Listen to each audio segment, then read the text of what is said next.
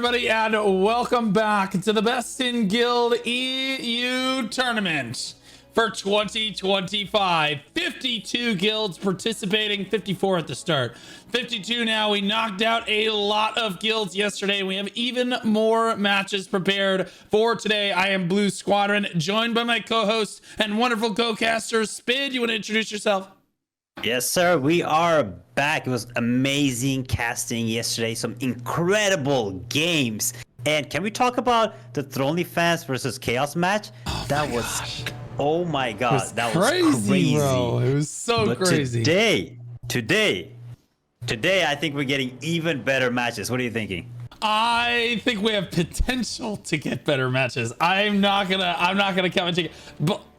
What was like 8 seconds was the difference in the Thronely fans match? I'm not going to pretend. Seconds. Okay, 4 seconds. I'm not going to pretend that we're going to get another match that close, but one could only hope as a caster, man. But we do have a lot of matches to get through today, so we're going to start our breakdown of those matches basically immediately. Let's take a look at the first match of the day. Is going to be Disaster Rage versus Chaos X. Disaster Rage, an early access guild from the Lightbringer server. It's Disaster Rage, Disaster Death, Disaster Envy, and Disaster Grace. When I asked them, hey, which guild is the strongest, they said all 4 are the strongest. I was like, okay, sounds good. We're RPing it. Alliance on the server, they think that they are the strongest alliance on the server. They have won 5 sieges, and their prediction for the whole tournament is first place. I'll let you do the honors for Chaos X. Okay, not bad. We have Chaos X. We saw Chaos Q giving us a fantastic match yesterday, but they got unfortunately deleted. But Chaos X is bringing it back for the Chaos Guilds. Now, I don't know if it's this EU education, but they're saying early access Adriana. Adriana is a free-to-play server, so I'm not sure exactly what server they're on, you know. But they're saying Adriana server, their strongest alliance on that server, 3 sieges won, and their prediction is close to top 10. Now, Chaos did let me lose yesterday. I don't trust them to get me this win. I want to go with Disaster Rage for this one. What do you think, Blue? If you're going Disaster Rage, you know the drill. I'm Chaos X all the way, then that's fine. But I will say that Disaster Rage winning 5 sieges like that, little scary. But I do think, honestly, after seeing Chaos Q perform yesterday, I actually have a lot of faith in this Chaos Alliance. So yeah, I am actually going to confidently go with Chaos X for this one, because I believe, looking at our second match of the day, we have ETH, and I keep wanting to say Ethereum, but like it's not. It's a ETH Reapers versus Final Flash. ETH Reapers, an early access server, or early access guild from the Penance server. ETH Reapers is the strongest guild in their alliance, followed by ETH Mana, Wolven, and Gang as well. And then I asked, are you the strongest alliance on the server? They said it's a 2-way between us and the other guild, and I was like, oh, that sounds exciting. But they said they've won 4 sieges, and their prediction for the tournament is top 10. Yes, on the other side, we have Final Flash from the free-to-play server Ember, and their alliance is Final Flash, BLACKSAIL, and Let's QQ. They're the strongest alliance, they claim, on the server, and they have 4 sieges won, same as the Reapers. Their prediction is top 15 to 25. Now, I heard that this is a Portuguese guild, so I'm gonna, I'm a Ronaldo fan, so I'm going for Final Flash for this one. Yeah, when you say Ronaldo, you can't mean like F1. What? No, okay, all right. I just want to make sure. CR7. Okay, on top. No, F1. I could have sworn you meant Cristiano Ronaldo, but that's fine. It's okay. It's all right. So you're going with Final Flash, yeah? Yeah. All right, I'm ETH Reapers. That were all the way. And on the next one, honestly, one of my my favorite guilds in the tournament. Shin Noodles filled out their form. They're a free-to-play guild from the Pacalo server. They're the only guild in their alliance because on the form they said they don't believe in alliances, and they said we are the strongest guild on our server. We are not pussies. What was what they said? They said we don't believe in alliances. We don't believe in Zergs. We are just a guild. And I said that is crazy. So they are top 10 prediction for the tournament, and they are up against Brother Era. Wait, am I seeing this correct? Strongest guild with 0 sieges won. Interesting. But yeah, Brother Era on the other side, free to play server. Is that card chars? I don't know how to pronounce that. That's what that's what it said. Their alliance is the Brother Era, Dodo Army, and Virtus. We saw Virtus fight yesterday, so let's see if Brother Era can pull up a better performance today. They're the strongest on their server. Sieges won are 2, and the prediction is we're a guild of beta bottoms. Bro, that's all I can say is what they said on the form. Okay, like I was like, okay, I guess I'll write that in. I don't know, like I guess that's what they want us to say. So like that's what I wrote down. It is what it is. Anyway, I'm predicting Shin Noodles for this one. I know that they haven't won any sieges, but that's likely because they're not really allied with anybody, or they haven't been allied with anybody like crazy significant. If they have taken allies, so yeah, I'm going with Shin on this one. So you're giving me the beta bottoms, yeah? Yeah, okay, well, sure. I mean, it takes one to know one at this point. Yeah, 100%. Yeah. I'll take it. Yeah, that's gonna be a fun match. Moving on to our next one for the day, as well. I think we have 10 of them today. KDS Red versus Error 404. KDS Red is a free-to-play Star Guild from the Starfall server. It's KDS Red, who is rank 1 in their alliance. Hacienda, Most Hated, and KDS Gray in alliance with one another. They say that they are rank 1 on the server, but they've only won 1 siege so far. So I'm not sure if that's because it's a really hard server or what exactly is going on there. Maybe they just swapped in, who knows. But their prediction is top 5 to 10 up against Error 404. Yes, Error 404 on the free-to-play server Torrent with the alliance with Slayer and Improve. Now, they are saying that they are ass. And they have 0 sieges won, so I think they might be ass. But their prediction is, don't be the baddest. What does that even mean? That's, you know what? That's the EU education. I mean, do you mean the worst? Like, no, they said baddest. I was like, all right, I'm just typing down exactly what they wrote on the form. When I asked if they were the strongest alliance on the server, they said, no, we're ass. I was like, okay, well, I suppose that is what we're going with on that. And then the prediction, don't be the bad, just don't be the worst. Which, I let you have Error 404 for this one. You gave me the beta bottoms. I'm giving you the baddest. Okay, so I'm going with KDS Red. Yeah, I think they're underselling themselves, so I will absolutely take Error 404. Get out of my way. On the as long as I get to choose on the next one, I'm gonna go ahead and take Visceral on this one. Visceral is a free-to-play start guild from the Adriana's. I don't know how to tell you, bro. I said that's what you get. That's what you get. Visceral is either first or second in their alliance, and I said that's crazy because you only have 2 guilds in your alliance, and they were like, yeah, that means we're either first or second. I'm like, are you sure you're not third? They're like, no, we're not third. They said alliance strength on server. They said we're definitely in the top 6. I was like, all right, that's crazy, bro. Some people just didn't take the form as seriously. They said they've won 6 sieges so far, so clearly maybe they've changed up their alliance in the recent past to win 6 sieges like this, or they're maybe just spread out across multiple servers to basically dominate multiple servers at once. Who knows? But the prediction for the tournament is 4th place. So I'll let you introduce Dzen. You set me up, man. You set me up. You knew I want a Visceral, but I will take Dzen. Dzen won't let me down. Their early access server, Rumi, alliance is Dzen N, Dzen R, Dzen T, and Dzen Sharks. I don't think the Dzen Sharks got the memo. And their alliance strength on the server is the strongest, 6 sieges won, and they predict they will be top 5. So we might get a good fight here. Can we talk for a moment how the Dzen Alliance missed a golden opportunity? If instead of Dzen R, it was Dzen U, and then it was Dzen S instead of Sharks, it could spell out Dzen Nuts. Oh I mean, my I god. just look. I you feel cooked, like I'm sorry, actually. but like I'm saying, like they missed a golden opportunity with their alliance name, but it is what it is. I'm not gonna complain. We're taking Visceral on that one. We'll see what happens with that one. It could be a very good match. We will see. On to the next match of the day. We're gonna have a Royal Legion versus Prets, and I'm taking Prets on this one because they're my old BDO homies.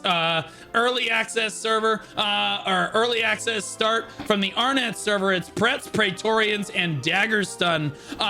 Lion strength on server. They believe that they're the strongest. They've won 4 sieges. The prediction is top 1 to 10. Some backstory lore on Prets is I believe that they were the strongest RU guild, and I did ask them if that was them that fought in the RU versus EU siege, like global region siege, which we don't get very many of in Black Desert. So it was kind of a momentous occasion, and yes, they did come out and represent Russia on that day as their strongest guild.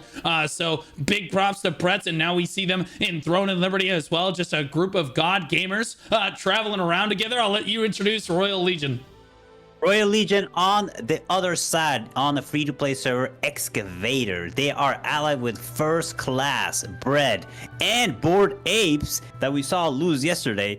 And their alliance, they're saying, is the strongest. So I really hope they are actually stronger than Bored Apes. They have 2 sieges won, and the prediction is top 50%. I am, of course, ending up with Royal Legion for this. So Royal Legion, I believe in you. All right, I promise you will get the next one. I promise you can pick the next one. You can pick the next one, but I had to have Prets, bro. I gotta have the It better be a good one. It better be a good one. I'm waiting. Yeah. All right, CalibersXY versus VikingsOnShrooms. CalibersXY, an early access server from the Talus server. CalibersXY, Requiem, and Requiem North. And I just want to point out that Caliber is the guild that I went to, and I said, hey, what guilds are in your alliance? He said, oh, we have 2 guilds in alliance, Requiem and Requiem North. And I was like, wait, do you want me to change the name of your team to Requiem them? And he goes, no, we need to be Caliber. I said, well, you only have 2 guilds in alliance, right? He goes, yeah, we have 2 guilds in alliance. And I was like, so Requiem, Requiem North, and Calibers. So you have 3 guilds in alliance. He goes, yeah, we have 3 guilds in alliance. Bro, I can't. This EU education, bro. I honestly, it was like a 15 minutes conversation to get him to admit that there were 3 guilds in his alliance. Holy moly, what am I gonna do? They're rank 1 on the server. They've only won 1 siege, but they were too afraid to say where they were gonna place in the tournament. So take from that what you will. I'll let you introduce VikingsOnShroom and then do your prediction. Yes, we have VikingsOnShroom on the other side of the free-to-play server Bellandir. Their alliance is BirdsOnShroom, whatever, and Gremium. Their strength is the strongest on the server. Sieges won 6 out of 6. Prediction is top 6 out of 10. And of course, I'm going to be VikingsOnShroom. I'm from Norway. We are Vikings. VikingsOnShrooms. Come on, get me this dub. Yeah, okay, so you're VikingsOnShroom. I'll take the CalibersXY dented people who can't even figure out how many guilds in their alliance. Honestly, I believe they can absolutely do it. It looks like our first match of the day is actually already ready, so we need to pivot back to them. We're gonna look back over at Disaster Rage versus Chaos X. I fully believe this Chaos Alliance showed up yesterday in a big way. Yes, they were the weaker guild against Thronely Vans, but I think that they showed their strategy, their shot calling, and how they entered the arena. Like, everything lined up for them. They almost won in our closest match of the day. They were cleanly the weaker guild, but they still almost came up with a win. This is Chaos X. This is the strongest guild in their alliance. I have high hopes for them in this match here. Tell me, why do you think it's going to be Disaster Rage? Disaster, we have actually played against Disaster. They have really strong alliance, but I do think Disaster Death is the strongest guild, even though they're saying they're all equal. But so I'm going, it's a little bit of risk here, but I believe in Disaster Rage. They're gonna bring the Disaster down on Chaos. They won't have a chance. So let's get into it. Yeah, absolutely. We are getting ready for our first match of the day here. We're gonna start the prediction here. Oh my gosh, bro, can I get one moderator that is online at the right time? Okay, I will start the prediction. It's okay. Make sure that you guys get your votes in on this one. We're gonna go ahead and get it going. There we go. Did it not?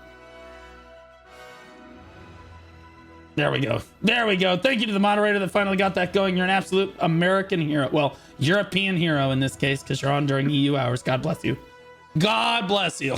I personally think it's going to be Chaos X. You think it's going to be Disaster Rage. Let's talk about pick ban for a second.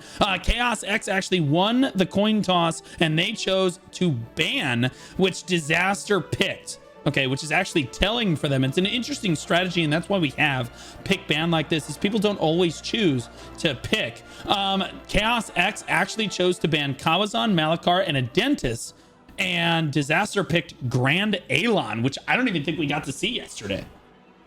Grand Alon is an amazing fight. I actually had a bunch of fun fighting on Grand Alon. I think last time we were there, it's very rarely to see this map because you're fighting on one spot. There's only 2 entrances to Grand Alon, and the fight is just going to be in the middle here. So it's going to be really intense.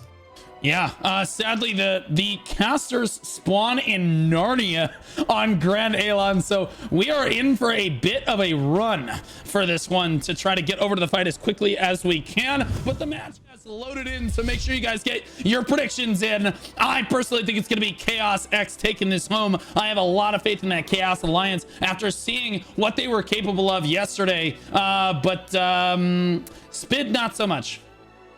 I mean, I am EU, you know. I know the best, so you guys gotta believe in me and doubt on whatever Blue says. Yeah. You're the one that's supposed to be EU, but yet we came out yesterday and it was a 4-4 like win-loss. Okay. It does look like we have I forgot to put the names at the top of the screen here. My bad. It looks like this is Chaos X here in the red. Chaos X making it to the Riftstone first. And they are going to be waiting for their opponents over here. So what you want to look at here, Blue, is you have one hook on the side of the stone. This hook is going to be really important to keep on lockdown for Chaos. And in front, you have the only entrance to the fight. In the back, you cannot enter the fight from the back. You have to go all the way around or use the hook. So it's going to be extremely big fights in these chokes. Yeah, so I think that getting to the stone first is actually critically important on this Riftstone. As you now you can see, chat, is that you have to funnel through these major choke points here. You have to come up some rocks, but you're basically forced to funnel in through choke points here. There are grapple points on the backside of the rift here, but it's gonna be really hard without bubble for Disaster Rage to get in here. Disaster Rage diving in now across 3 chokes, and that is definitely the way that you want to do it off the get-go. You don't want to just come through one choke. Sadly, some of the bow users from Chaos X letting their flash wave go not into the choke point here, so not the best choke control that we've seen in this tournament so far. It looks like Disaster Rage is actually pushing their way in here. Chaos X starting to thin out a little bit, Spid. Yeah, Disaster is doing a great job trying to get through these chokes, but they are struggling. They are getting clapped at those chokes. Chaos is doing a great job, but Disaster is pushing on. The hook, they're using the hook very actively. This is extremely important so they can get on their back line and starts getting into this cap.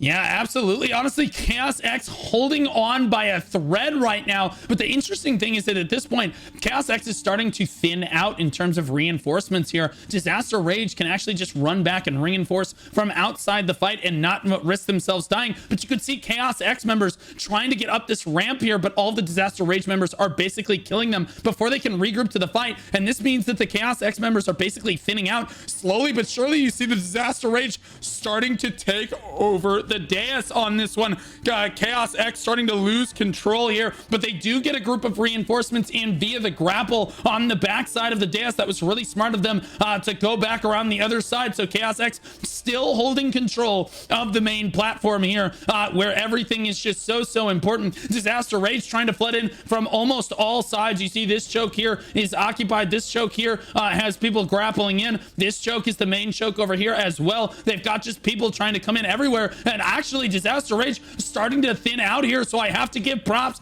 to my boys over in Chaos X coming up huge on a big defense right there. Although their early defense of the choke could have been a lot better, they did manage to rally this, Spin. Yeah, Chaos is doing an incredible job defending this. They were getting pressured and they were falling back. At that point, I thought Disaster X did have the upper hand, but Chaos brought it through, and now they're pushing them out again, and they're fighting on the chokes. You don't want to be on those chokes, Disaster. It's going to be really hard to get in here if you don't get the control. They should use the hooks a little bit more. The hooks are not getting guarded that good by Chaos. If they can make a big push through there, they can get in the back line and make a really good fight. Yeah, absolutely. Some people are saying it's Disaster Death. No, so you might see some Disaster Death members in here, but this is Disaster Rage representing their alliance right now. Disaster Death actually got to go through yesterday on a team that basically got backed out of the tournament here. So this is Disaster Rage mainly, but they are feeling some members of their alliance in here. Keep in mind, only one player can play. If you are a solo player, you can only play once in the tournament for one team. So if they play for Disaster Rage, they cannot play for Disaster Death, and vice versa. But Disaster is absolutely able to fill the few members of Disaster Rage that were not able to show up today from this, just like Chaos X is able to fill from their alliance. Look at big knockup right there from Chaos X. Allows a lot of Disaster Rage to collapse down on them, but their health bars just don't seem to go down. Big W from the healers from Chaos X right there, as Chaos Rage, honestly, this is actually relatively close as far as Grand Alon goes. Normally, guilds really struggle to get through chokes. I think that this is a fault in Chaos X's game plan here. It does look like that Chaos X did manage to get a cap down. Mr. King going for a cap from Disaster Rage right now. Let's see if he can get it off. Marcus, are you going to stop him? Free. Whoa. No way, bro. Marcus is on union break. Standing on the rift here, decided to go AFK, allowed him, Disaster Rage, to actually get the cap off on the point. Oh no, that's actually just tragic for them. But unfortunately for them, most of Chaos X is actually still on the Riftstone, so they should be able to squash that pretty quickly. But sadly, they should never let a cap like that go off when they have that many people surrounding this stone. That should just not be allowed. But big props to the Disaster Rage frontline for even getting that cap off. But you can see Chaos X was first one to the Riftstone spid, and look how advantageous that has been for them. Yeah, Chaos is doing an incredible job again. However, they are going to get the cap here, but Disaster, one guy going in between 30 players and getting the cap is insanity. I know the job is on the tank, but guys, seriously, one person inside 30 and you're letting it happen, not a good job. But right now we're seeing a big pressure coming from Disaster. I do think Disaster will be able to get the cap back and hopefully bring this fight around, because Disaster, I'm rooting for you. Yeah, it's not looking super good for you. I'll be honest with you. I'm sitting pretty. It's going to look at a 1-0 situation over on the Blue Squadron predictions today. So we're at 4-4 right now. It's looking like it's going to be 5-4 at the start of today, because Chaos X in a dominating and commanding position over the Riftstone at current time. Disaster Rage are able to get members in, though, so you can tell that the fight is actually supposed to be pretty close right now, because normally, guys, you're not able to push through choke points like this. I'm not sure. I think it's because Chaos X, you saw a lot of them were releasing flash waves way too wide, way too far outside the choke, and just wasting that major cooldown of choke control, and then weren't tornadoing Disaster Rage as they come through the major choke points. Maybe they just don't have enough bow users. I'm not sure, but either way, Disaster Rage is managing to get members onto the point here. It is not just a one-sided thing. Chaos X is really struggling to keep them off the dais, and I know that this looks one-sided, but on Grand Alon like this, anyone that's fought on this Riftstone knows that you shouldn't really be able to get a bunch of people onto the dais like this if you are convincingly losing the fight, Spid. Yeah, I mean, the main issue that Disaster is having right now is they're trickling in one by one. It is a little bit of a run from the summon place, and the issue with that is that one by one coming in here, you're not going to make a dent on Chaos. You need to come in with big force from several of these chokes. Just trickling in one by one is easy food for Chaos right now. So hopefully we see a big regroup by Disaster so they can go and take the hook. The Chaos players have have an extremely strong team right now on the hook side that is just pulling players in. You can see it right now on the hook side. Look at these pulls. Look what they're doing to them. You cannot get up this hook without getting punished for it. They're doing a good job defending it, but Disaster does need a big regroup here.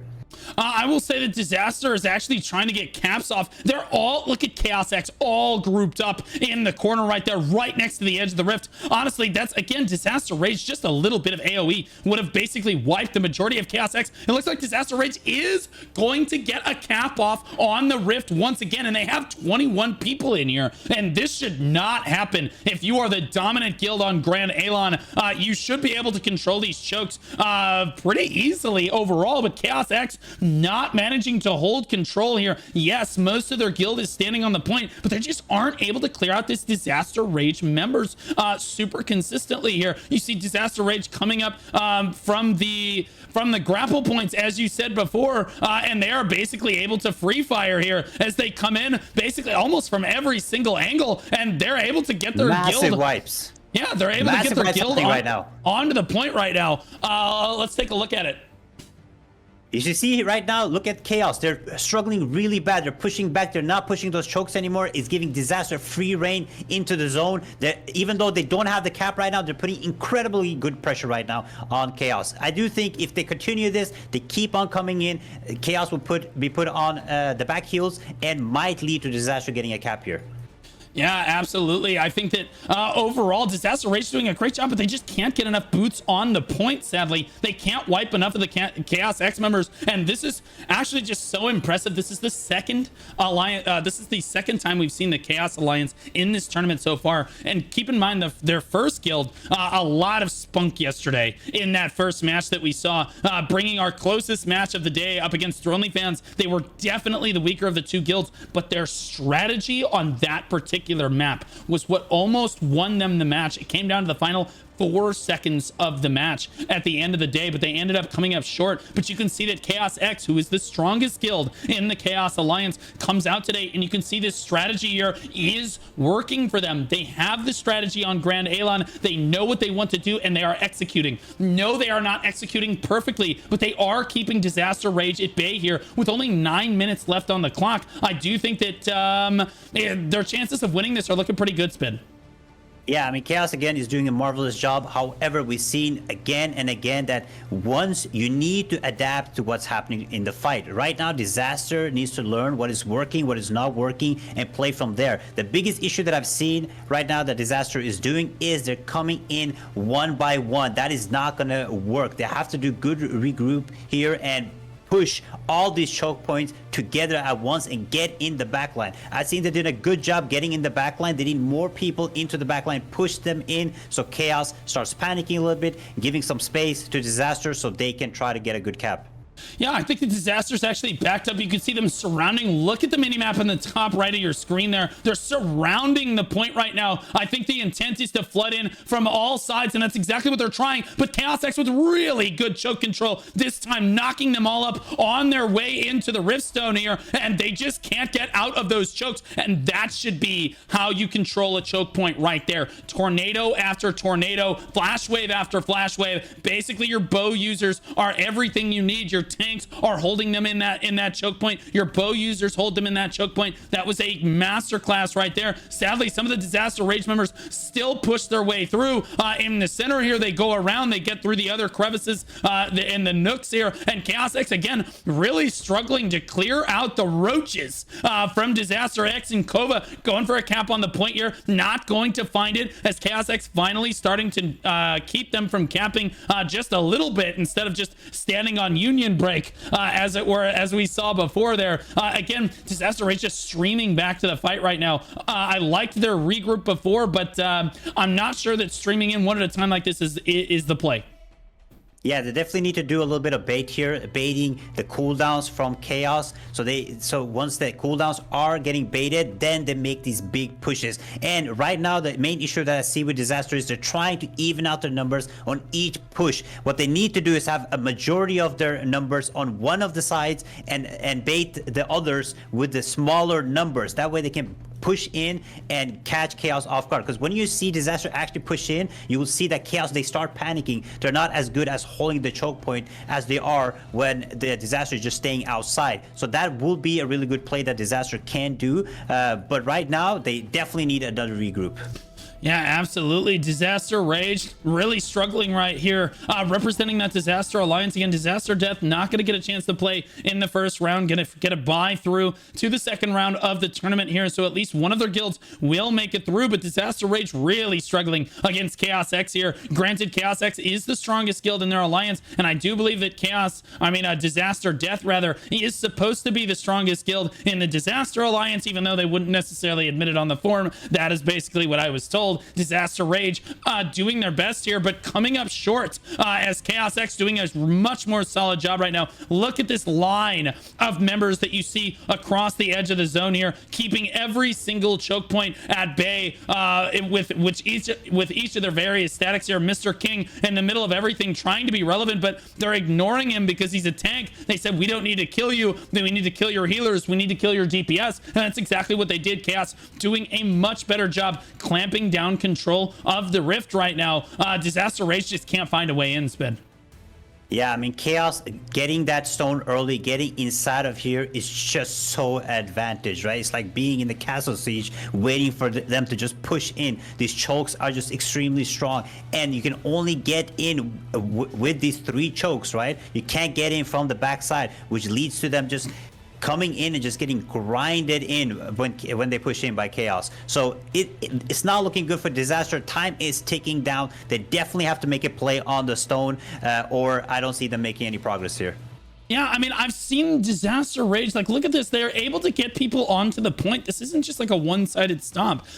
They're able to get people. Look how many people they have in on the dais at this moment. There's at least 6 or 7, 8, 9, 10 people on the dais right now, and forcing all of Chaos X back to basically deal with them as you see them all pull back in to deal with them, and then the rest of Disaster Rage trying to funnel onto the dais. So they are managing to get there, but I think they're just losing the skirmish. So yeah, they have an uphill battle pushing through each of the choke points. They can't just come through one major choke point. They will get absolutely blendered, which is why you see them trying to funnel in from all sides to the best of their ability. But they just can't win these small skirmishes, because once they're in, whether it's you know how it is, Spids. You only get 4 people from your static through the choke point. If you lost your healer, you lost your tank. Okay, well now you're squishy. Now you have no heals, you have no sustain, and you end up losing out on the rift itself. And Chaos has all of their static members basically sitting on the rift already. Their healers in a very comfortable position. Disaster Rage just can't get their healers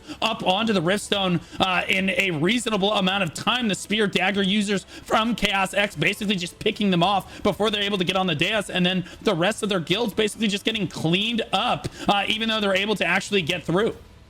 Yeah, Chaos is doing an incredible job just covering each of these points. You can see they are not panicking, even though you see that they are losing one side. They're not panicking. They're staying on their side, making sure that none of these Disaster can get into these choke points at all. Like, Disaster is getting through, but you can see they're playing so well. They're defending. Chaos is defending, doing an amazing job defending them, pulling them in, smashing them one by one. But now we see a huge group of Disaster coming in through the hook. This might be it. Can they get it, or will they lose?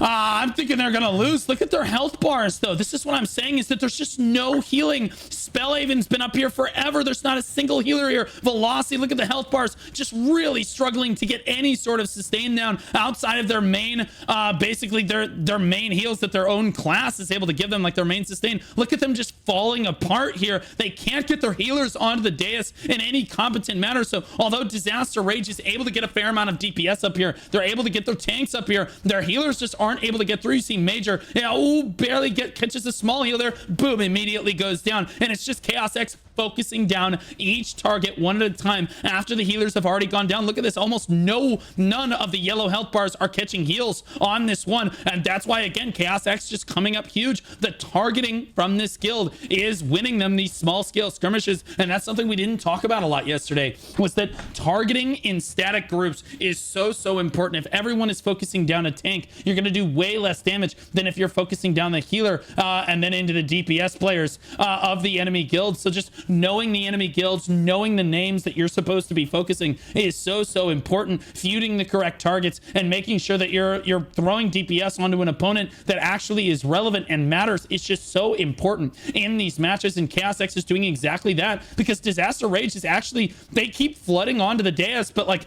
none of their relevant members are able to get in here and actually keep their members healthy. Borzel over here keeping himself healthy, basically standing, doing what he can, using his own sustain to keep himself up at full health. But look at how many of their healers and everything are stuck in these choke points over here. There's a spear dagger user trying to back up there as well, but like again, they just can't get through. It looks like they're gonna get another cap down here with 1 minute and 18 seconds left on the clock, but it's looking like it's coming up red for this one. It's gonna be a 5-4 prediction for Blue Squadron, man. I'm telling you, Chaos X looking so strong in this round. I never doubted them.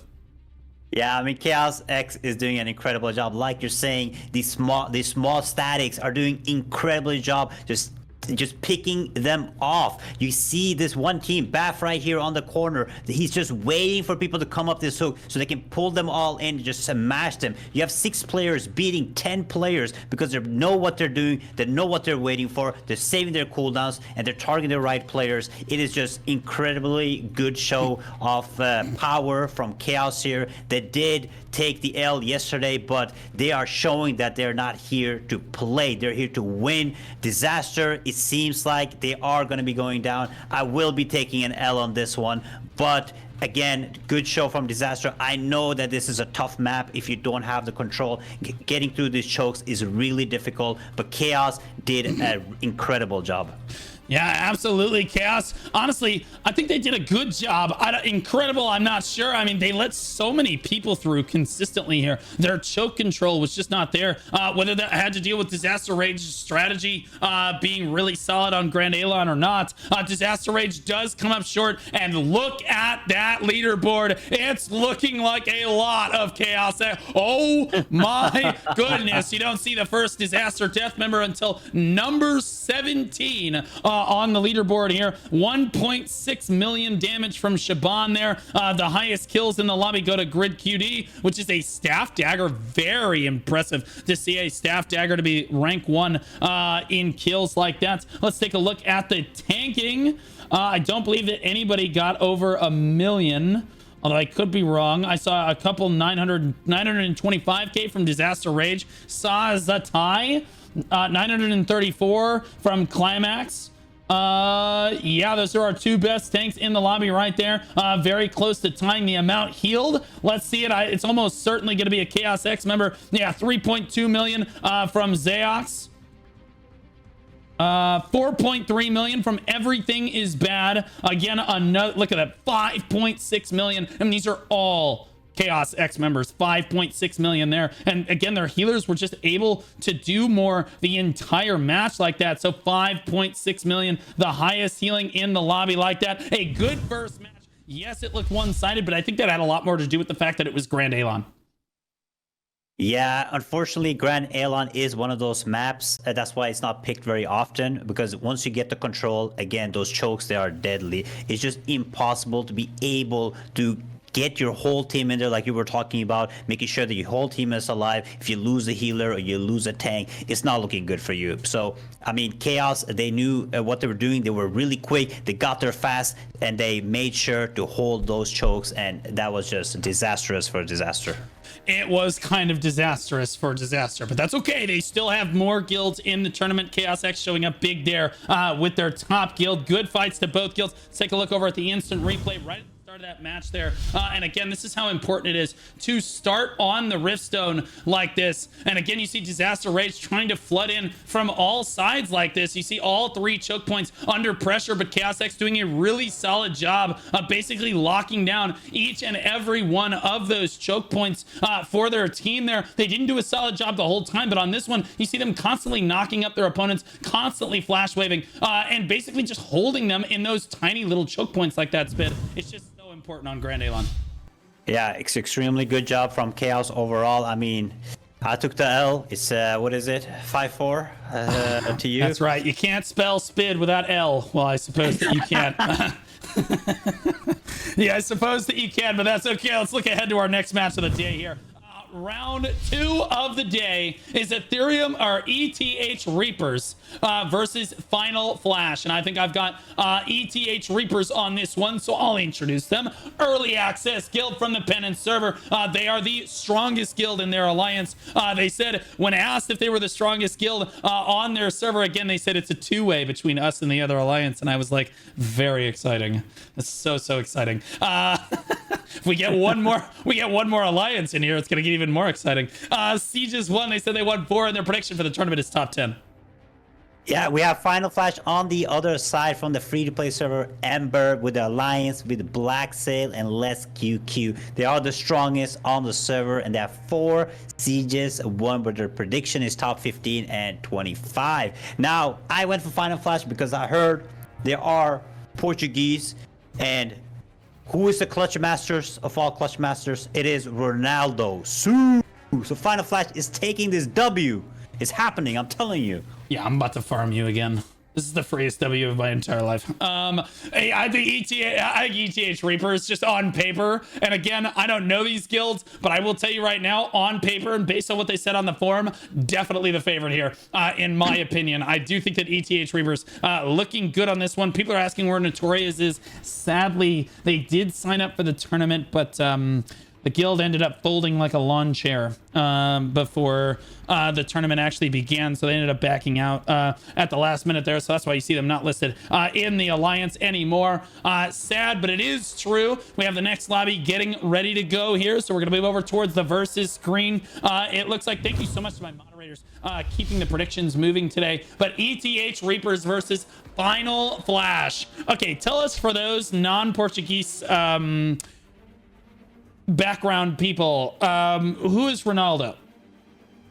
The GOAT, the greatest of all time, the best football player, about to hit 1,000 goals, 5 times Champions League winner, Real Madrid legend, Portuguese legend, the one and only, better than Messi.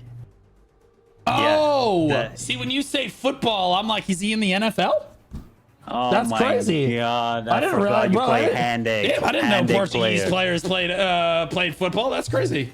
That's insane. We know. We talked about this. EU is better than NA. Who won the NA tournament? Who was it? Supple, Shuffle, Shipple. I'm telling you, Shin in 4. Are you? Yo, don't you dare disrespect Supple to me. I swear to God, they will swap to EU and they will beat you in 3 weeks. God is my witness. They will literally make an EU guild and they will run you down in 3 weeks. Okay, that's okay, guys. Please. All right, look. I gotta back up, bro. I gotta be on that NA hype train. Bring it on the NA ping. I said, bro, I gotta be on that NA hype train, bro. I gotta support my homies. I gotta support my boys. I will say, for what it's worth, yes, EU has 52 guilds in the tournament, and NA only had 30, but that was NA East. I think NA West, if NA West has over like 20 guilds, yeah, I think that I think if NA West has over 20 guilds in the tournament, NA actually has a higher population than EU. Yeah, and then you're looking at, and I will say this, for what it's worth, in Black Desert Online, which is another PvP Korean MMO, which is also pay to win. Okay, so let's just be honest with ourselves. So similar in this case, North America has beaten Europe in every single PvP competition since the game released in 2016, and it hasn't been close. NA beats EU every single time, and whether it's a 3v3 or it's a 5v5 or it's a 10v10, whatever it is, we had the LA. They even came in for LAN. We flew these garbage EU players in. We still beat them in LA. So deal with it. There's only one way to find out. One way to find out. Give us NA ping. We got this. Yo, AGS, set it up. Okay, let's do this. Look, you have to understand that I have to avidly defend this. This is the only thing that North America is actually good at. If you look at League of Legends, it's not even a competition. EU just destroys us, okay? Like, if you look at StarCraft 2, again, they have Visceral. All right, they've got all the best players are basically EU players, like, except for maybe Clem. Like, we just get destroyed in every single other. This is what we have. Okay, yeah, you have for Dota too. You guys created your own sports. You started creating American football, all this other random stuff, just so you guys can win in something, right? So I understand. I understand. We're the best at baseball too. Okay, Japan plays that a little. Okay, they count. All right, and we just happen to be better than them too. Okay, it is what it is. Look, you're just mad because you're losing. Just mad because you're losing. Let's talk about pick ban real quick as we're about to get into this one. It was Cherno, Talus, and Murokai were banned on this one. ETH were the ones that banned. Final Flash were the ones that picked on this one. And it does look like we are going to a dentist. Yes, we already have Final Flash setting it up. Yes, I told you. This is why I believed in them. They're already set up around the stone, on top of roofs. They're ready to go. They're just waiting. Where are they? Are they going to show up? We don't even know. But Final Flash, they're on the roofs, ready to go, and nothing will be stopping them. At least they know where the stone is. True. Better than our first EU guild yesterday, and y'all are staying EU greater than NA. They're like, look, you can't judge us based on our lowest members here. Final Flash in the yellow here. Sorry, I didn't get the Final Flash. There we go. Get the guild names at the top of the screen here. Boom. And ETH. ETH is not actually spawned in yet. Yeah, they are ETH spawning is right not now on Portal 2. I see them now. They're here behind. they come. ETH spawning in on Portal 2 over here, and they're all running in. It looks like they're going to go for the same rooftops. Final Flash getting caught flat-footed on this rooftop here. Look at the tanks coming in. They're saying, look at me. I'm a tank. Kill me. Come on, Ayamiya, kill me. They really want them to focus the tanks here. Final Flash, the rest of them flying over, trying to back up their boys on this high ground here. ETH fighting an uphill battle for the first engage like this one as both armies clash for the very first time. Look at the flank from ETH Reapers on the back line on the top left of your screen right there. Absolutely unreal as it's an all-out brawl in all sections of it. But it looks like Final Flash is coming up, is coming out on top, at least on the low ground. ETH Reapers did take the high ground, but at what cost? Look at all the yellow health bars still laying on the low ground, but ETH Reapers actually funneling back with their respawns are actually going to sandwich Final Flash here. They should be able to make something happen with most of Final Flash standing between ETH Reapers and their respawners. You can see them coming through in that field over there. Reboss looking for a heal on that low ground there, running for his life, saying, heal me, please, come on. Not going to get a heal from his healer right there. So the statics maybe a little flat-footed at the start here. Maybe he is the healer. No, he's just a bow, a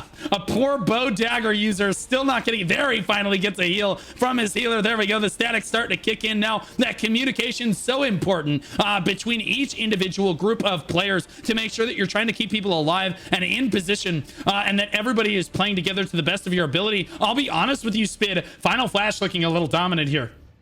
Yeah, Final Flash is doing a great job. They did a great job coming back on their back line. However, they took way too long, and you can see that ETH Reapers are just spawning in, and it's just an uphill battle for Final Flash. If I was Final Flash, I would pull back a little bit here. They're trying to fight for the roofs. There's a huge fight going on the roof, but also fights on the ground, but they really don't want to give up this roof. So we'll have to see if Final Flash actually starts playing more defensively, or if they're going to try to push them all the way to the spawn.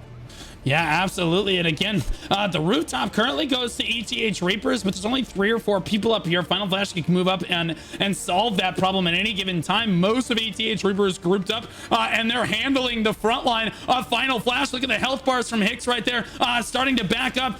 Final Flash forcing them basically, or forced back basically against the wall now, and you see them getting pushed back in. ETH Reapers starting to rally on this one as Final Flash pushes too many people to the high ground to try to contest that, and now ETH Reaper is starting to take control of the low ground. Savannah getting very low as well there. Sonelion has to back up as he gets below half health for Final Flash as well. ETH Reaper's getting more people on this high ground. 47 seconds left on the clock here, Spid. I'm curious, you're standing right where I'm standing. That's fine. I will go to the low ground so that we have 2 different perspectives on the fight here. The low ground, honestly, kind of an all-out brawl. The tanks are basically all down here. Look at all the ETH Reapers on the high ground. From this perspective, it looks like Final Flash is kind of getting clamped down on right now. Look at these dive in right here. These are the tanks diving in from ETH Reapers, and here comes the backline DPS to basically push Final Flash into this corner like this. Oh my goodness, look at the ETH Reapers rallying here.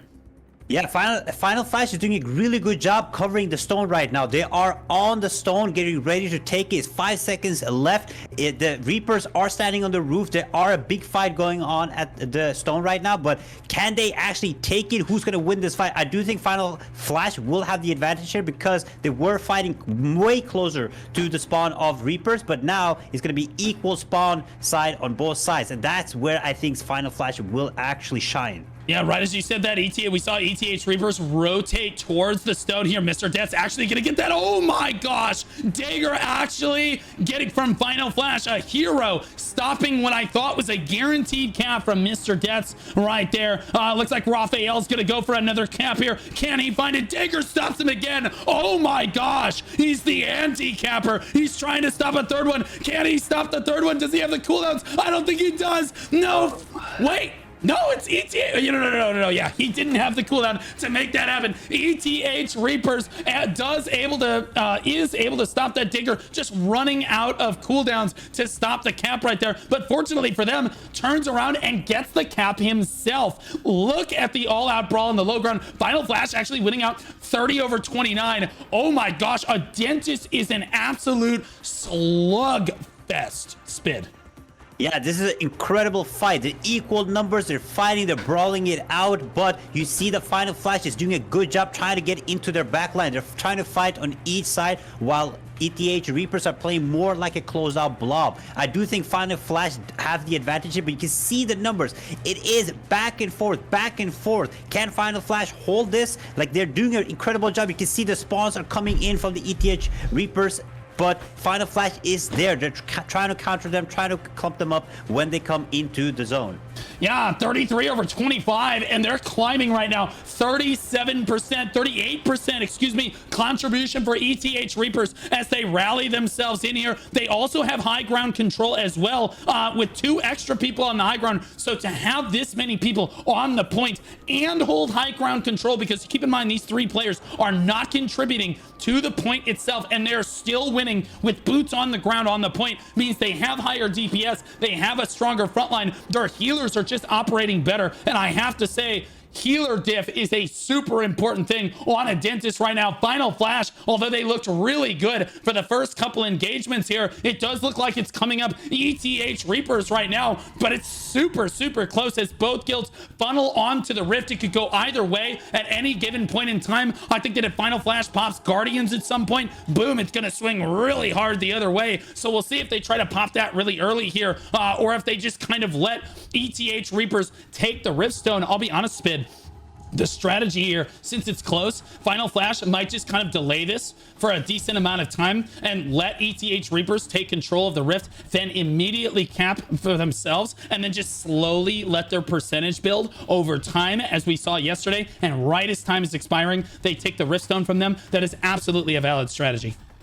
Yeah, there is a chance they might do that, but if you look at the leaderboards, you will see ETH Reapers are by far the stronger individual players, but Final Flash is playing really good as a blob themselves. So I do think Final Flash has the better shot caller, but the ETH Reapers individual power might be too much for them to handle right now. You can see that they're swarming in on the side. They're trying to take more and more of the circle, while Final Flash is trying to go more and more defensive. I don't know how long they'll be able to hold it, but like you said, they might have a chance if they let them have it now and try to slowly take it back after. How in the world is Final Flash have more people on the point with a leaderboard that looks like this? What in the heck is going on? ETH Reapers killing them, but Final Flash is like the army of the dead, just running back on repeat. Holy moly. Oh my god. Like, oh my gosh. What is happening? 41 people on the point. They're rallying back very strongly right now. Final Flash, I don't see them popping Guardians or anything. They're just running it back on them. And suddenly ETH Reapers looks like strongly or very convincingly the weaker of the 2 guilds. Whereas, like, 2 minutes ago, we were saying the same things about Final Flash. Final Flash looked like the weaker of the two kills for sure. Oh my gosh, 8 people just got shoved off the point right there. A hell of a shove right there from ETH Reapers, but just not able to follow up correctly here. It could be a spawn diff on this one, as one guild is spawning from point 2 and the other is spawning from point 1. Final Flash is just managing to get their members on the point just a little bit faster. ETH Reapers finally does find the recovery on this one, but Final Flash doing a great job of look how many health bars are just constantly on the point. You know, one thing that could explain this, Spid, is the fact that Final Flash might just have a super tank composition, and that would explain why the leaderboards, yes, ETH Reapers is doing more damage, but at the end of the day, the damage is not translating into any meaningful amount of kills on these tank players. Yeah, you can do damage to them, but they're too resilient. Yeah, you see SNS Juan, most of the players that I click on are tank players here. Is this a Spear Dagger? Okay, Spear Dagger is not a tank player there, but I've clicked on, okay, say what you will about Bo Wand, it's a tank, okay? It is obviously the best healing spec in the game, but you also see the highest tank stats out of those people almost every time as well. So we expect the healers to have really high tankiness here as well. I think this is just a compositional diff for Final Flash here, allowing them to basically look at this swell onto the point when their DPS actually performs. They probably have a lower amount of DPS players, but when they are actually performing, they're able to get big swells like this on ETH Reapers. Yeah, I mean, like you said or mentioned earlier, this is extremely important for ETH Reapers right now to target the right players. When there is heavy tank heavy and there are people that can survive for a long time, it's incredibly important to target those DPS, target those squishies, because right now it is an extremely even fight, but the numbers are going back and forth. But again, when Final Flash comes back with the spawn, they suddenly are way stronger at holding the point than the ETH Reapers are. So right now, extremely close, 70 to 70, but ETH Reapers have doubled the numbers. I do think this might go to the ETH Reapers. Yeah, so ETH Reapers kind of battling back one more time. They're starting to figure out this composition, and I gotta say, Spid, if you are running a tankier composition like Final Flash probably is at this point, target acquisition is super important for Reapers.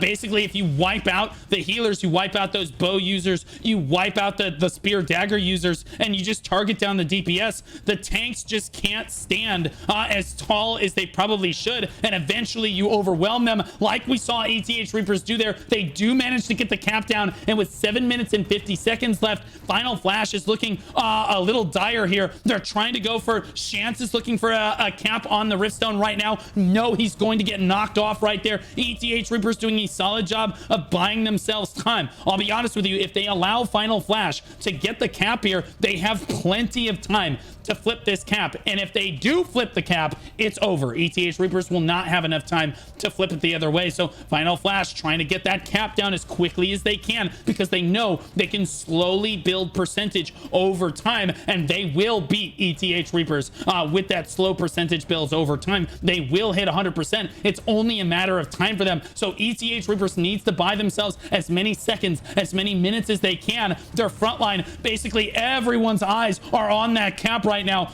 trying to keep them from getting that cap off. It's over 50, it's over 60, it's over 70. No, they finally interrupt it one more time, but every single second that ticks by right now is basically shutting the door on Final Flash's chance to kind of bring this back. They can't just play this slow long-term game like this. I love how ETH Reapers was standing on the high ground right there, and one of the Final Flash tanks said, no, get down here. He pulled him right back down onto the rift like that. He's like, no, you're supposed to be down here. Final Flash flooding onto the Riftstone, but again, no caps going on. Finally, we see Chance step forward and try to get a cap off one more time, but oh man, that's going dangerously high. 60, 70, nope, gets interrupted one more time. ETH Reapers doing such a good job, Sped. Yeah, I mean, we've seen this so many times on this Riftstone that it's incredibly hard to get this capture off when a guild has control. Final Flash has more players on the stone, but the tanks from ETH are punishing the other tanks. They just cannot get a capture. It is extremely important to get it. Did they get it? Oh, yes, they did. They have 6 minutes. It took them around 7 minutes to get the cap earlier. I think Final Flash can bring this back. They have so many more numbers, almost double the numbers. They have to push this right now. They have to play smart. They have to have people standing closer to the spawn of ETH Reapers. ETH Reapers should not get such a free run back into the point. If they can get a team up here, stopping their and staggering their spawn, I do think Final Flash can take this. You know, one of my favorite things, Spit, is always reading chat. Whenever the winning guild is, you just input that guild name, and then people just say that they're cheating. So it's like, oh, they're scripting, or oh, they're macroing, or oh, they're cheating, they're RMT, whatever it is. Just put, it's like excuse bingo in the chat right now for why ETH Reapers can't win, or why they are winning, or whatever it is. We've always got to make up some lame excuse for why one guild is losing and one guild is winning. But at this point, I'm gonna be honest with you, Final Flash is building that percentage super quickly on this. And again, this is what I'm saying, is I don't think that ETH Reapers is strong enough to keep Final Flash from building that percentage quickly like this, because even if Final Flash loses control a couple times, they will slowly but surely get this cap. It's not like ETH Reaper, it's not like before where ETH Reapers can beat them to 100%. No, ETH Reapers is not allowed to have a percentage at all here. If Final Flash reaches 100%, it's going to flip the other way. You'll notice there's only 4 minutes and 30 seconds left on the clock. I'm not sure that ETH Reapers will have enough time to flip it back. 45% already at 4.5 minutes for Final Flash is looking very good, especially since that was 1 minute of progress for their guild spin. Yeah, I mean, they had a really good start because ETH was not ready for it, but you can see right now the ETH is getting a lot of numbers on the point. However, like I said, Ronaldo lives best in clutch moments when he's down by 3-0. Oh, this is why I think Final Flash will bring it back. You can always look at the charts. You can always look at the numbers to see which guild is better. Sometimes you gotta vote with your heart, and I think Final Flash will take this down.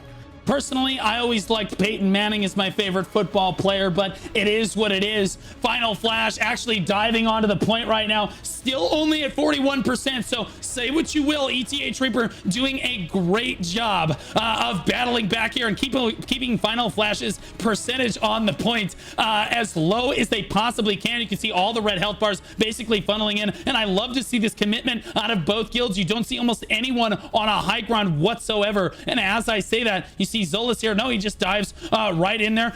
Dino is on the high ground here for ETH Reapers, but for the most part, basically every single player is contributing to the point. Every single player wants to win here, and they know how important it is to keep that percentage low. Look at this. Final Flash actually starting to run out of time here. Under 3. We start to tick down under 3 minutes right now, and they're looking at 20 under 41 right now. ETH Reapers rallying hard into the final 3 minutes of this. Final Flash need to pop Guardians and go.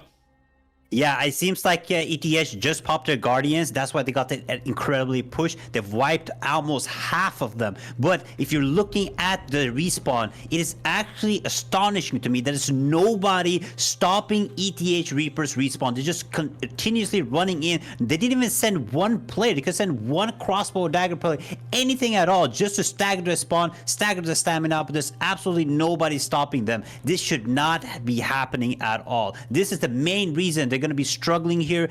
Just the small is not enough. They need a huge wipe here, a huge kill, and then they need to make sure they can't get back. 2 spear dagger players probably just stop all of the respawns by themselves, let's be honest. But look at this, 36. Look at this flip for Final Flash. 2 minutes on the clock right now, and Final Flash is trying to rally back one last time in this match. Can they do it? Minute and 50 seconds, Final Flash doing what they can to try to get as many people on the point as possible. They're only at 38% though, and it is falling again. ETH Reapers somehow, some way, again, Final Flash got over like 80% on their first cap, and then were shut the door on by ETH Reapers, and somehow ETH Reapers keeps managing to out-skirmish this Final Flash guild right now, and Final Flash just doesn't have enough people.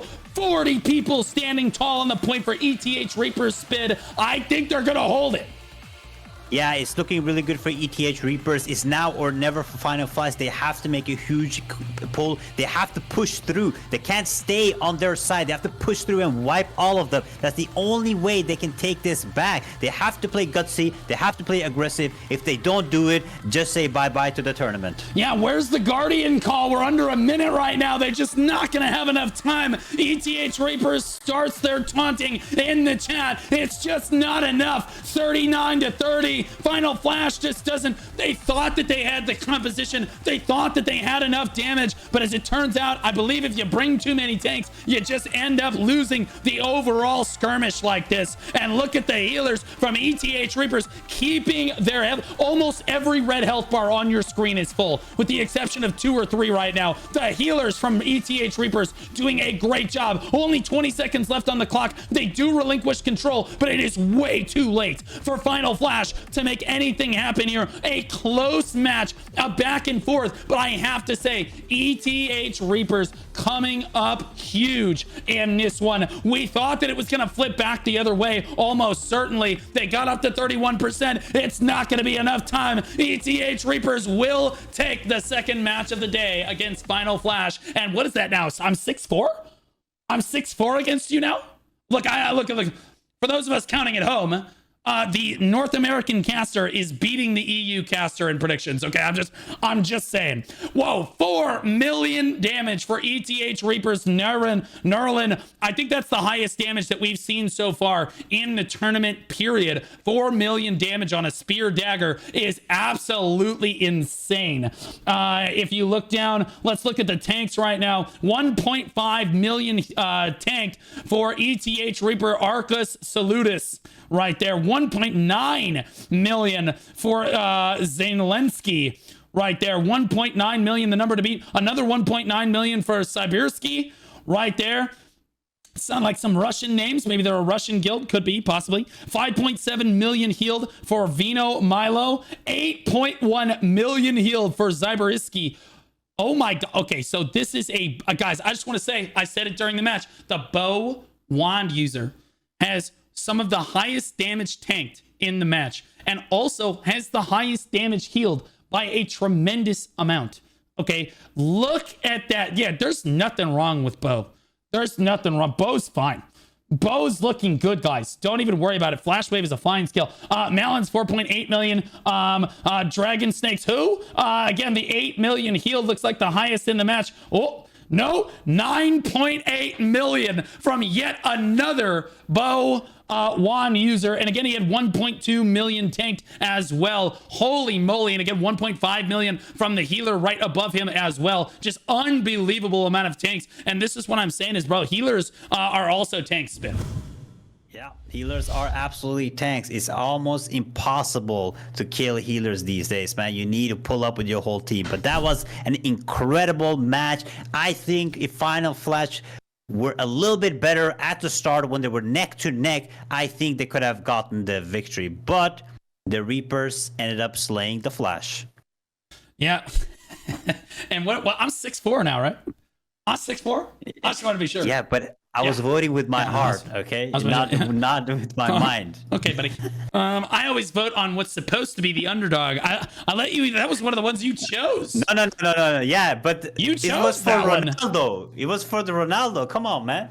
Yeah, well, that's what you get for not choosing Peyton Manning and the Colts as your favorite football team. That's what you get.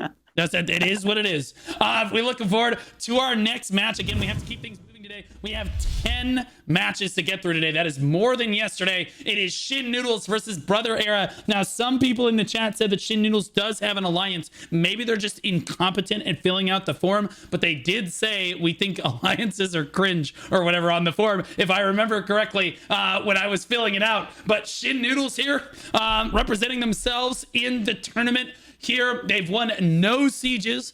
Their prediction is top 10. And again, they're one of my favorite forum filler outers. Mainly because, again, they were like, yeah, alliances are cringe. We can do it ourselves. And then, as it turns out, they might have 4 guilds in their alliance. Yeah, I mean, I'm going to be honest. We have Brother Era on the other side. They are allied with Dodo Army and Virtus, which we saw fight yesterday, first in their server, 2 sieges won, but they're a guild of beta bottoms. And That's what gave they them to wrote, me, but okay? I think I should get Shin Noodles here. I'm gonna be honest. Wait, what? Yeah, you know, Okay, all right. I feel I feel like will have mercy. I will have mercy. Thank you. You can have Okay. Shin Noodles. I will take Brother Era. I am okay with that because I'll be honest with you.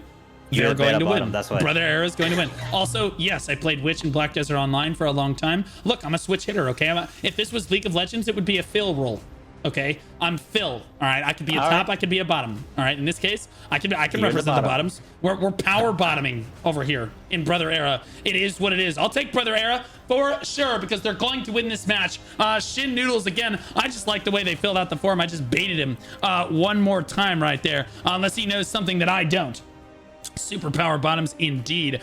We have the next lobby almost ready to go on this one, so make sure you get your predictions in for this next match here. What makes you think that Shin Noodles is actually going to win? You know, the only reason I'm going for Shin Noodles here is they call themselves the strongest guild, but they have 0 siege dubs. That tells me nothing and something at the same time.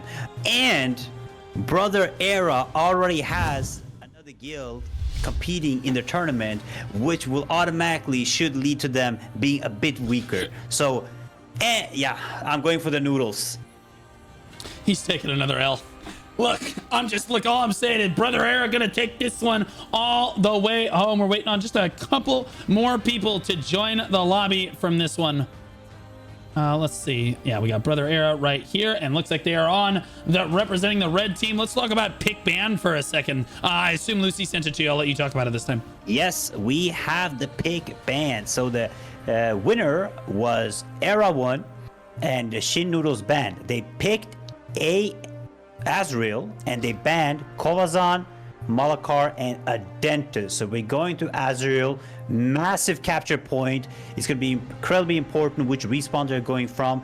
But we've seen a bunch of amazing fights on Azrael. Yesterday was crazy. Today we might get even crazier fights. Yeah, I mean, I'll be honest, Azrael is a Riftstone where you have to have played war games on this. You have to have practiced on this map to understand that the respawn point here, you need to know which respawn point you're constantly going to tell your guys to take, because if you tell them to take the high ground respawn, which is kind of like the natural one that people are used to based on, like, if you play the Riftstone out in the world, that's kind of like closest to where you would normally spawn. And so I think that's where people naturally kind of gravitate towards, but it is the longest run distance of the 3. So you really don't want that to happen. First one to the Riftstone here, I do believe has a slight advantage, but it doesn't really mean very much, as you can just basically funnel people onto the Rift where you're able to. Again, our closest match of the day yesterday was on Azrael. So I am excited to see what we're going to see here, Spin. Yeah, I'm really excited. I really hope the Shin Noodles brings it home for me. I really need this W. Shin Noodles, if you're not going to do it for yourself, please do it for me, okay? I'm down bad right now. Especially since I chose Shin Noodles, and you're like, no, I want Shin Noodles. I'm like, okay. I definitely need that to win now. If you lose this, you're going to look like a clown. Like, all I'm going to say is all of chat will be immediately justified. Yo, Klaus, you got a spot for me in the guild? Please, man, let me join. Yeah. All right. So we'll see who is first to the Riftstone. I do see Shin Noodles spawning in on point 3 over there already. They're all spawning in immediately on point 3. It looks like they're probably going to get down here first. I don't see Brother Era spawning in on either or on any of the spawns quite yet here. But again, yeah, here's all of them flying in right here, chat. Look at that scene right there. I love Throne of Liberty's large-scale PvP.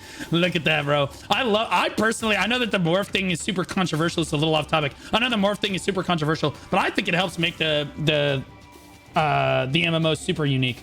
I think every other MMO has mounts and stuff. I think the morphs is are really cool. That's kind of a hot take. A lot of people are like, oh my god, I hate the morph. I actually love it. I was against the morph at the start. I did like the mouse, but I think it's very unique. It's innovative, and they actually did it pretty good. So I am enjoying the morph myself. Oh my god, somebody just timed out for 86,000 seconds. Mods, you can probably tone that down a bit. But did he spam? You can't spell stupid without spit, or what? Yeah, he did. But like, come on, 84,000 seconds is crazy, dude. The dude's gonna be timed out the next year. Shin Noodles, actually, look at the separation right here. Shin Noodles has their flex team, and normally, guys, if you don't know what a flex team is, this is like the flank squad. These are the people that come in from behind on this one, and they're standing over here on these rocks just in case where Brother Era is going to spawn. Looks like Brother Era did spawn up at point 2, so they're gonna have to come in and meet them here. Brother Era. Wait, they're on 3. Brother Era's on point 3. I'm sorry, 3. On top Yeah. of the castle. Yeah. I meant 3. But it looks like Brother Era is gonna come in on 3 here, which means they're gonna have to come down these steps or fly down over here. I actually think that the best way to approach this, and Grenton would know as well, is to kind of step up to the edge here, and then you drop down immediately. If you try to fly down into the courtyard right here, you end up with a lot of resistance. You end up kind of getting Baja blasted on your way into the courtyard, as it were. So I think dropping down there on either side and then having your tanks maybe come down the ramp might be the best approach for Brother Era here. But 2 minutes and 30 seconds left, and Brother Era has still not chosen to take the first engage quite yet. There actually the are flex team 4 is members fighting up here. We have a huge fight right now with the 6 of the flex team players fighting the whole Brother Era. I don't know why. Maybe keeping them busy, but they're just getting wiped out right now.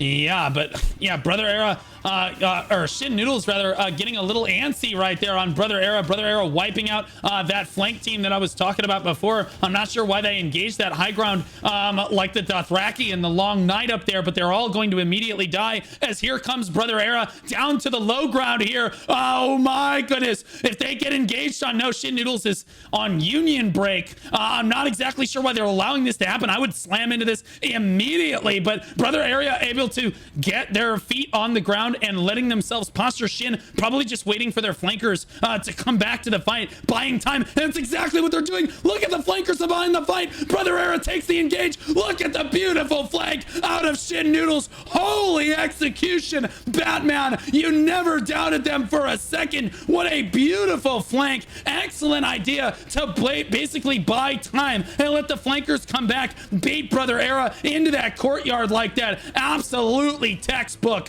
Beautiful play for Shin Noodles. We'll see if they can win that. It looks like they are going to clean up most of Brother Era on the low ground in a very dominant display of shot calling prowess right there. That was 100% a caller diff spin. Yeah, that was an incredible play. I mean, the second I saw that flex team running in, I was like, I made the right pick. It absolutely perfect. They waited for the big blob to engage, then just immediately pushed in their back. And from there, it was just GG.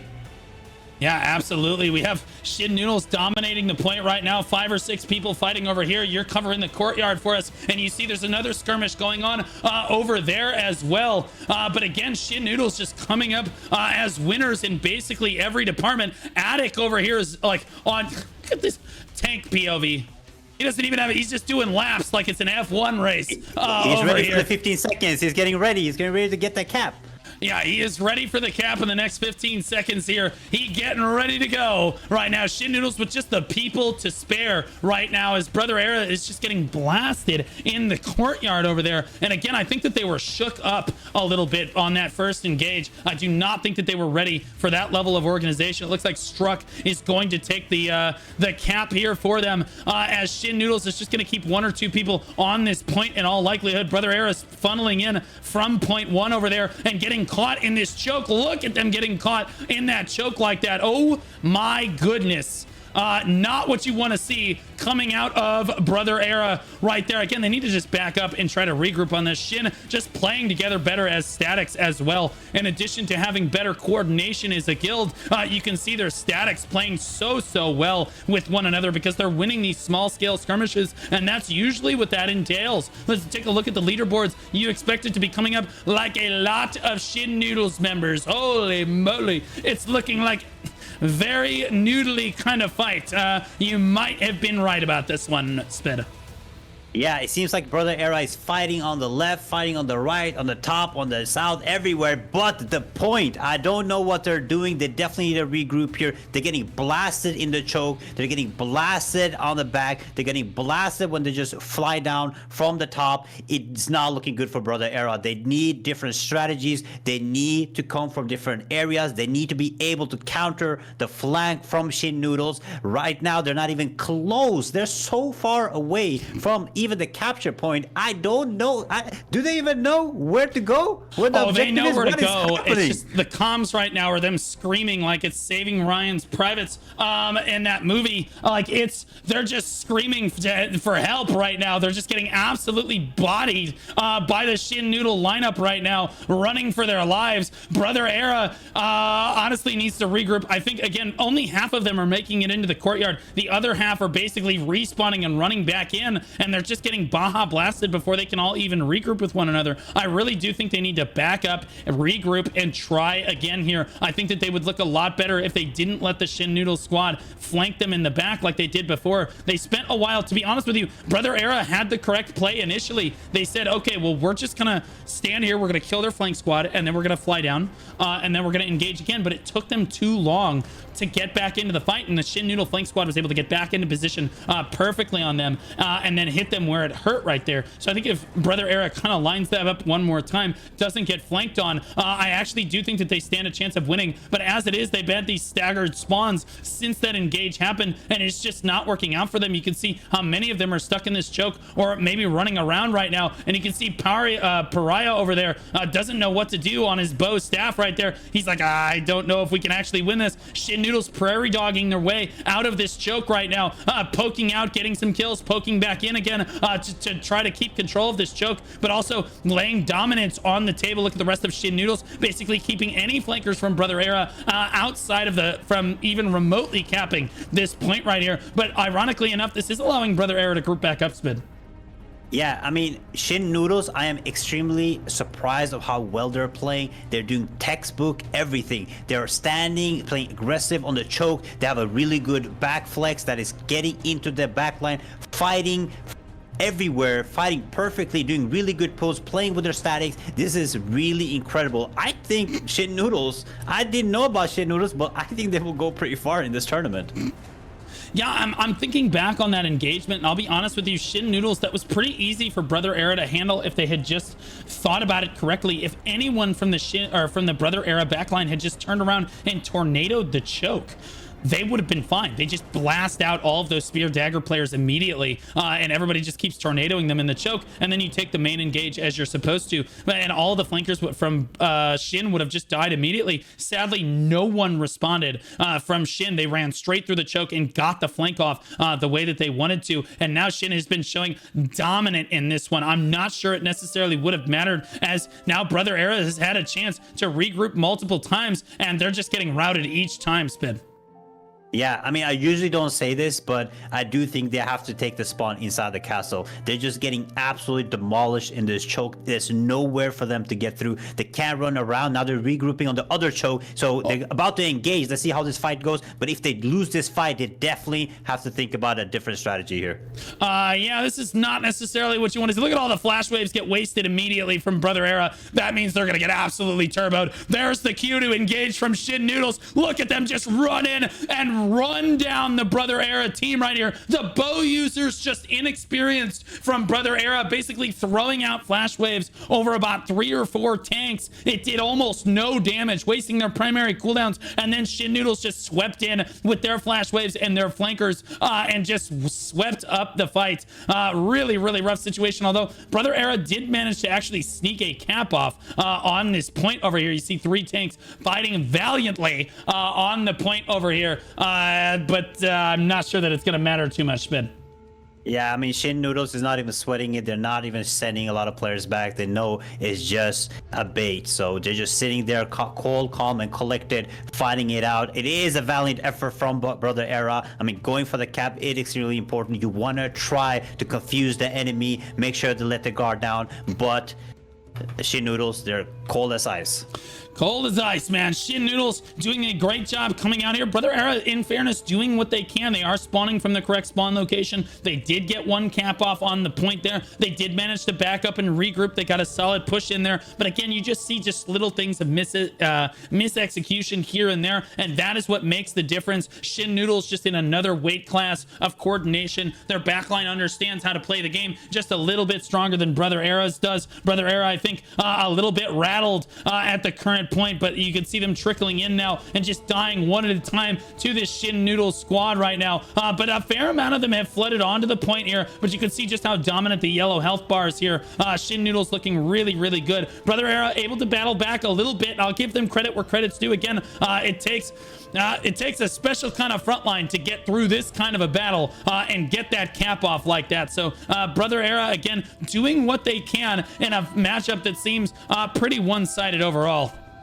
Yeah, I mean, Brother Era is doing a really good job now. At least they're making progress. They're getting to the point. More players around the point. They're no longer fighting in Narnia, 1,000 miles away from the point. It's getting much better. Maybe they change up the strategy, but they're definitely getting through. They're no longer getting smashed on the choke. I don't know where Shin Noodles are, who are supposed to be covering the choke, but nobody's there. And Brother Era is storming in. They're trying to get the capture. They have a good position inside around the stone, but is it enough? I don't think so. But we might see. Yeah, honestly, I thought it was only a matter of time before somebody in the chat said that Shin Noodles was exploiting in some way, and sure enough, there it is. They're saying, oh, they're abusing bugs, or they're macroing, or they're scripting. It's always got to be something. No, they look really strong here. I don't see any exploiting going on the screen, but there's always got to be an excuse. Brother Era, I think there's a lot that they could necessarily improve on in this one, but I do think that they've shown at least a little bit of promise right now, and I'll admit I think they need to back up, try to regroup, try to approach this fight from another perspective, because it cannot feel good on your members trickling in like this and just getting farmed like this. I'd love to see them back up, maybe take the approach from the stairs, maybe take the approach from two of the chokes at the same time. Try something different, but above all else, try something. Yeah, they just seem very unorganized. I don't know what is happening with them. They are absolutely everywhere. It doesn't seem like anybody's fighting. When they actually made the push earlier onto the stone with the whole guild, there was actually a group just standing in the back, 5 of them just waiting for one member to come for like 2 minutes before pushing in. Nothing is making sense. They're unorganized. They need to regroup. They need to do better. Yeah. There it is, chat, all dogpiling now. Yeah, it must be a block script. Absolutely, chat. Of course. Yeah, definitely. Of course. Yeah. They can't just be good players. That would be too much. Look at this backline engage.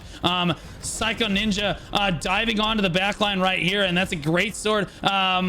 Great sword SNS, it looks like. And again, he's doing a great job of basically trying to get people to look at him instead of his DPS users. That's exactly what you love to see out of a tank, basically diving in like that. Shin Noodles, again, everybody just understands what their job is and where they need to position in the fight. Their flankers are some of the best I've seen in the tournament so far, based on that first engage and each engage we've seen since then. Brother Era just not finding a place to even come up for air on this one, as it looks like Shin Noodles basically all over the leaderboards. You see Brother Era trying to get onto the point. They're going to keep trying to cap this point over here, but just keep getting knocked down over and over again like that. And then again in the courtyard, they're getting blasted over here as well. How did you know, Spid? You know what? I felt it with my heart, you know, just... No, I mean, like I said, they call themselves beta bottoms, you know, and I was like, I'm not gonna fall for it. I respect it, okay? No. I respect the heck out of it, man. It is what it is. Commentators, maybe you should speak up about the Shin noobs and their Tevent. They're exploiting game bugs. What is this?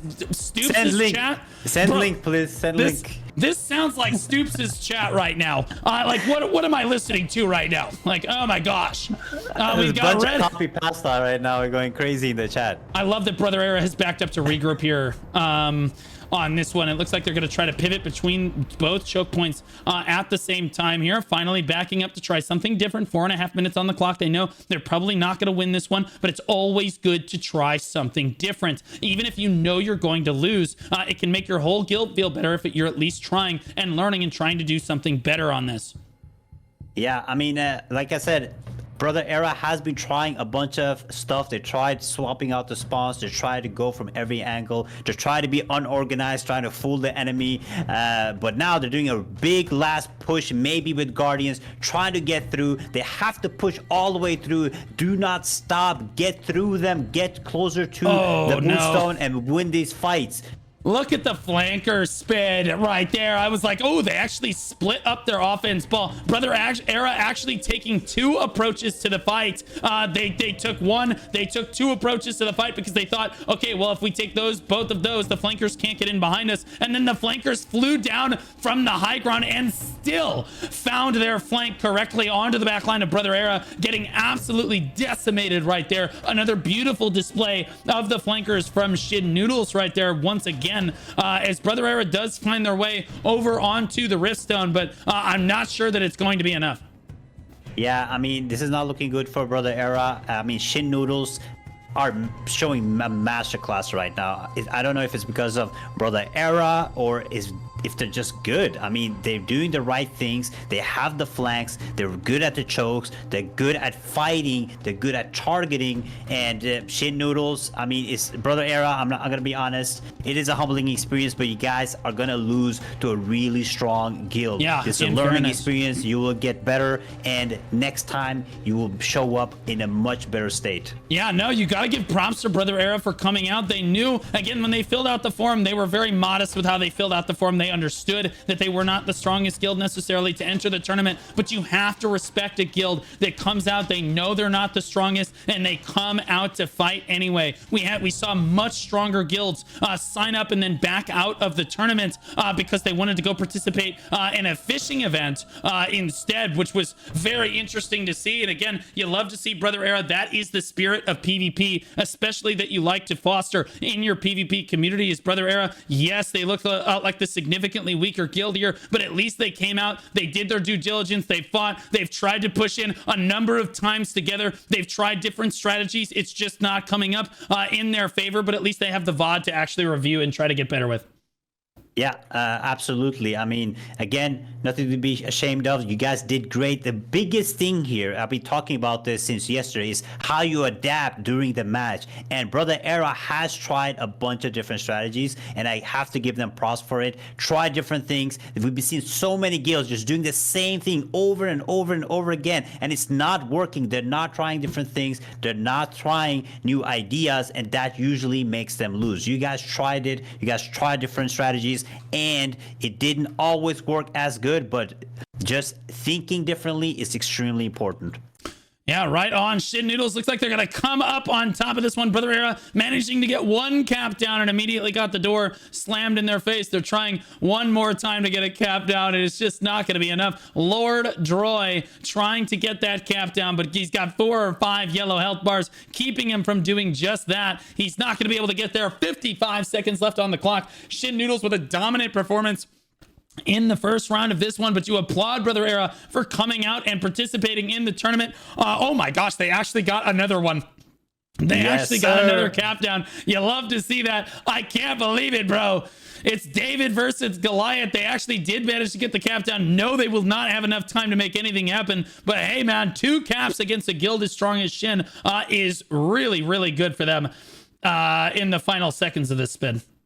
Yeah, I mean, Brother Era, at least they got that last cap going. They're showing spirit. They're fighting in there. It's not going to be enough time, but look at the numbers. They are trying to get 30 people in here, 40 people in here. Like, this is what it's all about. They were fighting all the way across the map earlier, but now at the last seconds, they're fighting inside of the map. However, it is not going to be enough, and Shin Noodles take this a dub for spit. Where are the doubters at?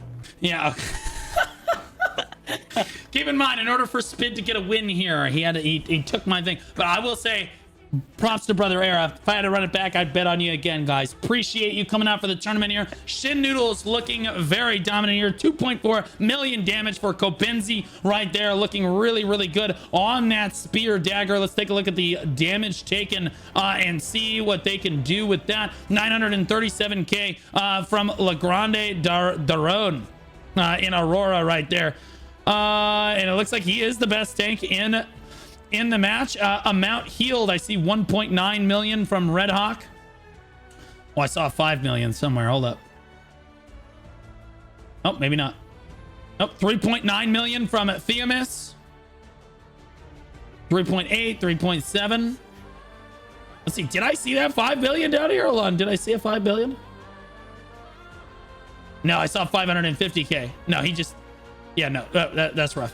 That's rough. But yeah, those are the best healers in the lobby. Obviously, it's coming up looking awful lot like Shin Noodles was dominant there. Of course, they look quite dominant there in that one. Spid, you got to be feeling good if you're Shin going into the second round here. Yeah, I mean, Shin looked really good. I don't know who they're facing next, but whoever is going to be fighting them has to be scared. I mean, they were showing off right there. I mean, with the flank team, with the flex team, the way they engaged, the way they were ready for the chokes, the way they were ready for the fights was absolutely amazing. Do you see that one play from Shin, the Mind Goblin? Do you see his stats? No. Mind Goblin, these nuts in your mouth. Yes, yeah, you thought, yeah, fool me once. Fool me once. Yeah, that's what you get. I got him. Destroyed. Sit down. Can't spell stupid without spit. Gotti. There it is. I'm so happy. ETH Reapers is their match in the second round of that one. So Shin Noodles will go on, and that's going to be a heck of a match for that one. Let's take a look at one of our better engagements from that last match right there. Watch the flank squad. This is the first engage right here. Brother Noodles versus Shin. Shin Noodles versus Brother Era, and Shin Noodles just buying time, waiting for the flank squad to respawn. Look at them. There they are, showing up, and they're like, okay, you can engage now. Look at them run through that choke. No one from Brother Era is looking. Look at that beautiful sandwich onto the back line of Brother Era, and that was the moment that you knew. You're like, oh boy, this might be a little rough, but I'll be honest with you. Hopefully Brother Era learns a little bit from that and says, okay, this is what we need to teach our flank squad what to do.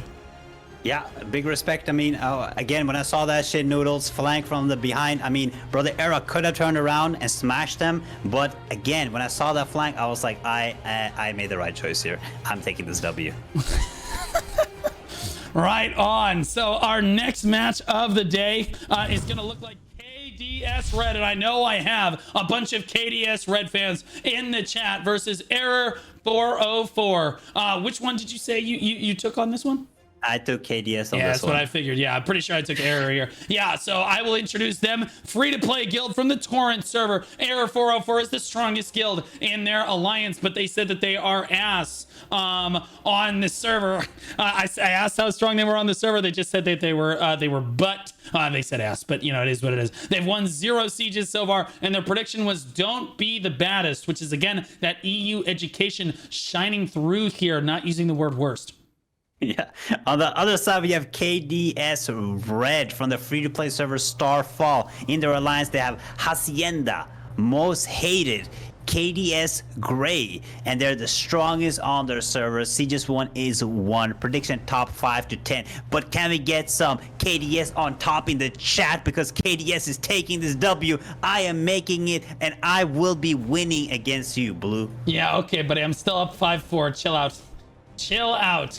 And look, I've seen people undersell them before. I think Error 404 has undersold their hand here. They've won 0 sieges, which means they come out and they fight their hearts out over those pillage points. And I'm telling you, based on what I've seen from EU sieges in the past, that is exactly like, bro, the pillage points are where a lot of the fighting ends up happening on these servers, man.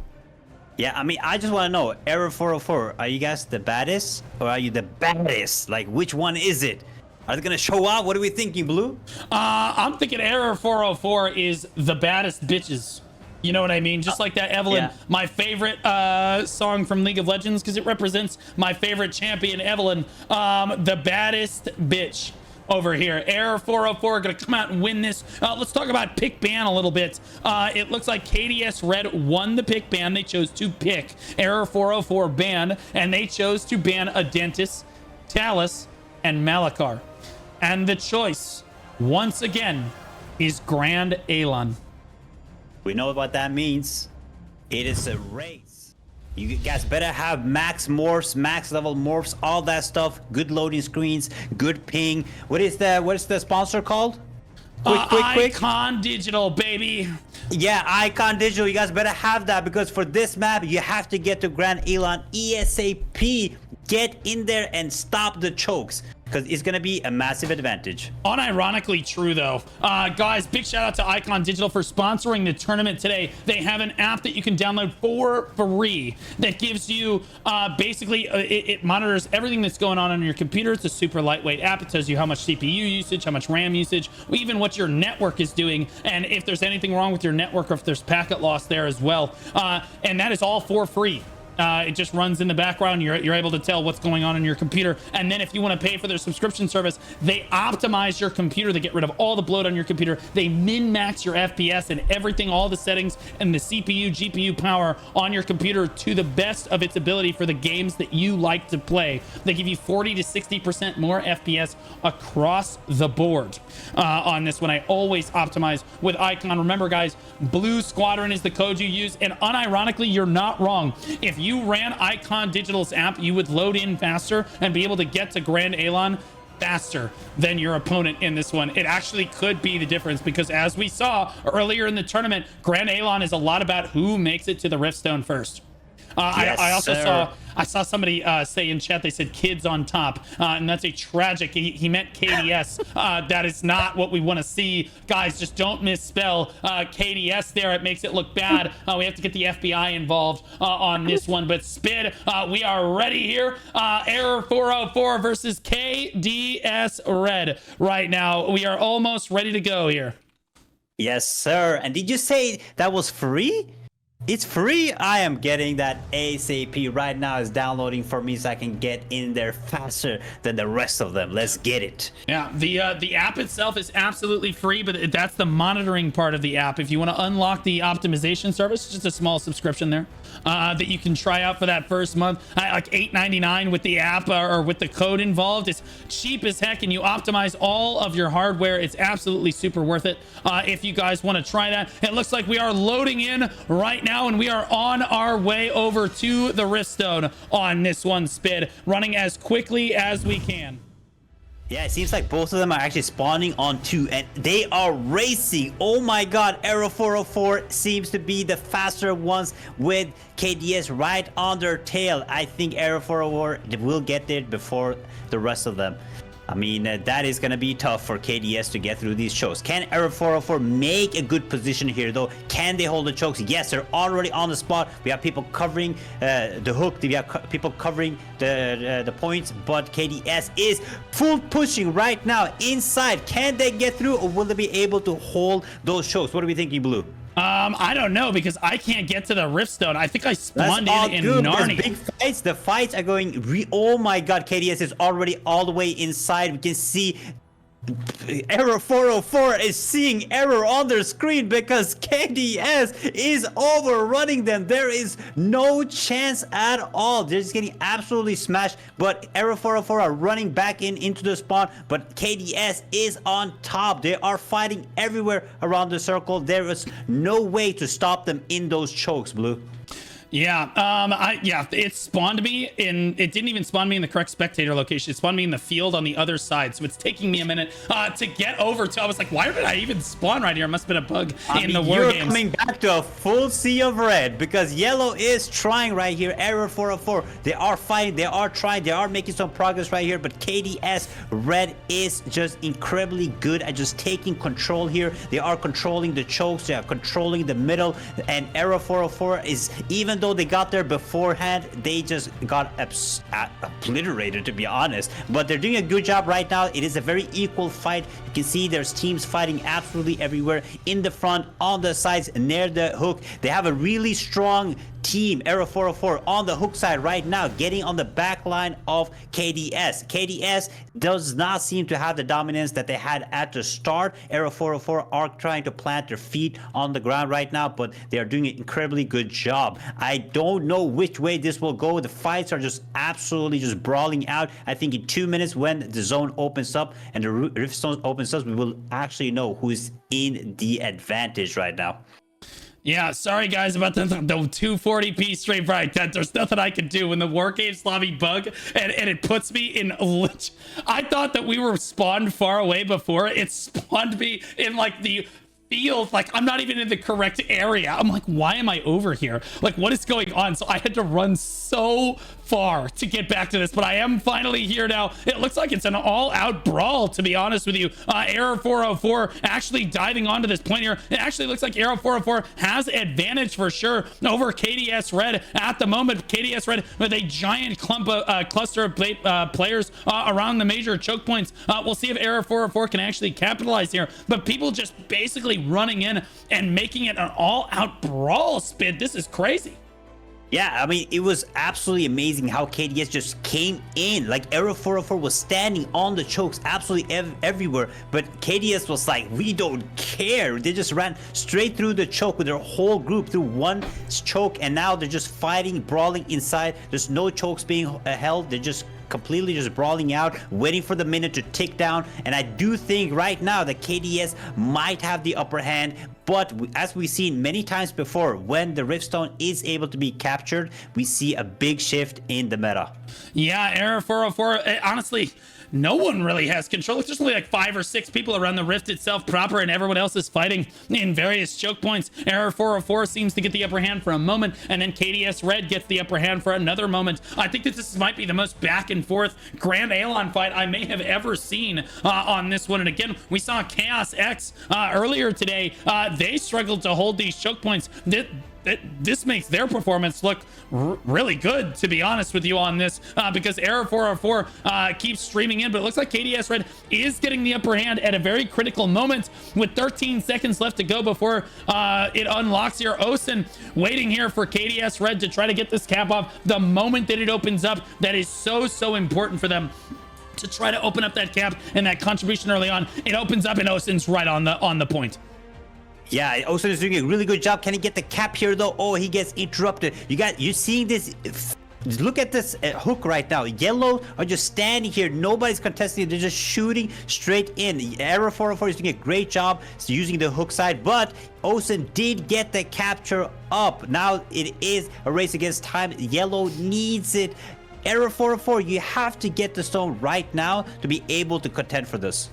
Yeah, absolutely. It looks like it looks like KDS Red did manage to get their cap off. They were just a little bit more ready than Error 404 was. Oh my gosh, look at all those people knocked into the air right there. You do not want to clump up like this too much. I understand it's extremely hard on a dais that is this small like this, but you cannot cluster that hard or you're all going to keep getting knocked into the air repeatedly. Error 404 just can't get enough boots on the point right now, 26-30, and KDS Red is the ones that actually have control of the point. Error 404 has not actually unlocked their percentage contribution quite yet. They need to get it going. They have 37 people stacked onto the point. For gosh sakes, please get someone to cap the point. KDS Red consistently able to stop them. Skull stopping them from making that happen right there. Toonsama doing what he can to get this point. There is just no way. Error 404 frontline fumbling super hard in this match right now, as I don't, whether they're not running the correct weapon set or they're not running the correct build set, they should absolutely have been able to get this cap off by now. There's 4 of them standing around. They had almost 40 people standing on the point there for a second, and they still couldn't get their cap off, and they're just getting interrupted on repeat by 1 or 2 members. There it is again, interrupted again. KDS Red doing a great job, but I think that Error 404 has just not itemized their frontline correctly. Yeah, I mean, Error 404 is struggling right now. KDS is doing a really good job just stopping these caps. They're not even letting them take an inch. But Error 404 has really good positioning. If you look at their teams, DPS teams, they're just sitting on the edges, free casting, but the front line is letting them down heavy right now. I think if they can get the cap here, they can make massive progress because they have really good positioning around the circle, but they need that cap. But KDS is just shutting them down. Glooms finally gets it. I was holding my breath there for a moment. Glooms does finally get it, and they're gonna have to battle back. Now look how close they actually are. It's 27-32 right now. 7 more people for KDS Red, so they are still getting percentage contribution here. But Error 404 has kind of gone over the top of them a number of times here. They need to get all of their members onto the point. There's a lot of them running around outside the dais right now. They have got to get in here. I'm not exactly sure what they're doing. Pumpkin, look at these 5 stooges out here, literally just griefing the entire guild. Yeah, and now they're getting flanked by the remaining KDS players running up. They're saying, okay, well, you're all dead. As they respawn and run back to the fight, these people are just not contributing to the point at all. The fight is literally on the other side of your screen right now, and it's one person is the difference. Error 404 being hard griefed by their flank team right there, and KDS Red basically just running back and regrouping. It's going to work for them. They're at 90% contribution. Error 404's flank team finally pulls their head out of their bumpkin down there and gets up here, and look at that. Suddenly they have more people on the point. Spid. Yeah, I mean, Error 404 were just playing like they didn't have the cap. I don't know if they want KDS to get the cap here so they can retry to get it, because they are not pushing in. There were many players just standing outside, right outside for literally minutes, which makes absolutely no sense. But right now they have their numbers in. They're trying to get the boots in. They're playing smarter. Maybe the shot caller was like, hey guys, y'all are doing some dumb things, come inside the point. So right now they might be able actually to make a comeback here. Yeah, absolutely. We will see here. But again, Error 404 seems to have found their stride. Is now they're increasing up to 32%. They're getting that contribution on KDS Red down to 80%. Finally, I think it was that flex team. I think it was the flank team. I don't know if they're listening to the stream or what, but that flank team suddenly just miraculously, as I mentioned it, suddenly moved up onto the point. And look how much stronger Error 404 looks when all of their players are actually standing on point. They're up at 43% down to 75 now. It's almost like you do what blue tells you to do, and then suddenly you're immediately winning the match. That's crazy. Unbelievable. Error 404 battling it back 50% against 70 now. Are we going to see Error 404 actually take this back? I know there's a lot of KDS Red fans in the chat. They've got to be a little dismayed right now, and they've got to be cheering much louder for their team, because KDS Red is starting to lose control of this Rift Spin. Yeah, I mean, KDS Red needs to get their stuff together. They're doing a much better job right now punching out these people standing on the edges, because Error 404 is doing a really good job just standing on the edge, not even getting touched, and just free casting, free DPSing. But right now, KDS is actually trying to fight here, interrupting them, taking the fights. If you look at the side of the hook, these guys were just standing here for minutes on minutes. Look at this, not getting interrupted at all, and they're just standing free casting. Where is KDS? They have to put more pressure if they want to win this point.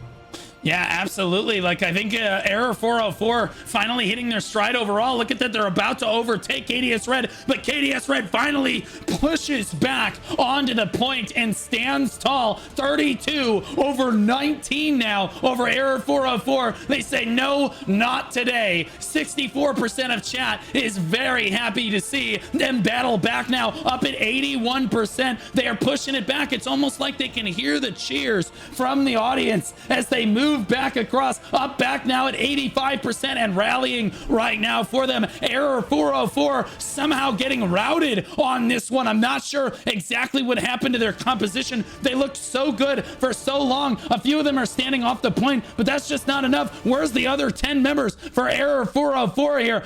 Yeah, they're all running back. They're just getting farmed by KDS Red. I think the answer is to just play your buttons better. 98%. And finally, Error 404 gets contribution back on the node. 32 over 25. If KDS Red flips this back for any moment spit, they're going to take it.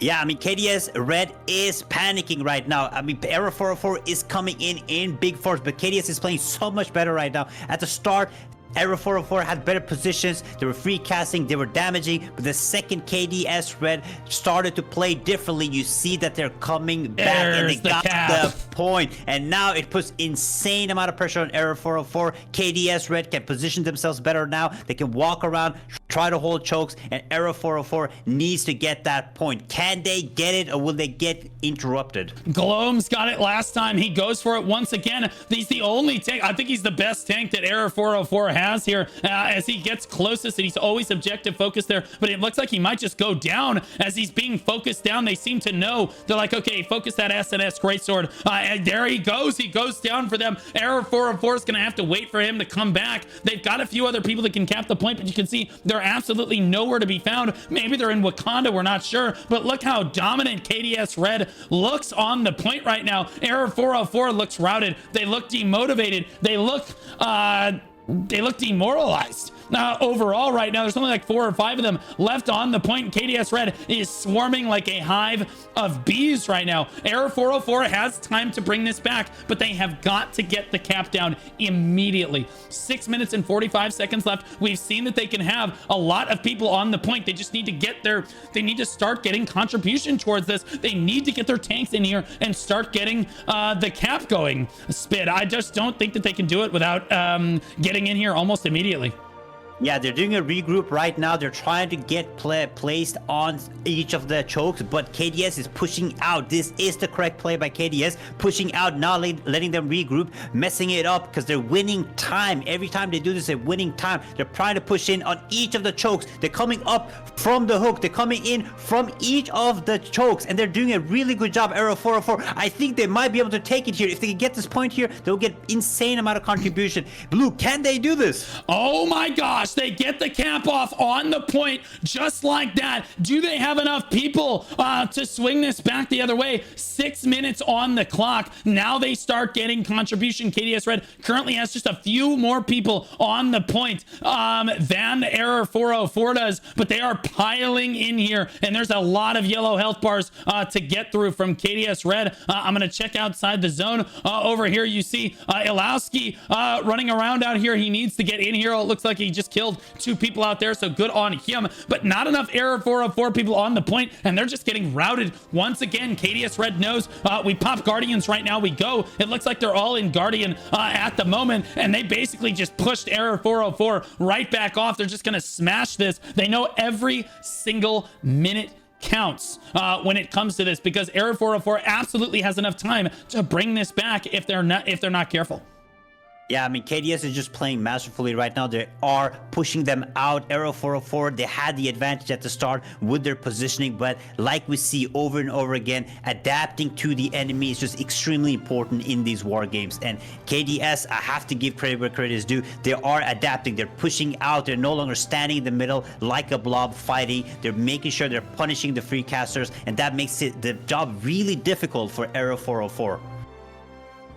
Yeah, right on. So KDS Red doing their best right now to basically keep Error 404 off of it. It looks like Error 404 actually has way more members on the point right now, but they just can't. Again, their front line is just in La La Land, unable to make anything happen without Gloom here. Code gets interrupted immediately. Toon Sama interrupted immediately. They need Gloom here to make anything happen because their front line is just not itemized the way they need to. Are they getting the cap off? Nope.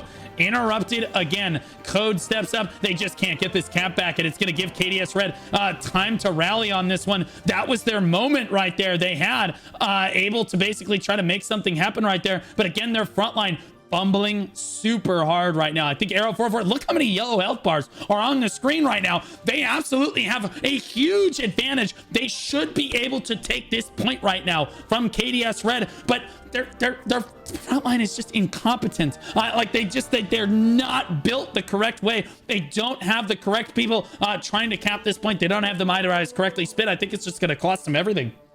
Yeah, I mean, KDS tanks are going down one by one, but still, it does not seem like they are able to take the point. I don't understand how much help they need. There are almost no tanks from KDS trying to stop them, but they still cannot take it. They have to take it. There's only 3 minutes left. They have good position. They have a lot of players inside of it, but if you do not take the point, it is all for nothing. Yeah, absolutely. An unban request. There we go. Sure, you can watch now, buddy. It's all good. No big deal. KDS Red doing a great job of just preventing Error 404 from trying to get involved on this point. Again, Error 404, I think, out skirmishing KDS Red from time to time, and they absolutely could have won this match if their tanks were competent at all. But sadly, their tanks just can't get anything done. You see, Toon Sama is fighting. He's one of the campers. Look how far he is from the Riftstone right now. Where are you going? Right, where are you headed right now? Code of Eppo is actually trying to take it, but he's getting interrupted too. Like, where are all of your campers at? What is going on? And why are they not itemized like they need to be on this one? Gloom's right here. He's the one that really was able to get both the caps off before. He needs to try to step up here, but looks like he's CC'd currently. He's going to step up. Toon Sama goes for the cap one more time. It looks like nope, he's not going to get it. Gloom's finally here. He's their best chance of getting it, is he's gotten it both times in the past, but under 2 minutes left. I don't think that they have enough time to flip it back the other way. KDS Red just sweeping the leg on this one. This is why your composition has to be evenly filled out in a tournament like this. You need your DPS performing, you need your flanking assassins performing, and you need your frontline performing. Sadly for Error 404, I believe that everybody showed up here, but sadly the tanks just were not itemized correctly, were unable to get the job done. And I'll be honest with you, there's very few excuses, especially when there are a few times, Spid, we saw like 40 or more people on the point for Error 404, and KDS Red had under 20, and they still just couldn't get it. They couldn't get it done, and there's really no excuse for that. Yeah, I mean, it is horrible from the tanks from Arrow 404, but you see the tanks. I gotta give some love to the KDS tanks because they are putting in the work. You have a Boktuk, you have Most Hated Emo. He is putting in work. He's stopping all these cappers over and over again. They can't do nothing to them. And Tanerma is just going crazy right now. Yeah, I'm telling you, man. Error 404 looks like a super strong guild. They came in with a solid strategy. KDS Red doing a poor job of keeping those chokes controlled. But as it turns out, it doesn't matter if you have to keep it doesn't matter about the chokes if the tanks on the enemy team cannot secure the point. And KDS Red doing a world-class job of making sure that Error 404 is punished for coming to the fight itemized incorrectly. For their frontline, you have to be able to cap the point. Doesn't matter how strong your guild is if you can't cap the point repeatedly. 15 seconds left on the clock. It will absolutely be KDS Red on top of this one, coming out in the first round and winning this one. Good fights to both teams. I think that Error 404 actually had a great showing. Sadly, I think they re-itemized their tanks. They rethink their strategy on their front line, and I think they do a lot better, Spid. But 2.8 million damage done for Psychic from Error 404 right there. Let's take a look at the tanks. 1.1 million from Alhadin from KDS Red. 1.2 million from Jikala from Most Hated. 1.5 million from Shadars from KDS Red. 1.5 million from Belaz from KDS Red. And again, that's their frontline diff, man. They're all like KDS Red players, man. I'm telling you. Let's take a look. 4.9 million healing from Elis Mera. Let's see if anybody can beat 4.9. 5.5 million healing from Most Hated Louis, from the Most Hated guild there. 5.5 million damage. 5 million from Shadar. Shout out to him as well. 5.5 million from Zico. I don't think that's Zico from World of Warcraft. I don't think that's the super popular mage from World of Warcraft, but that's from Error 404 as well. But Error 404 just looking really solid in that match, but I think a lot closer than people realize. Yeah, I mean, KDS did an amazing job right there. Like, I mean, Arrow 404 had the control. They were into that zone very early. They were fast, but KDS came through like a train. They came in, they wiped them up, but Arrow 404 recovered really good because they put a good position around the map. Free casting, KDS was under heavy pressure, but KDS adapted, and the tanks were just doing absolutely a phenomenal job stopping the Arrow 404 tanks. So big shout out to the tanks. KDS on top. I am up another point, and we are, what is it, 6-6? 6-6 now. Yeah, 6-6. And we move into our next match, which is definitely, look, all I'm going to say is it might not be 6-6 for very long here as our next match, Dzen versus Visceral. And I have to say, this is probably going to be a David versus Goliath situation. Visceral, a free-to-play start guild from the Adriana server. It's Visceral and Greed, and they think that Greed is almost just as strong as they are, if not stronger. But they think that they're top 6 alliances on the server, but they only have 2 guilds in their alliance for now. They've won 6 sieges so far, so they have a lot of gear, and they think they're going to finish 4th in this tournament. Yeah, I mean, on the other side, we have a Dzen. They're an early access Rumi server. We have Dzen N, Dzen U, Dzen T, Dzen S, Dzen these nuts. Dude, that's what I'm saying, dude. They missed an opportunity. Instead of Dzen R, it's Dzen U. And instead of Dzen Sharks, it's Dzen S. And then if you spell them out in order, it's Dzen Nuts in your mouth. Bro, yes, I mean, just I missed opportunity. Agree. But 6 Sieges won. Their predictions will be top 5. Now, I have been talking up Visceral this whole time, so I'm really sad I can't cheer for them. But Dzen, or you just gotta give them your nuts, okay? Because I believe in you. Please don't let me down. Visceral, I do. Like I said, mentioned it before. Visceral has the hardest path to victory in this tournament by far. In my opinion, they have to fight Dzen into Sovereign, into whoever is gonna win between KDS. I mean KDS, of course, because they're gonna face failure as free win, and then on to probably fighting Hands of Unity and then to Shin. So Visceral, if you guys can get through here, I do believe that Visceral will have the hardest road, but they're extremely strong in this tournament. Did you just say failure was a free win? Boy, you really hate them. Holy moly. That's okay. That's all right. I get it. Dzen versus Visceral on this one. It looks like we're going to see this in just a few moments. Let's talk about pick ban in the versus screen here. Guys, make sure you get your channel points in as it looks like Dzen won the coin toss. They chose to pick Visceral Brand, Grand Alon, Chernobog, and Malakar, and the choice was Azrael.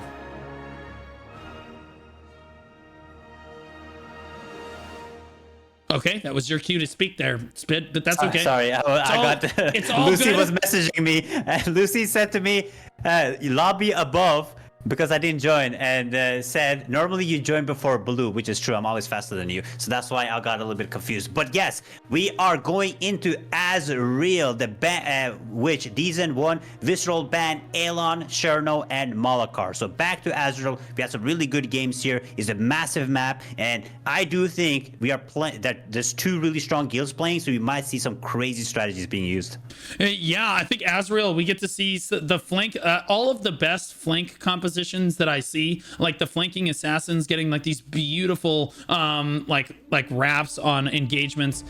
They all happen on Azrael, so I'm very excited to see the flank squads actually perform here. It looks like most everyone is in the lobby for now as we get ready to go on this one. Again, you think, how heavily favored do you think Visceral actually is here? Is this a David versus Goliath situation, or do you think Dzen is actually strong enough to stand up? I do think Dzen might have a strong chance here. It depends how much they actually have practiced war games, but Visceral has been sleeping inside war games. I'm telling you, man, they have been ready for this tournament. They've been grinding, they've been playing. They know probably every single map inwards and outwards, but you never know, man. Might have been doing the same thing, so we might get a really strong fight here. I mean, both have won 6 sieges, like they said. They both have high predictions of placement, so I do think we might in for a treat here. Yeah, absolutely. Visceral and Dzen. We'll see who's first to the stone. It looks like it's going to be Visceral. Man, they were here. This is as fast as you can get here. In NA, we would call this guild TC. Take Care was always first to the Rift as well here. But Dzen nowhere to be found quite yet. Visceral all postured up and ready to go. Look at their flankers already getting in position. And we saw this exact same strategy coming out the last time we saw this for Shin Noodles. Their flank squad was standing in almost exactly the same position. So guilds must have practiced against each other. You can tell that they've scrimmed. They've gotten ready for this tournament. You can see pods of Visceral players are ready to go here, basically from an engage from all sides. They're ready for almost anything with a setup like this. It's a beautiful setup. And you can see, look at these players. Again, Greatsword Spear player and an SNS Wand player standing very tactfully in the same 2 positions here to try to scout the different spawn locations for Dzen. Yeah, I mean, they're doing a really good job. They're still waiting for Dzen. I don't know where they are, where they're coming from. But again, you see Visceral is ready. They're on top of the pillars. They're on top of the sides. They are ready for every single engage. We even have some crabs running around, if you can see it on the side. But they are ready. They are memeing, and I think they are going to probably take this dub. But I am, of course, believing in these nuts here. That's...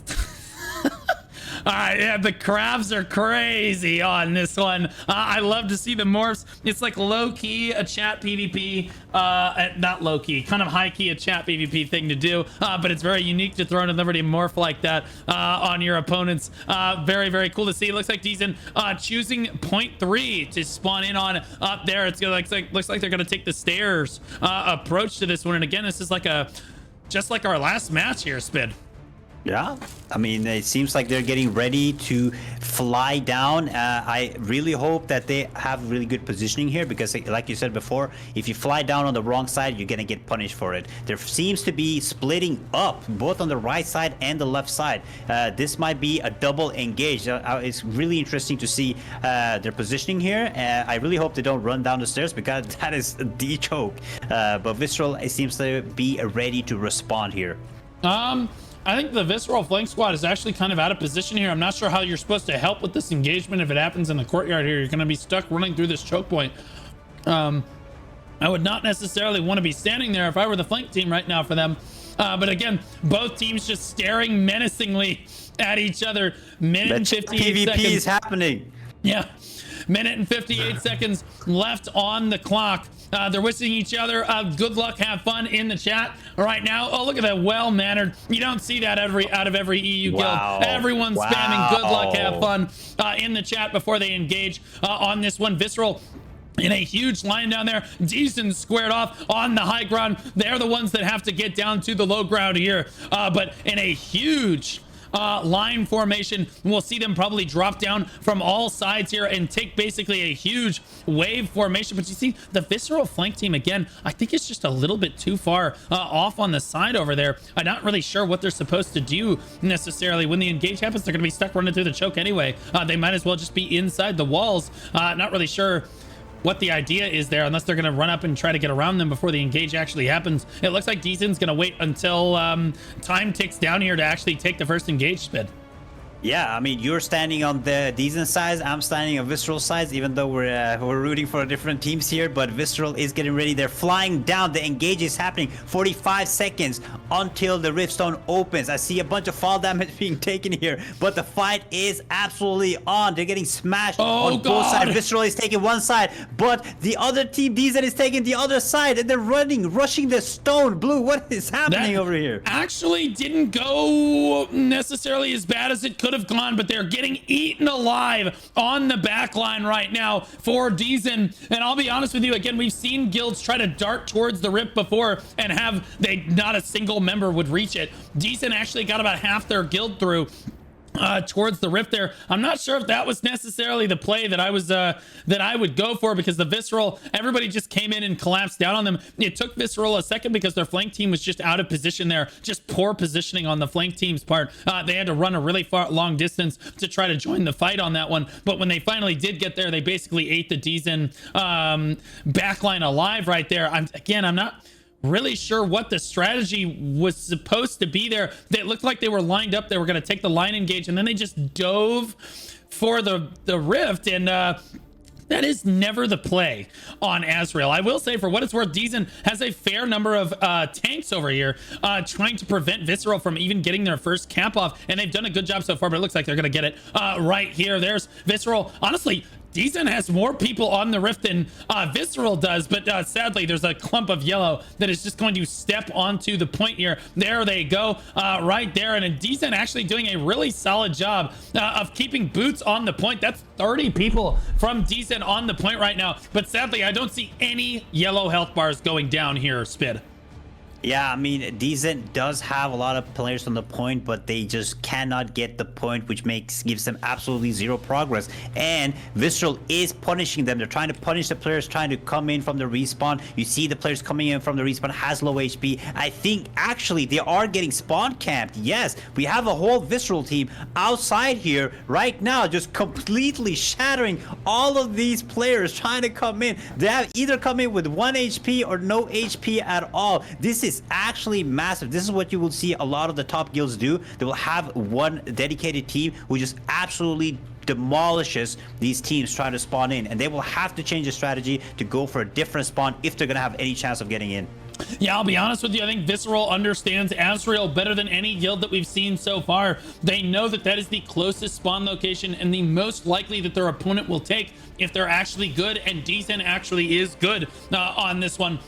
And so they just posted one party there, and they know that they're going to respawn there, and they just farm them on the respawn because they're only at half health. Absolutely brilliant strategy. We saw some of the NA guilds do that as well once the bubble got removed. And Visceral, the first guild to execute it so far in this tournament here, forcing Dzen to spawn at the further location. And now that's forcing Dzen off the point. Look at that, 40 members from Visceral as they've secured the closer spawn location. They will secure the point, it looks like, as well, as Dzen gets knocked out of participating on this, where it was relatively close before. Visceral knows as long as they lock down that close spawn location just like that with that party there, there's not much that Dzen's gonna be able to do about it, unless Dzen needs to respond. You send your flank team over to duel that other static party from Visceral. No one from Dzen would basically responded to that, probably because Dzen is losing the overall skirmish, and they don't feel that they can spare 6 people like that. Visceral in the stronger position feels that they can spare the 6 people to go camp that spawn like that and interrupt Dzen's run back to the Riftstone. Yeah, absolutely. I mean, they need to counter that group. I mean, they forced them to get away from that closest spawn, and now they're trying to punish them on top of the stairs. They're trying to fly down, and they're again top. They're just fighting them, making sure they cannot get back and regroup, and that is absolutely huge. You're coming in with half HP. You don't know if you can even make it back to your team because this team is just continuously punishing you. Visceral is showing a masterclass here on Azrael. They're moving perfectly. That 40 players inside. Everybody knew when you're supposed to go inside, they're all inside with their boots, except that one team that's out there just punishing players, right? So Visceral again showing off, and we definitely need a new strategy from Dzen if they're gonna make a progress here. Yeah, it looks like Visceral, honestly, look, dude, I just don't see the Visceral health bars deplete. Like their health actually just doesn't go down. Like I see every once in a while, I'll see a member health go down and then they immediately get healed back up again. Dzen really struggling to try to kill a lot of the Visceral members, for what it's worth. Look how many of them are actually grouped on the stone itself. This is not a complete blowout like we saw before. But Visceral does have a pretty convincing control of it. It just looks like, I mean, they've got more gear. It looks like their statics are working really well with one another. Their players are really strong. They're coordinating better. It looks like in Dzen, although their coordination looks good, their players are solid. Their gear looks solid. I think it all is just a little bit lacking for them. As again, they've got a decent coalition of people that are able to stand on the rift itself, but Visceral just not allowing the regroup to come through fully for them. Yeah, I mean, Visceral is dominating not only strategy, but you can look at the leaderboards. It's only Visceral everywhere. I mean, Visceral is dominating with strategies on the flank, on the spawn camping, on the leaderboard. It is looking really bad for Dzen. They need a miracle here. They need to pull out something, or they are just gonna get dominated here. They need different strategies. They're trying everything, though. What I like about Dzen is they're trying to change their spawn. They're trying to change their strategy. They are sending teams to fight the other team right now, trying to brawl it out, but is it enough though? They need to get a capture here soon. I mean, Visceral is doing an incredible job just stopping all of these captures. I mean, they have the routine down.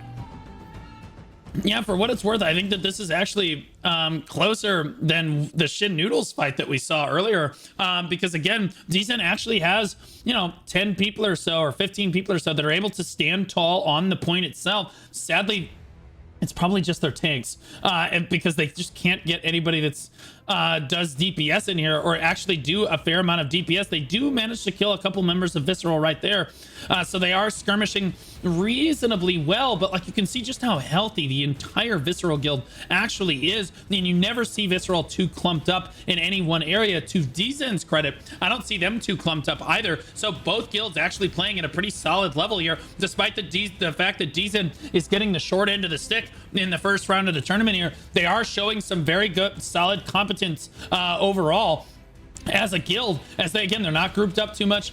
They definitely are playing together. They're trying to go for caps on the point, but Visceral just in another weight class division of good.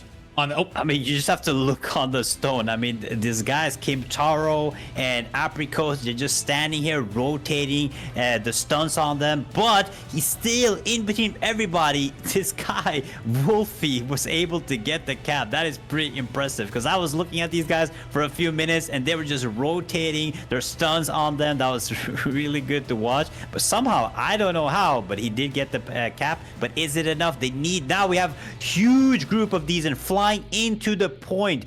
That's going to be massive for them because right now Visceral is outside of the point. Can they make progress here, Blue?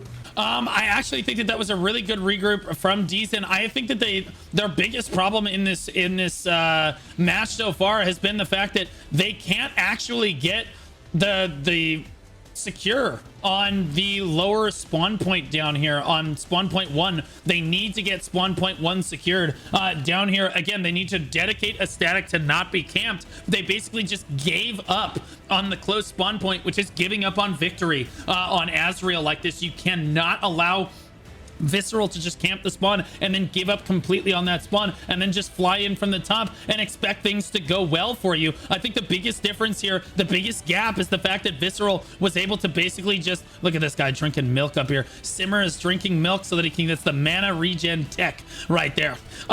In the middle of everything, there he goes, drops down, he starts fighting again. But again, Visceral is able to spawn at point 1 and come back to this one. They're spawning at about half the distance that Dzen is. And again, Dzen just needs to commit one group. They just need to group on point 1 and commit one static to make sure that they're not getting spawn camped there. But instead, they chose not to adjust that at all. And now they're just spawning from almost 2 times the distance away. And they have 0 chance of winning this match. Yeah, I mean, I saw Dzen trying to counter that flank group, but that group is extremely strong. They're just demolishing. If you send 6 players on them, it is not enough. That team is extremely strong. You need to send way more members than you have to spare because you're already struggling inside around the stone. I see Wolfie right now. He's the only one trying to go for the stone. He's the only one that's able to be capture the stone 2 times, but they are just stunning him, seizing him. Nobody's helping Wolfie trying to get that cap, and Dzen is just not looking good for them right now. Yeah, absolutely. I think Visceral has the upper hand in this one. The leaderboard certainly looks like a whole lot of Visceral on this one. 24th position finally belongs to Some Height. That's the first Dzen member there. But honestly, I think they're doing a solid job of keeping their players relatively close to the point. But again, they have forfeited the close spawn, which I think is a huge L from a shot caller perspective. You have to be able to adapt to situations as a shot caller. Not everything is going to go your way. You can't just succeed the most important aspect of Azrael, which is that close spawn point, because, oh, you had a rough time for a couple minutes where they were camping you, or you have a party that's camping you. Oh, we just can't respond to that. There's nothing we can do. Like, it's just a snap decision from the shot caller to basically say, okay, everybody's spawning at point 3 for the rest of the entire match. And that's just a huge L as a caller to not be able to adjust like that. I think Visceral's caller is just much stronger. In addition to, again, their players are also playing together a decent amount better than Dzen as well. But I think, again, Dzen's able to stand on the point. I think that they could find reasonable engagements. I think that they could play together well enough to actually try to flip this if they were able to spawn at the closer spawn point. Yeah, you see right now there's a huge fight going on. Look at the, if you look at my POV right now, Dzen is trying to punish these spawn campers. Like now they're pushing up, to all spawn together to fight these 5 guys. This guy's team's Koromaru's team has just been a menace the whole time. They're going only, I've been following them for 5 minutes. The only job that they have is going to one spawn to the other spawn, one spawn to the other spawn. That's the only thing they're doing. They're not even looking at the point, even with a bunch of Dzen members on the point. They're not even looking at them. All their job is huge. Oh my goodness, Visceral just, sorry, Spin. The Visceral just dove through the point. They were gonna just try to lay their dick on the table right there, and they tried to dive through the point and got absolutely blendered by Dzen, and a ton of Dzen is able to sneak through. They killed that party like you talked about, and then rammed through to the point and killed a bunch of the Visceral members right there. Big misplay from Visceral to try to push out like that. Good play from Dzen to try to adjust like that. I like the fact that they're listening to the stream. They're like, okay, let's try it that way and see what happens. Look, now Dzen is able to spawn at the closer spawn. Look how much faster Their members are reaching the fight now, and now you're seeing the Visceral members actually start to get low on health as they have to actually skirmish on repeat. Oh my gosh, a bunch of them just got absolutely obliterated at the choke right there, though. Yeah, Dzen is doing really good. They did do what we were asking them to do, is to destroy that spawn team, and they did it. And you see that it gave them the momentum that they needed to push through. But again, they just cannot get the capture off. Wolfie, I feel like he's the only one even trying to go for the cap, and he's just getting stopped. Yari is on him. Apricot is on him. There's no way to get this spawn from there. He's been trying for at least 10 minutes now, and with no success. Yeah.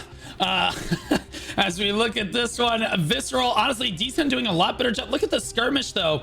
Much stronger from Dzen. Look how many more red players are here now that they're spawning at the closer spawn location. But again, you see Visceral with that party trying to interrupt the Dzen spawn. They have got to commit players to preventing that from happening right there. And I think that Visceral has committed basically their best flank party to doing that, to be as much of a nuisance as possible. But again, Dzen doing a much stronger job. Once they have that closer spawn, they're actually getting attempted caps off. No, they're not going to quite get that right there, though. As again, I think Dzen has basically given up once again on that spawn. Again, that is not what you want to see. Again, they need to try to just commit 1 or 2 statics outside the choke point right there. They looked really good. That engagement was really solid for them. At least you're fighting as a unit. I'll be honest with you, as a player, Spit, and you can tell me if this is wrong, but as a player, would you not just want to constantly try to group up and try to engage as a unit rather than just to trickle in to just die by yourself repeatedly? I feel like it's so demoralizing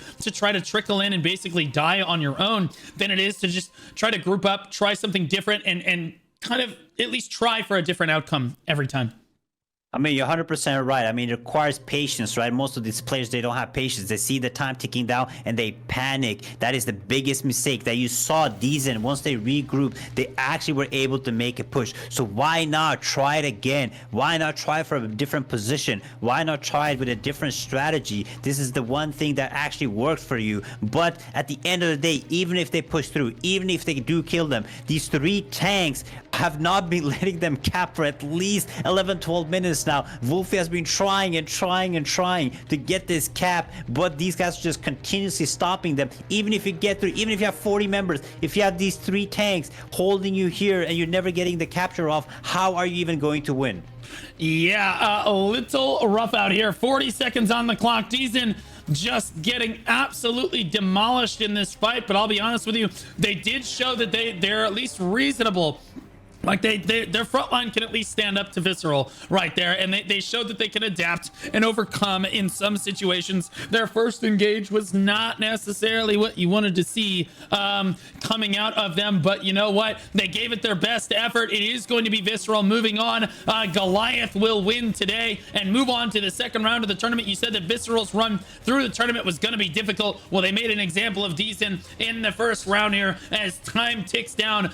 If Visceral with the stronger strategy will take out Dzen. Good fights to both teams here. It does look like, again, look at that leaderboard. Holy moly. 2 million damage from Shio right there, and it's looking like a whole lot of Visceral, as it were, at the end of the day. Here, let's look at the damage taken. Let's see. 900k from Wop Wop from Dzen. 1.4 million from Dzen as Opium. I believe that he actually had the highest. And again, that's what I'm saying, is that their tanks were able to stand up to the Visceral squad.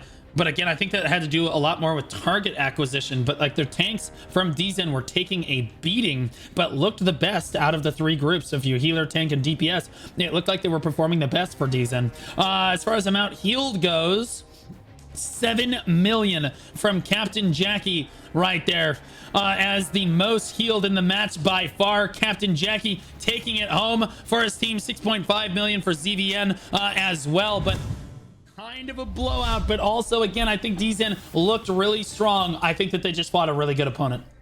Yeah, I mean, Visceral is a force to be reckoned with. I mean, Dzen, they did their best, but they were getting punished absolutely everywhere. On the point, they couldn't get the cap off. On the spawn, on the flank, on air, on sea, everywhere. I mean, Visceral was just absolutely everywhere on their ass. They had absolutely no chance to go anywhere, unfortunately. I mean, I knew this, so you did get just a free victory here. Yeah, okay, yeah, what is it, 7-6 now? 7-6 now. Something And we move on to one of my good fights to both teams, by the way. We're going to move on to one of my favorite upcoming matches of the tournament so far, because I get to see my boys in Prets fight Royal Legion. Prets, again, the strongest guild in Russia for Black Desert Online, coming to Throne and Liberty. They're representing the RU server here as well. It is the same group of people. I did check here. They're my choice for this match. They're an early access guild because Black Desert's PvP is ass right now. So server RNet, their alliances Prets, Praetorians, and Daggerstun. They're the rank 1 alliance on the server. 4 sieges won so far. The prediction is top 1 to 10.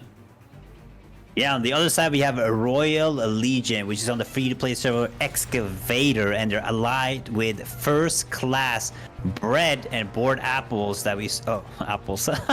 Bored apes that we saw lose to Call Me Daddy, and they are first in their server, and they have 2 sieges won. The prediction is top 50%. You, of course, is going with Prets here, and I have to go with Royal Legion. So, Legion, I believe in you. I do believe in Prets on this one. People are asking if Russia is part of Europe. I would say you need to get a map. You desperately need a map, my child. But Prets, no, Russia, it definitely plays on the EU server in a lot of cases because, you know, it's a little bit more active. He has NA education. He doesn't know what he's talking about. Yeah. Russia is both in Europe and in Asia, but Russia is actually part of Europe, yes. Yeah.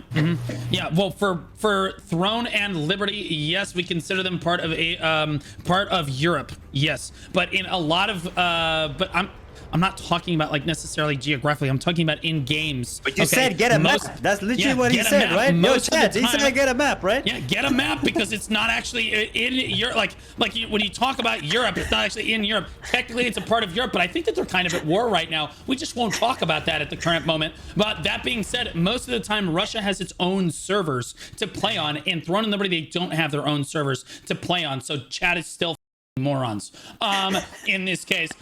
Prets, I do believe, is going to win this match, but we're going to see here as we get ready for this one. Spid. Yes, we have Prets versus Royal. We have Prets that won the pick. They chose Talus, and Royal Legion banned Alon, Malakar, and Kovazan. So going back to Talus is going to be interesting. I am not a big fan of Talus. I think Talus is the map where you can use the least strategies, the least choke, because it's just an open field, but it does matter if you can control the mountainside and have good control of the hook side. It's going to be detrimental for the groups here. Talus is actually one of my favorite maps because you have 2 equally distanced spawn points. You can spawn from 2 sides with your guild and kind of flank. It opens up some really, really wild engagements. Overall, you've also got like the big, the area where Excavator, or Talus rather, actually spawns, and you can kind of move there and have your flank squad engage from the grapple point as well, or have your tanks kind of move up towards the point that way and avoid the most of the front lining in the fight. Like there's a lot you can do on Talus as we're about to get started with this one, and again, I'm excited for it. I like big wide open maps. It's better than this. It's better this than Malakar, in my opinion. It's better this than most other maps. It's one of my favorite ones to watch. And Grand Alon, are you kidding me? You're telling me that Talus is worse than Grand Alon? I mean, Grand Alon makes the fight spicy. Come on, man. Like all those chokes getting, I mean, you look like, if you get to the choke, like the KDS did earlier, you look like a whole beast, in my opinion. Yep. That's what I mean. It's its own continent. Chad is still arguing over whether Russia is actually part of Europe. If you want to talk about logistically, sure, but it's really just like half of Asia. If you want to talk about it, but either way, let's take a look at the map here. While Chad argues. God, black boards everywhere. They are already on the disrespect. from Royal Legion here. I just see a bunch of boards running around. Oh, and they are answering. Are they answering? No, they're not answering. I thought they were going to be a full-on more fight here. That would be crazy, bro. Prets in the yellow. It looks like Royal Legion in the red here. All morphed up right now. Prets, oh my god, look at all of their skins are all dyed yellow as well. Oh wow, okay, that's pretty dope actually. That's okay, actually are they pretty showing sick. up? We have oranges. We have a couple of oranges right now. Come on, morph up, man. Let's make a cool morph fight. Black. Oh, here comes the engage right now, and Royal Legion's actually morphed. Wait, that's actually really bad. Royal Legion is morphed right now as Prets starts the engage. They gotta get out of morph. That's okay. They finally do manage to get out of morphs. Prets starts to back up a little bit. One of them ended up getting killed on that one. As the tanks from Prets are out in front right now. A good spread, wasted a couple flash waves right there on the side of Prets, but a good first engage from Royal Legion. Prets' flank squad dives in. You can see that right in front of me right here. The backline from Prets also taking a fair amount of hurt as well on the first engage like this. It's going to be whichever flank squad can actually take over, and I think Prets is starting to run out of health bars right now. Royal Legion actually battling back strong on this, but the respawns coming in already from Prets make the fight look a lot closer. But after that first engage, Spin, I'm not super confident here. I mean, the fight is pretty equal right now. Both of them are making progress here, but Prets are putting way more pressure right now. I mean, you see Royal Legion slowly backing down towards their spawn, and Prets is putting good pressure here. They have good spread too, and they have good flank teams fighting on the side. But as you can see, Royal Legion is actually wasting resources right now because their flank squad is just waiting and waiting instead of helping entering the back line. But now they're back on the back line, hopefully putting some pressure on Prets. Prets is in trouble right now because now they're getting attacked from both sides. It's 2 minutes left before they can take the Riftstone here. Yeah, well, I mean, a lot of Prets is actually forward interrupting Royal Legion's spawn as well, but I do think that Prets is losing out in a lot of these early engagements here. They do not look super great. That first engagement, we saw them waste about 5 or 6 flash waves before they couldn't even hit anything. They were just in Narnia. They just missed the flash waves, which you cannot afford to do at a high level of play like this. You're seeing, again, there's 2 more flash waves missed from Prets. I don't know how you miss a skill that is literally the width of an interstate, but somehow Prets is actually finding a way to do that. I think that if they actually started landing those skills, they would have a better chance of actually winning the fight. But it does look like the Prets is losing out in a lot of these early engagements, but because of the close respawns, they're able to keep the fight relatively close. Yeah, I mean, if you can see how much a flank team would actually put an insane amount of pressure. If a flank team runs behind the corner here around this hook, you can put insane pressure on both sides, but there's absolutely nobody doing it. Nobody going into their backline and smashing. Right now, Prets is pushing way too far into the spawn. This is not good. I would not do this. I would not be this aggressive that far ahead. Now you can see Prets is slowly backing up. They started realizing, okay, that was not such a good idea. However, they do have a good control around the stone now. If they can hold this side, hold this fight, I think Prets will have the advantage here going into the Riftstone opening. Yeah, I think so as well. Some people in chat are saying, has this caster never heard of flash wave healing people? Please, my sweet child, sit down. When I say the flash wave missed, I mean it's literally hitting not a single soul, not an ally, not an enemy, nothing. It's just going into Narnia. Okay, so please sit down, child. Prets is doing a great job, honestly, rallying onto the rift right now. I think that Royal Legion actually has messed up a lot of their spawns. Prets has actually rallied back here as again their flash waves are starting to actually land on opponents and allies now and actually be relevant in the fight here. Prets actually starting to get a fair amount of room and dominating right now with control of the rift right when it matters. 5 seconds before it actually unlocks, and they are ready to go, but so is Sneely. SN4, or sorry, Snake. Okay, yeah, sorry, I'm an Ameritard. Snake over here. In fairness, he's got a number 4 in his name. It confused me. All right, they're both going for Numbers are caps hard. on the point right now, and it does look like it's going to be Prets that gets it down first. It doesn't look like Royal Legion has been able to get that cap off quite yet on the point, but Prets again dominating. Look how many yellow health bars you're seeing right now, and they have just enough people on the point to basically start getting their percentage in on the rift. Although I'd love to see a couple more people step on. They don't want to clump up too much, and that is the problem with Talus. That's part of why I like it so much. Is the cap point is really small, so you have to be really careful on this one. It looks like Royal Legion did finally join the fight for the battle for the Riftstone here as they start to get their contribution as well, and so Prets is gonna have to start risking it to get more boots on the Riftstone because Royal Legion is starting to stack more of their front line here. Prets' backline, and again, this is why I love this, is that your backline has to know how to basically step on and give contribution and then step off. You're sacrificing position to contribute to the guild's success overall, but you don't want to sacrifice too much because you might end up just dying in an AoE if too many of you stand too close together. It looks like, again, both guilds are very close. They seem to understand this very delicate balance, this dance that they're doing back and forth. Neither guild wants to commit too many people onto the Riftstone at any one time because although you get a short amount of contribution, all of you could die at the same time, Spid.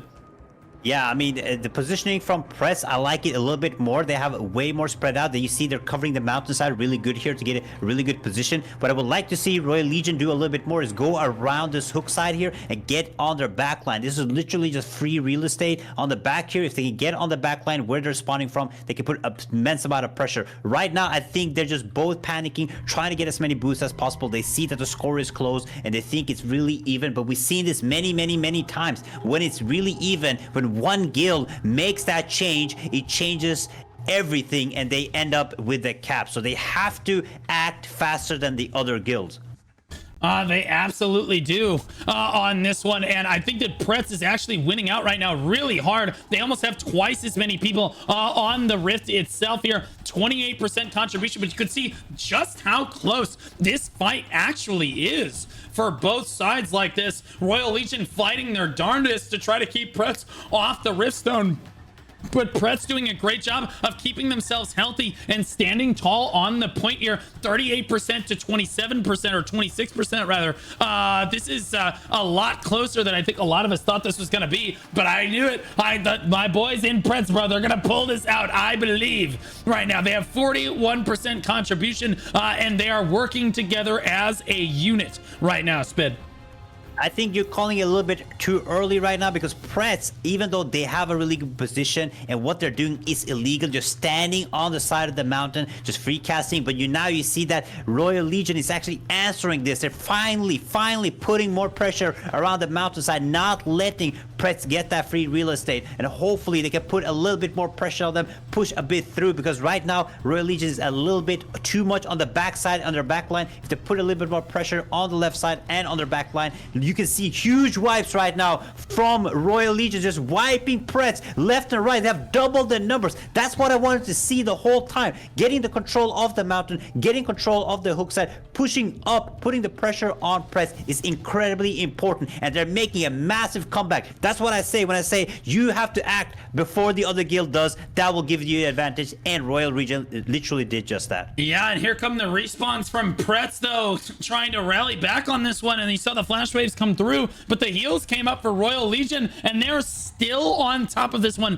Prets finding it hard to basically re-rally here, finally getting control of the Rift. Once again, it is almost a dead heat the entire way up. It was like 30 and 30, 40 and 40, and then it was 50 and 50 almost exactly, and now we're seeing Prets start to take over. They have over 2 times as many people on the Rift now, and look at their percentage shoot up over the top of Royal Legion. They need to get their act together right now. Look at them all standing on the point. It's almost all yellow health bars, 75, 76. Prets absolutely rallying strong there. Royal Legion with a small fumble, and Prets having that experience in large scale PvP, having the poise to know when your opponent makes a mistake, you punish them very hard. You have to think that their experience in large scale PvP across other MMOs is helping them in this battle here. 24 to 20 right now. They're at 88% now. It was a dead heat before a Spid. Now look at the gap. Yeah, I mean, Prets is definitely going to be taking this here. Like I told you earlier, Royal Legion had the upper hand when they actually pushed the mountainside. Look on the side. These guys are just literally free casting. Nobody touching him. Nobody interrupting him. Snippets is standing here. Product is standing here. Alaric is standing here. Just free casting into the red. Where are they? Why are you letting them get this free cast? It's actually absolutely does not make sense. And this is why Prets is going to take this first cap. Hopefully, Royal Legion can start making more. They need more space here. They need more space on the left side. They need more space on the right side, and that's the only way they're gonna get this cap here. Yeah, I will be honest. Now that you have the first cap on a stone like Talus, Prets has a lot more room for leniency because they can basically just prevent Royal Legion from getting the cap on the stone repeatedly. Oh my gosh, a huge engage actually happens off the stone right there, and Prets routes Royal Legion on that engagement right there. But Royal Legion's flankers bringing the fight back, doing what they can there. But for the most part, on Talus like this, you can prevent your opponent from getting a cap repeatedly, like we're seeing Prets do. And then when they do get the cap, they're the ones that have to stand in a very small choke point. Prets is not under a crazy amount of pressure. Prets can wrap. Prets can take all the space that they want outside the fight to basically get a good flash wave or get a good flank with their spear dagger players. They did allow Royal Legion to get a cap off, but now again, they're not the ones that necessarily have to stand on the point. Royal Legion backline does have to come in and stand on this point if they're going to try to take it from Prets here, and Prets knows that. Yeah, I mean, Royal Legion is doing a really good job now. They got the point back and they're putting more pressure on the mountainside. You see there's a huge brawl over here. Who controls the mountainside? Who can get these free casts in? There's going to be a big brawl, but Prets is taking. They're cleaning up the mountainside. They're taking it, and now they're going to push into Royal Legion, and they're going to most likely wipe them here because there is no pressure. But Royal Legion is coming back. They understand now that the mountain is important. They need that control. If they're going to win that point, you need to stand there. Do not let them give any edge. Do not give them any space, because that's how you're going to win the fight. Yeah, it looks like Royal Legion. I thought that Prets was actually going to overwhelm the point there and drop down contribution, but Royal Legion slowly but surely committing enough people to the point. This is looking a little bit scary now for Prets right now. They need to commit more people onto the. Oh my gosh, a lot of the Prets squad just got obliterated by a huge AoE right there. And just as I say that, Royal Legion takes a massive hit as well. It is neck and neck. It is within 1 or 2 members on either side, and look how many people are not contributing to the point. I think that Prets is going to be in a lot of trouble. Royal Legion has 7 minutes to cap this. They're already up at 45% and climbing on this one. I do think that Prets needs to start committing a little bit harder to the point to try to shut this percentage down. Otherwise, they're going to find themselves really scraping for time at the end of this if Royal Legion is able to flip this the other way, Spid. Yeah, I mean, the biggest issue I see with Royal Legion right now is they're panicking too much. When they start getting a lot of points, they all rush in and they completely leave Prets free to cast and do whatever they want to them. They have to make sure that they're giving continuous pressure. They need to get 1 point at a time. You need to be patient. If you're not patient, if you rush in, Prets is just going to eat you alive. And right now, they have insane amount of numbers inside. They have to play with a cool, calm, and collected. They're getting that. Look at that. Oh my gosh. Player. They're actually going to take it, Blue. There's no shot. Royal Legion coming back. They have over 2 times as many players as Prets does. 77%. Prets fumbling right now. It's Conquer all over again. Keep in mind earlier when I said they fought EU versus Russia in the Black Desert Global Siege. Prets did lose to Conquer in that 1v1 in a choke. I'm telling you right now, this is not looking good for Prets right here. It's 78% on the clock, or on the contribution rather. Prets finally manages to battle it back, pushing that contribution back down for Royal Legion. But I'll be honest, 5.5 minutes left on the clock to get 20 or 30%. That's not a whole lot to go for Royal Legion. I think if they just keep doing what they're doing, it's Prets that now is on the back foot and has to basically rally onto the point to keep them from capping this, because if Royal Legion takes it, they will not have enough time to flip this. Yeah, Royal Legion is coming back with the spawn now. They have really good positions. They're coming from the left side. They're trying to put as much pressure as possible. I do think we're going to see a Prets wipe here. And when the Prets wipe here, I do think Royal Legion is going to win this. Because Royal Legion is putting insane amount of pressure right now on Prets. Coming back, Oh you my see gosh. this back and forth. Prets will wipe here. The second they wipe here, it is over for them. Maybe they can stop it at 90%. But definitely Royal Legion has the wave with them currently. Yeah, it looks like Prets is managing to get back to the fight on time here, so they are keeping it relatively close. They're almost able to get it back, still at 73%, shutting that down right there, but they did lose a fair amount of members. As Spid said, they do manage to get back to the point in time, as Royal Legion just does not have all of their boots on the point per se here. But literally almost every player in the match, you'll notice before it was super spread out, everyone was playing relaxed. Now look, everyone is in this tiny box right here. Everyone just piling into the box, trying to contribute for their guild. Prets has almost 30 people on the point. They're barely trying to keep it alive. 85% on the contribution for Royal Legion here as time sticks down below 4 minutes. It looks like they're gonna hit 90. That is not good for Prets. 92%. They're climbing. They have 40 people on the point. Prets fumbles on the goal line once again. Oh, that is not good for Prets. Royal Legion will flip it back the other way. Prets is going to lose control of this one. They're desperately trying to get another cap onto the rift one more time to try to flip this back. Technically, they do have enough time, but they need to get this cap immediately, Spid.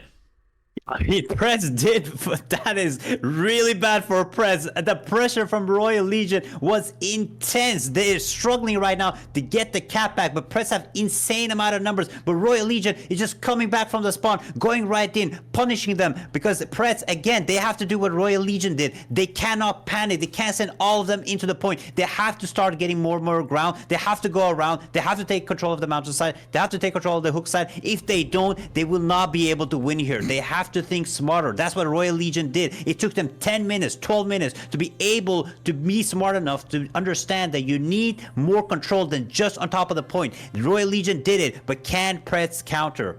I don't think that they can, and I'm not, bro. If Prets has one North American fan, it would be me. But like at the end of the day here, they can't get the cap down on the point, and Royal Legion is just preventing them. At precious seconds are ticking away here, and Prets just doesn't know what to do. Their tanks cannot get this cap off on repeat here. Royal Legion just constantly keeping them every time they interrupt the point. It's so tragic to see out of Prets. They're just tornadoing the point on repeat. Royal Legion knows that's all they need to do to make sure they secure the win here. 2 minutes and 15 seconds left on the clock. Oh my gosh, that feels so bad. The leaderboard is almost all Prets, and they're going to lose. It's just a choke and a half coming out of this Prets squad. Unbelievable choke out of Prets to let Royal Legion come back and swell that hard onto the point. They just let off the gas pedal too hard now. Under 2 minutes on the clock. Almost certainly Prets will lose this now because they just don't have enough time, Spin.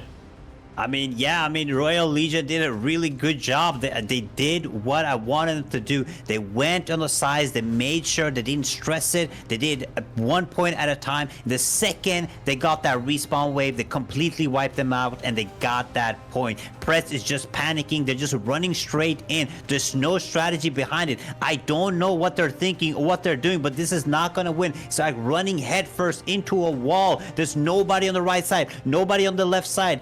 Finally, Prets is trying to get on top of them, trying to cover more ground, but it's 1 minute late. I do not think they have enough time here.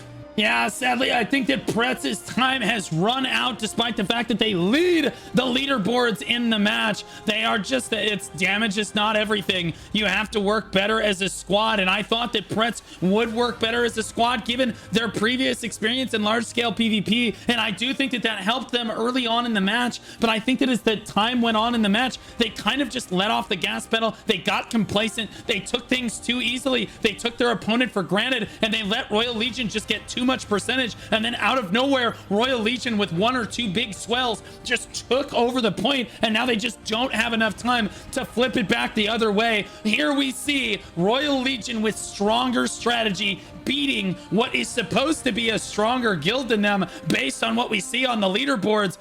Prets is supposed to be significantly stronger, but Royal Legion will win in spite of that, and that's why we love large-scale PvP. That's why we love Throne and Liberty. It's because it's not always the strongest guild that wins. It's the group of players that works better together, and Royal Legion played better as a unit than Prets did. They will move on in this tournament, despite the fact that Prets literally dominates this leaderboard right here. 2.5 million damage. It's all Prets, 2 Royal Legion on the front page here. But if we scroll down, let's find who the strongest tank was in the match. I'm seeing 1.48 million from Drampier, from Yet, once again Prets, once again having the best tank in the lobby. Yeah, it's Prets there. Amount healed, let's see, 5 million from Prets right there as well. 5.5 million from Prets. Again, Prets literally, oh, there I saw 6 million. 6.3 million from Royal Legion, technically the best in the lobby, but I think Prets has more average healers. 6.3 million from Prets as well right here. Again, like, 7.2 million from First Class right there. Dang, man, like they just dominated the leaderboard. They looked so good, Spid, and they still lost. What a match, though. Like, oh my god. It seemed that the first brawl was really even, but Prets had the upper hand. And then Royal Legion, I thought they were cooked. I thought they didn't know what they were doing. I kept asking for them to go to the mountainside and please do something different. And they did. And that was the game changer. Prets just didn't have enough time to understand, to adapt. And that made them take the L. And that means that if Prets took the L, Spit took the W, and now we are tied up, Blue. All right, look, all I'm gonna say is Prets, EU wins again. That's crazy. How are you gonna get beat twice like that? Like, bro, you had you had everything. What are we doing? Pulska won, huh? Dobre, huh? Where's the Polish gang at? Let's go, man. Yes, sir. Oh my goodness, I'm frustrated. Let's look ahead to our next match. Good fights to both teams there. Royal Legion definitely deserved the victory there. CalibersXY versus VikingsOnShroom. Now, I'm going to say shrooms during the match because like it sounds better, but I think they ran out of characters. But CalibersXY, an early access guild from the Talus server. And again, these are the people where I asked, hey, how many guilds are in your alliance? They said 2. I said, which 2? They said Requiem and Requiem North. I was like, oh, well, do you want me to change the name to Requiem? They're like, no, our guild's Caliber. I'm like, well, is Caliber in your alliance? They're like, yeah. I'm like, so you have 3 guilds in your alliance? They're like, yeah, we have 3 guilds. Bro, you can't make this up. You can't make this. The EU education is actually just insane. Unbelievable. But you know what, they believe that they're the rank 1 alliance on the server. They've only won 1 siege, and they were way too scared to say where they were going to finish in the tournament. So say what you will about that, but I'll let you introduce VikingsOnShroom. I just have a question. Are they afraid themselves? Or are they afraid of what people would say? Like, what are they scared of? Is it Halloween? I don't understand, Calibers. They're afraid of the poop talk, as it were. If you catch my drift, the chat PvP of saying that we're the best. I will say, for what it's worth, 4 Glory said they were the best guild in the world, and then I go look at the chat from yesterday in the Discord, and they were just getting memed on like super hard because they got knocked out in the first round. Kind of rough. You know, this is why you have to stand on what you say. I've been saying since day 1, Shin is gonna win the whole thing. I'm gonna stand on it. We're gonna win. I ain't afraid. Come talk your smack. I am right here, okay? You can't spell stupid without spit, okay? Next guild that we're facing against is VikingsOnShrooms. Shrooms is on the free-to-play server Deer. On their alliance, we have BirdsOnShroom. Whatever. And Gremium, they're first in their server, 6 sieges, 1, and their prediction is top 6 or 10. And of course, since I'm from Norway, we are the Vikings. So I'm going with Vikings for this one. Oh, right on. I wasn't sure you Norway is such a beautiful country, just to be clear. I think that's awesome. That being said, again, CalibersXY, I believe that the fact that they were dented on the form and unable to answer the question actually probably means that they're a pretty strong guild. If I follow my EU logic, Usually the stupidest people that fill out the form ended up being in the strongest guilds. I don't know what it is. It's kind of like how like big buff muscle people that go to the gym are generally just dumbasses. It's probably the same kind of thing. These guys are the Giga Chad PvPers. We're rooting for CaliberXY here as we move over to the versus screen. Let's take a look at the pick ban. It does look like VikingsOnShroom won and chose to pick CaliberXY ban. They banned Talus, Kabazon, and Azrael. The choice from Vikings was Morokai. We are going back to Morokai. You know who we saw win at Morokai? Pirates. Pirates and Vikings, almost same thing. So I think Vikings is definitely taking the dub right here. Yeah, okay, we'll see about that one, big dog. Quick Honestly, maths. All Yeah. right, this is the guy who literally voted for Just Play and then got absolutely rolled. Okay, Wait, we're not same gonna guy. talk about that. Same guy, No. chat, same guy. Bro, I heard. Did you hear what happened? No, They're what? saying they're retiring from Throne of Liberty esports because they want to play Hello Kitty My Adventure Island esports now. So we probably might see them in that tournament. I thought that they named that game League of Legends. That's insane. Same thing, right? Yeah, yeah, same thing. Same thing. Tough to be different. But either way, make sure you get your predictions in for CaliberXY versus VikingsOnShroom. We are 7-7 spid, aren't we? Yeah, we're We're like tied up. We are literally 7-7 on predictions right now. This one That's is actually crazy. Yeah, that's crazy. Actually, this is the tiebreaker right here. I need Calibers to pull through, despite the fact that they were dented on the form. I am counting on the fact that they are wearing industrial grade helmets and have themselves strapped in and are listening to calls in this one. As we are just about to hit go, Morokai, one of my favorite maps to play on, to be honest. Wait, I thought you said Talus. You can't just change whenever No, you Talus want. is That's also not how it works. Morokai is my very favorite. Talus is probably in my top 3. Oh, okay, what's the other one in top 3? Azrael, maybe. I like Azrael too. Azrael has a lot going on. But Solid list. Either way, we are already in the game on this one, so we are running over. Sadly, the spectators spawn in Narnia, so we are running all the way over. Fortunately, I did at least spawn in the correct location. This wasn't a Grand Alon situation where they spawned me in the field. I spawned where the boss spawns, which was really strange. I had to run all the way back around. I was like, oh god. But we'll see who is first to the stone here. It looks like VikingsOnShroom are already up here. We'll see if Calibers has joined them yet. No, it does not look like the first engage has happened quite yet, but VikingsOnShroom's on the high ground, Caliber on the low ground. It looks like they are squaring off. We're here just in time to see the first engage. I don't know, man. This could look a little bit rough. Caliber committing. Oh, good pull on a gold swarm right there. Excellent little cheeky little pick right there. But sadly, that is a tank. They're not gonna be able to kill him. They can't touch him. Yeah, use your cooldowns on him, please. Go ahead. Yeah, they wasted flash wave right there. Look at CaliberXY climbing up that left side. They're gonna go from the left and the right at the same time. Look at this engagement. The left is a little early. Where's the right side? You have to go up. The left is getting absolutely shredded. The right has not even entered the choke point yet. No, Caliber has overextended on this push, I think, because the right side are just a bunch of I'm gonna say patty cakes is the gentle way of saying it. Just pansies. Didn't actually push up the choke point. The left side pushed up, all got CC'd, and the right side, who was supposed to get through there, if they're focused on the left, the right side's supposed to get through. The right side just kind of stood on the low ground and said, we're gonna fight this spear.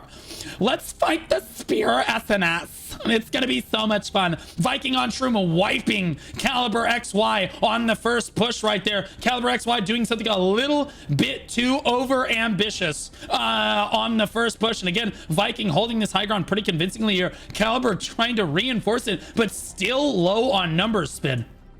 Yeah, I mean, that was a really amazing push by Calibers, but have you seen the movie 300? Vikings were standing there. They said shield wall. They came from the left, they came from the right, but they just couldn't get through the Vikings, and now they're just absolutely smashing them everywhere. Caliber is still trying. They're coming from the right, they're coming from the left, but Vikings, again, standing like a massive wall. We've actually seen this work a lot on this map, playing together as a huge big blob has been working very effectively on this map. So let's see if Calibers can actually play a little bit different here, try to come from different sides, or maybe just face them head on, blob to blob. I don't know what is possessing Calibers to try to push this high ground. This isn't even part of the Riftstone. They were in the better position. All they had to do was stand on the low ground and wait. Vikings had to come to them. They're the ones that have to drop down to try to get control of the stone down here. But it's Calibers constantly forcing themselves into bad position after bad position. This is just bad shot call after bad shot call. Look at them getting stuck in this choke and just getting absolutely obliterated on repeat. Vikings is more than happy to just sit here and farm them. The high ground seems like a tempting position, but at the end of the day, when the cap opens up, you basically have to control the low ground, and Caliber just keeps trying to push into the high ground, and it's just choke after choke after choke point. I mean, I don't understand. I don't know if Calibers like getting punished or something, but they're just standing in the chokes. They're like, hey guys, we're here. They're not even trying to push through the choke. They're just standing there and be like, okay guys, we're waiting for you. Can you please come and just destroy us? Like, why are you continuously not running all the way in? Finally, they started to realize that maybe it's not such a good idea standing in the choke. Maybe we have to push all the way in, and they're starting to put a little bit of pressure on the Vikings, but is it enough? I don't think so, but the stone is opening in 40 seconds, and I think we're gonna see a big meta change the second that happens. Yeah, I'm thinking this is a little rough considering the first Caliber member on the leaderboard is down at 13th for damage, but you expect that when their shot caller is telling them to run into a meat grinder on repeat. And again, they have not let off the gas pedal. They think that they're winning. I'm not, unbelievably, they just keep running up here and expecting. The definition of insanity is doing the same thing repeatedly and expecting a different result. And that's what they're trying here. There's 10 seconds left on the clock. The funny thing is, I don't know how it is working, because Vikings aren't even close to the spawn. Yeah, like, they don't even know that it's gonna open. It's gonna just join it right. They're dropping down. No, they're dropping down right now. They're gonna go. Oh my gosh, he wasted his CC on the wrong member. No, he got it. Okay, no, here come all the Vikings on Shroom. It is not working for CalibersXY.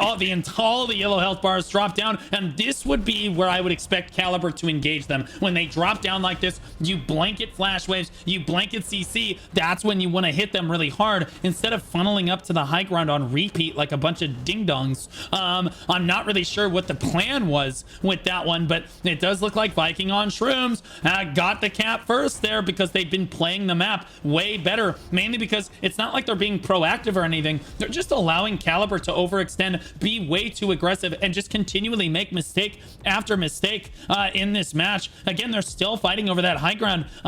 That's just not the play. You can basically hit everyone from this low ground. It's just basically just as good because you can step onto the point either way. Sure, the high ground gives you slightly more hit, but you're hitting tanks in a lot of cases, and it's really just you're standing out of the point unless you stand kind of right where I am. This is the Giga Gamer spot to be standing. Sadly, we don't see anybody here quite yet, but so many Caliber are fighting over that high ground right now. They're not actually contesting the point as well as they could be here. Yeah, if you look at the low ground right now, you can see there's so many Caliber players not even inside the point, which, I mean, even if you don't have the point, you should still get in so you can slow down the retake from Vikings right now. But they're just standing outside, just casting. Just get your boots inside. It makes absolutely no sense. There's nothing happening over here. Why are you not standing inside? But as we can see, Vikings, they are trying their best, but Caliber is bringing it back. But can they get the cap? Because if they don't have the cap, they're not making any progress. Yeah, I think it's going to be a little bit rough for them. Vikings on Shroom constantly swelling onto the point. It looks like it's going to go Caliber's way. And then Viking says, no, everybody from the high ground drop down right now. And then everyone drops down and you see this massive swell. Look at this. They have over 2 times as many people on the point. Once they bring their people standing on the high ground down onto the point, they're going to secure this cap as quickly as they can and force Caliber to basically try. Honestly, Caliber still hasn't even gotten a cap off, despite the fact that they had over 30 people on the point. Just a few moments ago, they still could not secure a cap onto the point. Again, that's the failure of the front line on repeat there. They should absolutely have been able to secure a point, at least a cap by now. It's not like they're not contesting it or not getting attempts down. I think, again, it's just an itemization diff on this one. Viking on Shroom is certainly out skirmishing them, no question. But again, you're spawning at the better spawn location and running in. They definitely had more people on the point than Vikings a number of times here, Spin. Yeah, I mean, at the end of the day, you can change your strategy, you can play different, but if your tanks cannot get the capture, there's nothing to be done. You might as well just sit at your spawn and go eat some cake. If you need your tanks, your front line to get a cap off, that's the only way you'll be able to make any progress here. They are trying to position themselves better. They are trying to take those fights, but again, we see this over and over again. Struggling with capturing the point leads to disaster, and right now, that is what's happening to the boys. Yeah, I think CalibersXY diving onto the point right now, trying to get in on this. Honestly, again, look how many red health bars they have actually contesting the point at the moment, yet no one is capturing the point.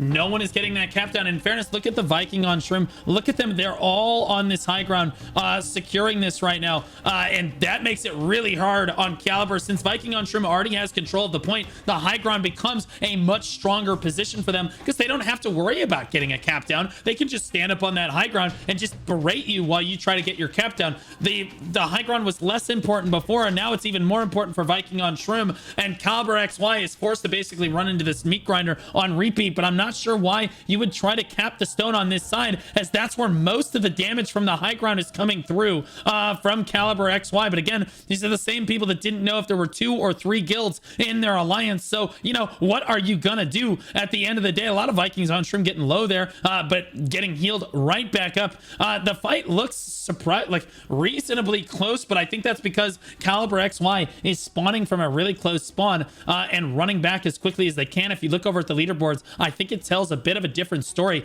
You see VikingsOnShroom basically dominate the entire leaderboard, save one person named Keox in CalibersXY. It's VikingsOnShroom just dominating right now in DPS on the leaderboard. So that tells you their statics are just working stronger together, Spin.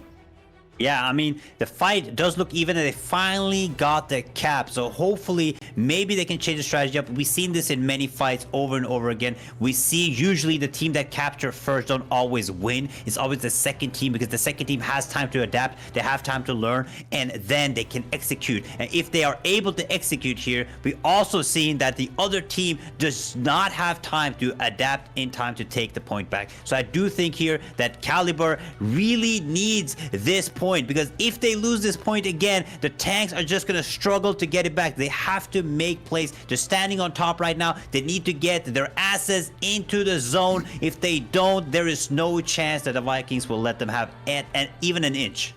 Yeah, I think that, again, they're still skirmishing for this high ground, and I think that these players are acting as more of a disruption. You have 4 CalibersXY players occupying close to 8 players from VikingsOnShroom, trying to keep them from firing on their players on the low ground. I think that's a pretty good trade. The problem is Caliber's still losing the fight on the low ground, and that is a bad sign for their guild down there when they're fighting an advantaged in numbers and still losing like that. They fail the cap on the stone, and that's got to be demoralizing for CalibersXY here. VikingsOnShroom putting on a pretty dominant performance in the first round of this tournament here for them. I wasn't sure. Have you ever played against VikingsOnShrooms before? Are you aware of who this guild is? I didn't even know. I just saw the name Vikings and I was like, that's my team right there. But they are playing really good. Now they are, in my opinion, even though Vikings is dominating, I would say these teams are very close in how well they play, and they're around the same tier. However, Vikings just have the better strategy. They know what they're doing. They're everywhere, right? They're on the ground, they're on top, they're trying to interrupt as well as they can, while Caliber is just getting slapped around. But Caliber is coming back. They were finally able. Earlier, it took them 5 minutes to get the cap. Now, just a minute. So they are definitely making progress here. They just need to change the strategies a little bit, come in from different sides, make sure that they're destroying these teams. They're just standing there, just hammering down on them, and I think they might be able to take the W here. Yeah, I think that honestly, Caliber is battling really strongly here on the low ground. We've seen this time and time again on Mordecai. The weaker guild is able to put up a fight, mainly because the spawn is so close here. They can run straight back and get onto this. I wonder if there's any spawn campers over there, but I doubt it, as I see most of VikingsOnShroom here. Some people are saying that VikingsOnShroom is a BDO guild transition to a TNL guild. That's interesting, and they just swapped a Bellendir a couple weeks ago. That's very interesting to hear from them, because they look really strong here. But I think that's the beautiful thing about this tournament. tournament is there's a lot of guilds that people didn't even know existed that come out and they have such a strong performance and they look so good in the tournament like this. And then you're like, oh wow, wait, maybe we're not the strongest guild, you know? It's kind of a humbling experience for the entire scene to see just what everyone is capable of, especially in the first round like this, Spid. Yeah, I think we're gonna see a lot of players after this tournament realizing that it's maybe not worth being on these dead servers. Maybe we need to go to servers where there is PvP action so we can get better. Everybody has been writing in those forums. We have won 6 sieges. We are the strongest in our alliance, and they come here and they get absolutely dogged on. And that should be a wake-up call. Maybe not for the leaderships, but for the members that, hey, we are not as strong as we thought we were. We should probably go seek out a PvP server so we can get experience, we can get chemistry, so we can actually get better as a guild.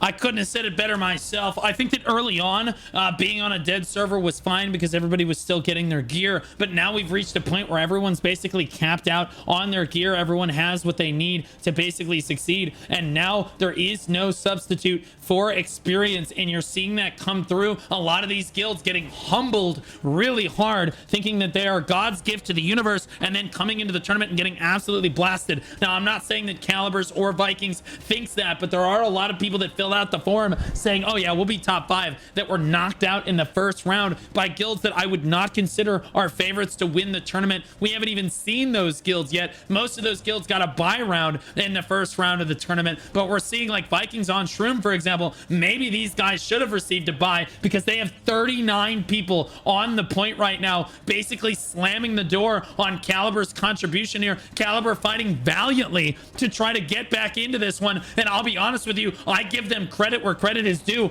Their tanks are doing their job, but look how many yellow health bars are swarming the point right now. They're just losing the engagements. Their DPS is losing, their backline is losing, their flankers are losing, but the front line is still finding a way to get these caps down. It's just Vikings slamming the door on them on repeat. It's just a rough situation for them, but it shows the resilience that they have as a guild to keep coming back and keep trying for that point repeatedly like that. They're not just getting slammed on immediately. It takes Vikings a couple minutes in order to slam the door on Calibers here. Yeah, I mean, Vikings is doing a really great job just holding it tight. Like I said, shield wall, right? They cannot get through, but they're playing together. They're playing really good together. They know their positions. They know where to stand. They know where to counter them. And Calibers just cannot find any space. Every time they try to get the... we've seen Caliber come on the point, take it, have double the numbers, but the numbers shrink so fast. It takes 5-6 seconds, and Vikings just immediately responds and just completely shut them down. And it is demoralizing. Like you say, I mean, being able to capture the point and not make any progress at all, it is rough, man. It is rough, but they still try. They're trying different things, but Vikings just seem way too strong here. Yeah, it's a tough position, but as I look at some of these statics fighting on the screen here, I'm starting to look at some of them that you can tell that they're targeting different members. They're like, that's a tank, that's a tank, that's a DPS, and then they start targeting that person. You see them run around for a second. They're click, looking for the correct targets. You can tell VikingsOnShroom's DPS absolutely are targeting the DPS members of CalibersXY. I think that their targeting is just much stronger than their opponents on top of their healers. And when your DPSers are playing really well, it makes your healer's job a lot easier because there's less people to kill your healers. And so it helps the entire team do better when your DPS are targeting in the correct way, and that's exactly what we're seeing VikingsOnShroom's doing. That's why the front line for Caliber looks so strong here, is because they're basically being ignored until they reach the point by the rest of the Vikings squad here, is they're looking at everyone else. Once they start capping, it's a different story. Then they get interrupted, they get killed, but until that point, no one's even looking at them as tanks. No one even wants to touch them, and again, that's just good play coming out of VikingsOnShroom right there. We see flash waves coming around, one of them fired up basically vertical there. That's a little rough. Mr. Tomato doing what he can, firing from the side out here, but again, VikingsOnShroom looking overwhelmingly dominant in this one. It does look like Caliber's gonna get one more cap in, Spid. Yeah, I mean, again, let's see if it's gonna end up in the same story. They get the cap, they get members in, but it does not last long because Vikings, like you said, they know who to target. That's what makes the difference between being good and great. If your team is playing well, you know who to go for. You're good at leaving those tanks alone, targeting properly. It will change the match. But like I said, look at this. Caliber does have the number, but it will not last. It goes at least a minute, and then Vikings just come back, they counter them, and they just take the stone back. And every time that happens, it's extremely demoralizing. I don't know. Calibers is actually wedged in that corner over there really well. They've got a lot of members that are very healthy on the point. Oh my gosh, 3 members that are not so healthy get knocked out. But honestly, I think they're doing a great job of rallying. Now they're starting to get bursted down as the VikingsOnShrooms respawn come back to basically thwart them. They actually had a good run there, though. They got up at 31%. Again, that shows you when they're playing well together, they're strategizing together. Calibers is absolutely able to stand up to this Viking squad, but Vikings just a stronger guild. I'm just gonna say it. They have stronger organization overall, stronger shot calling, stronger static movement, but you can see these glimpses of hope from Caliber here where they work beautifully with one another. For just even a few moments of play, you can see just how well they look as a squad there. And then again, somebody slips, and then the whole team kind of falls over right there. Your chain is only as strong as its weakest link in a lot of cases. So VikingsOnShrooms just eventually overwhelms them, and that's exactly what we're seeing here one more time. As time ticks down, we're under a minute here. VikingsOnShrooms will very convincingly move on to the next round of this tournament, and they will fight the winner of our next match, which is Pain versus Nobody Cares. Yeah, I mean, this was really amazing by Viking. Amazing showcase. They show who they are. They are ready for the big leagues. They came here, they conquered, they slapped, and they showed them that they are just in a different caliber. Absolutely. Okay. All right. Why you got to do them like that?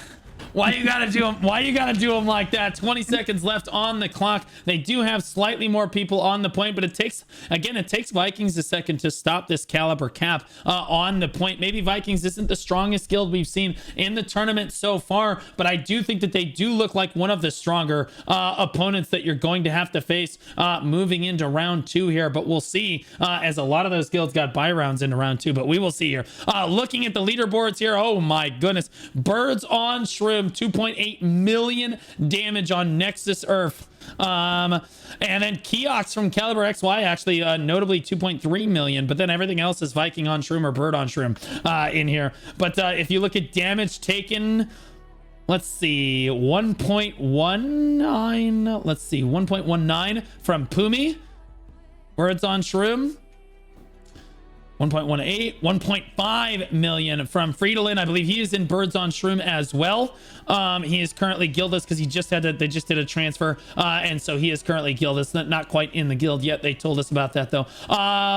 Healing 3.3 million. BirdOnShroom 3.7, 4.3 million from Calibers, actually. Munchlax at 4.7 million on that healer. The best healer in the lobby on the losing guild is not what you see very often right there, Spid. But hey, man, good fights to both sides. It looks like I think you're going to pull ahead for the first time in quite some time here. I mean, I said Vikings, they're from Norway, you know, it was just meant to be. I am in the lead, and I'm going to be honest with you, Blue. I don't see you coming back from this. I think right now I'm just going to pull ahead. You have no chance. Just like Caliber versus Vikings, I was Vikings, you were Caliber. You will have no chance of catching up ever again. It's done. Yeah, let's just bear in mind that you actually play on this server and are almost losing to someone that has never played against any of these guilds a single time in predictions. I'm just saying. I am just saying. We're looking ahead to our next match here. It's gonna be Pain versus Nobody Cares. Okay, before you go into this, I have to talk to you about this, because if I introduce Pain here, the chat is going to be on fire, but because Pain is allied with Failure. So if I introduce them, I'm gonna be biased, so it's up to you. Will you want me to introduce them, or do you want to introduce them? Oh, no, I'll definitely take them.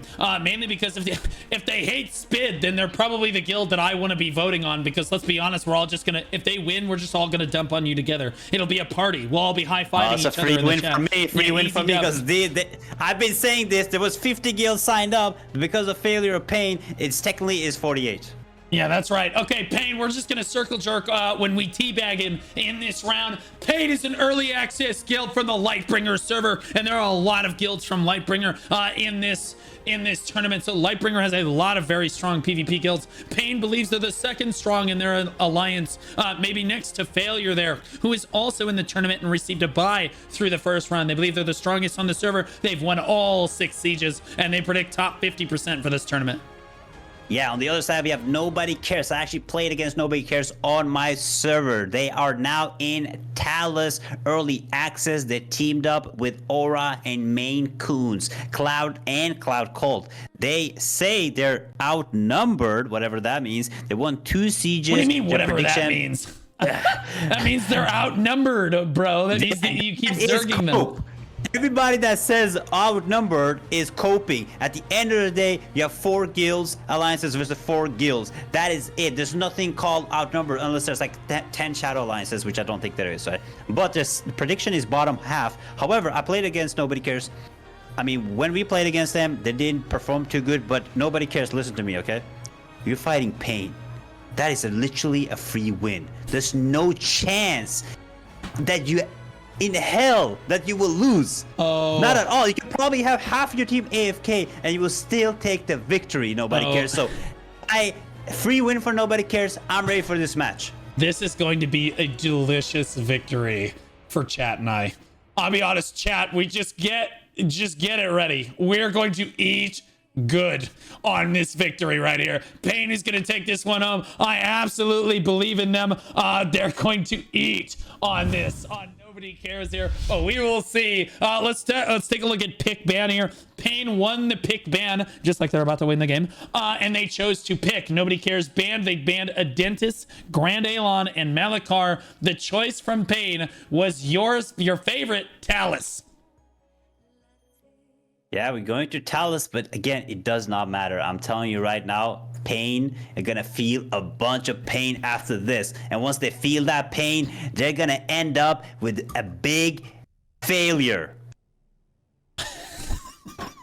Okay, yeah, no, you can tell he's really stretching it, Chat. Pain's about to absolutely destroy this. We're hitting go as the lobby is ready. It's Talus. We're gonna watch Pain inflict some of their namesake on Nobody Cares on this map. First round of this tournament. We have at least a couple more matches to go after this one still today. So there's a lot to get through. Let's get right into the action. Yes, let's go, man. I am ready. Let's see who has a team. We have Yellow Team coming out from number 1. Pain has already taken. Yes, I don't know who they are. Yellow Team. Yellow Team is already making the stone, standing on it, getting ready for the push from Nobody Cares, because they don't even care. They're gonna come in here. They're just gonna overrush them, to smash them to the side, and take the stone. They don't even need the 20 minutes to win this game. Okay, here's the first engage happening right now. Nobody Cares a little clumped up on this one. Pain beautifully spread right now. That concave looking very good. They looks like they just want to accept the push from Nobody Cares. Nobody Cares spreading out now. Basically right as I said that now. Both guilds very reasonably split. 2 squads, 2 clumps rather on either side. It looks like Pain is gonna wash it. They're gonna pull the trigger. Why so easy diving in? There's the front line dive. Nobody Cares tries to reconnect on the other side. Look at the clash between the 2 armies right there as we see just who is stronger on the first engage. Nobody Cares. Looks like their health bars might not be quite as healthy as Pain's are. The flankers from Pain getting on the Nobody Cares backline and doing a lot of work. Look at them cleaning up by the cliff over there, and then they're gonna come over to this riftstone. Once they clean up the final members of Nobody Cares over there, Pain looking very dominant on that first engage.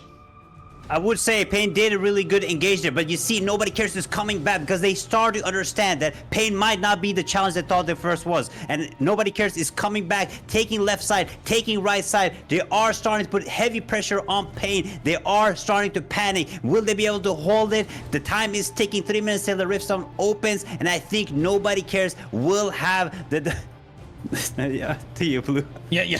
Okay, yeah. You're getting dumpstered right now, okay? I'm just gonna say what chat's thinking. You're getting dogged on. Pain is destroying this in the leaderboards right now. Every engage looks like for Pain is absolutely inflicting it on Nobody Cares. Look at this front line. Daxter runs out of health. Bay Demon runs out of health. All of this front line is dying over here. The cliffside doesn't look good for Nobody Cares either. Pain looking really strong from this one, and they look really good. I'll be honest with you, I'm sitting comfy. Look at the flankers from Pain on the back line of Nobody Cares, disrupting even the regroup. It's looking a lot of yellow right now on the screen. Nobody Cares just getting mopped up left, right, and center. It looks like I would try a different strategy if I were them, because running straight at this brick wall is not working. We've seen this many times. Like the first brawl and the first 5 minutes don't always matter. I think Nobody Cares is just pretending to take this pressure from Pain, just letting them sandbag them, because the second this Riftstone opens, they're just gonna mass rush it, take over the whole area, push the mountainside, push the hook side, push all the way into their spawn, start spawn camping them, and take this stone from them. Yeah, I had to turn on your perspective there because I had to make sure I was watching the same match that you were.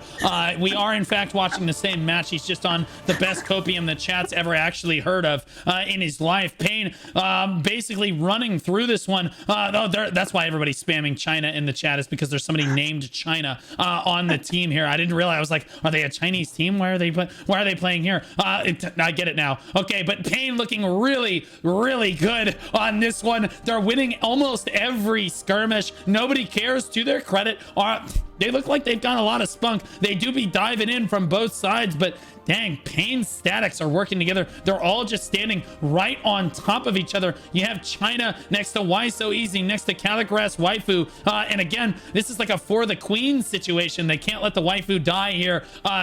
Wouldn't want that to go down. And again, I find it funny that Calibers Waifu is the healer of the party, but you can tell that the various statics are all playing with one another in Pain, and Nobody Cares when you're trickle spawning like this. You will actually just not be able to group up with your static as efficiently, and you can't group up with your healer, you can't get with your tank, you can't position as well with one another and communicate and work together as a unit when you're dying this quickly and running back and trickle spawning. So Pain definitely with a huge upper hand here, as their statics have all had time to basically plant their feet and play with one another.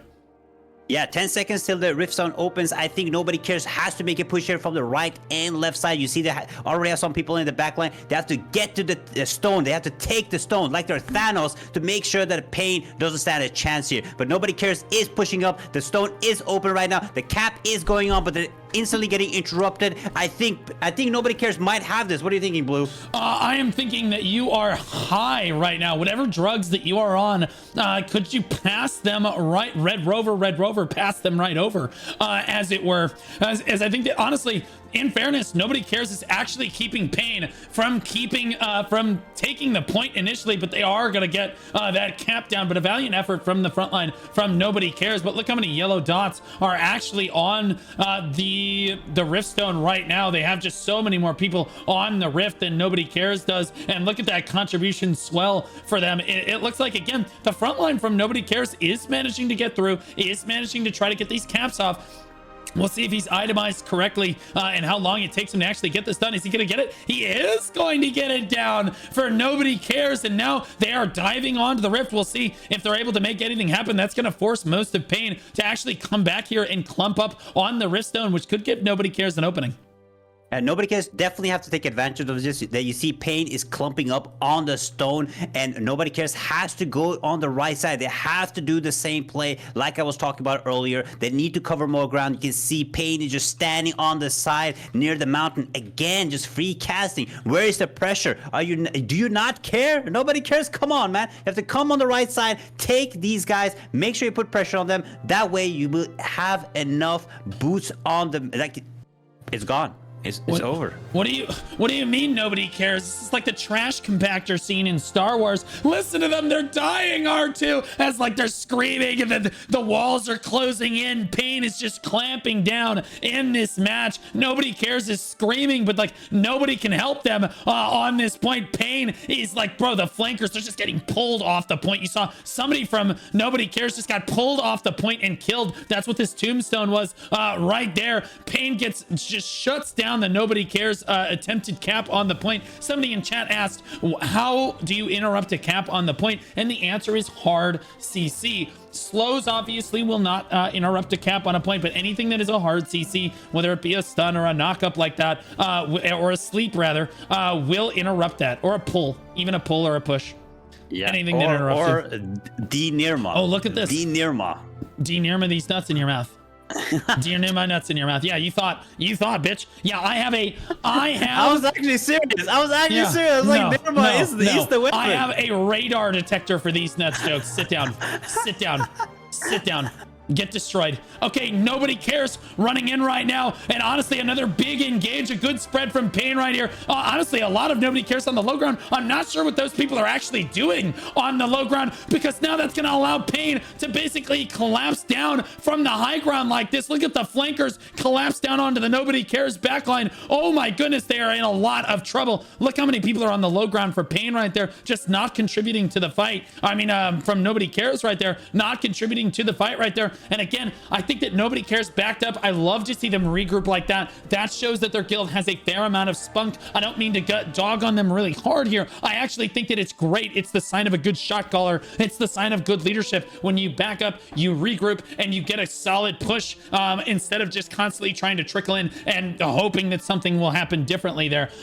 That was not the answer, was to send half of your offense to the low ground like that, where they can't really contribute to what the high ground is doing. But I do think that if they sent that half on the low ground, if they had just approached from the other side, Pain understands how to handle an approach from one side. Have half of your offense spawn on the other side. Have one spawn at point 1, have one spawn at point 3, and have them basically engage at the same time from both sides, and see how Pain is able to handle that. Nobody Cares actually getting a really solid engage right there. A good tornado will wipe out a few of them, but sadly, Nobody Cares does not have anyone capping the point right now, so they can't get any contribution out of it.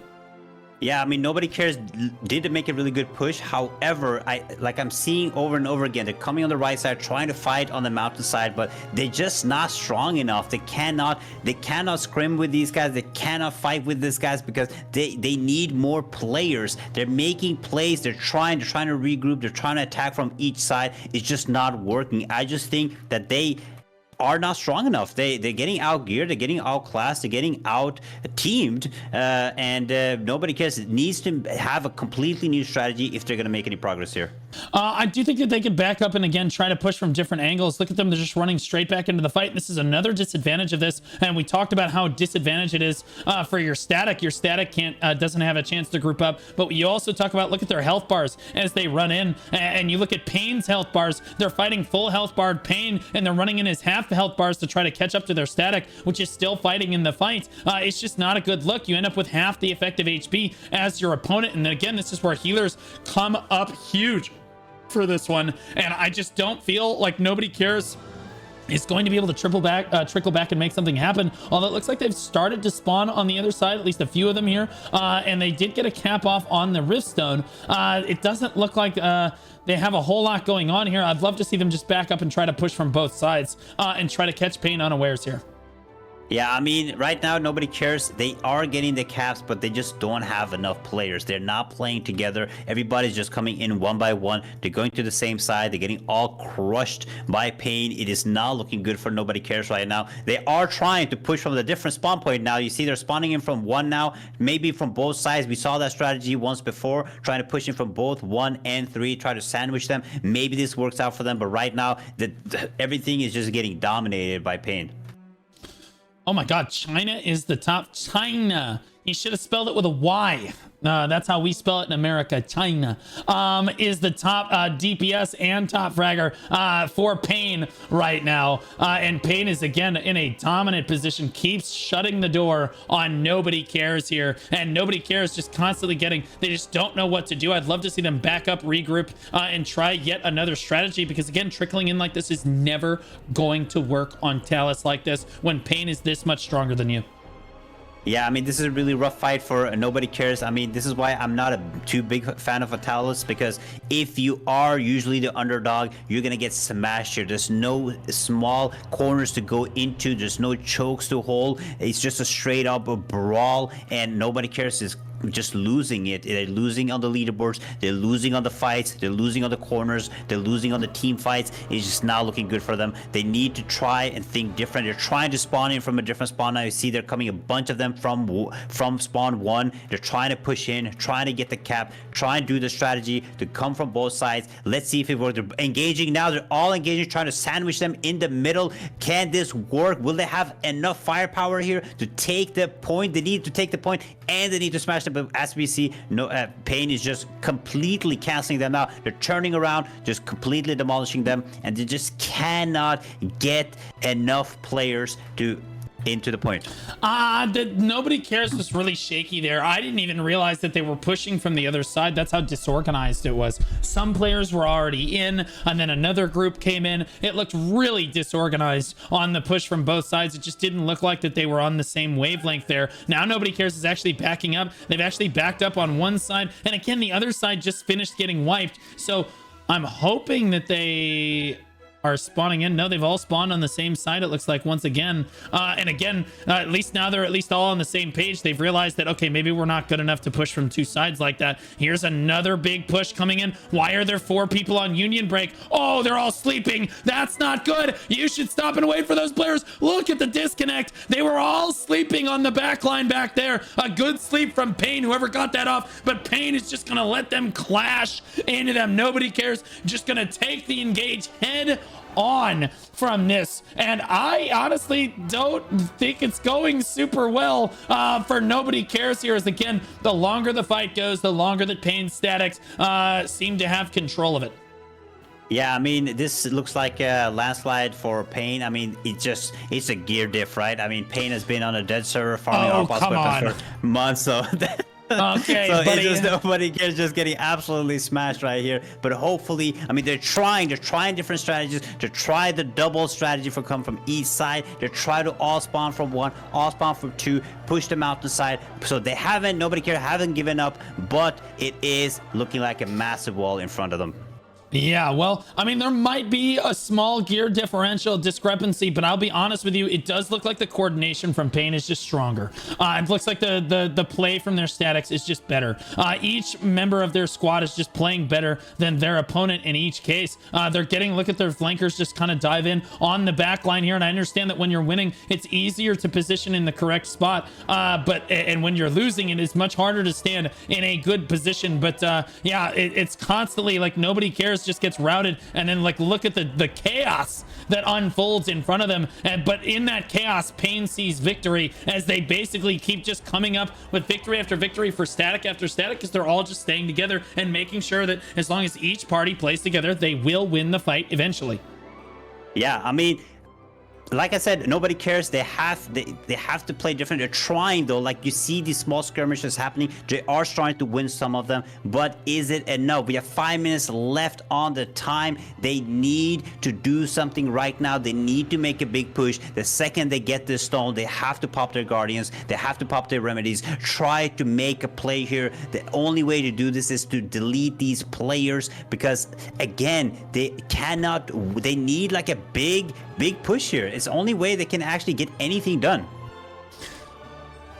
Yeah, no, again, I think that Pain is just going to keep shutting the door on repeat. I think at this point, if you're Nobody Cares, I think you should just back up and keep trying different strategies, because you can use this as a scrim. You're very likely going to lose at this point. It's very obvious, but I think that you could use this as a scrim and a learning experience to try to keep attempting new things, like pushing from both sides, or even just move down towards the Talus spawn that we see way down over there, and see if you can't get a good engage down there. Try something crazy. You know what I mean? you do something. It's time to Hail Mary, do something outside the box, try something that on paper maybe unorthodox wouldn't work. But at this point, I think that Pain would pursue them no matter where they went, because they're flexing at this point.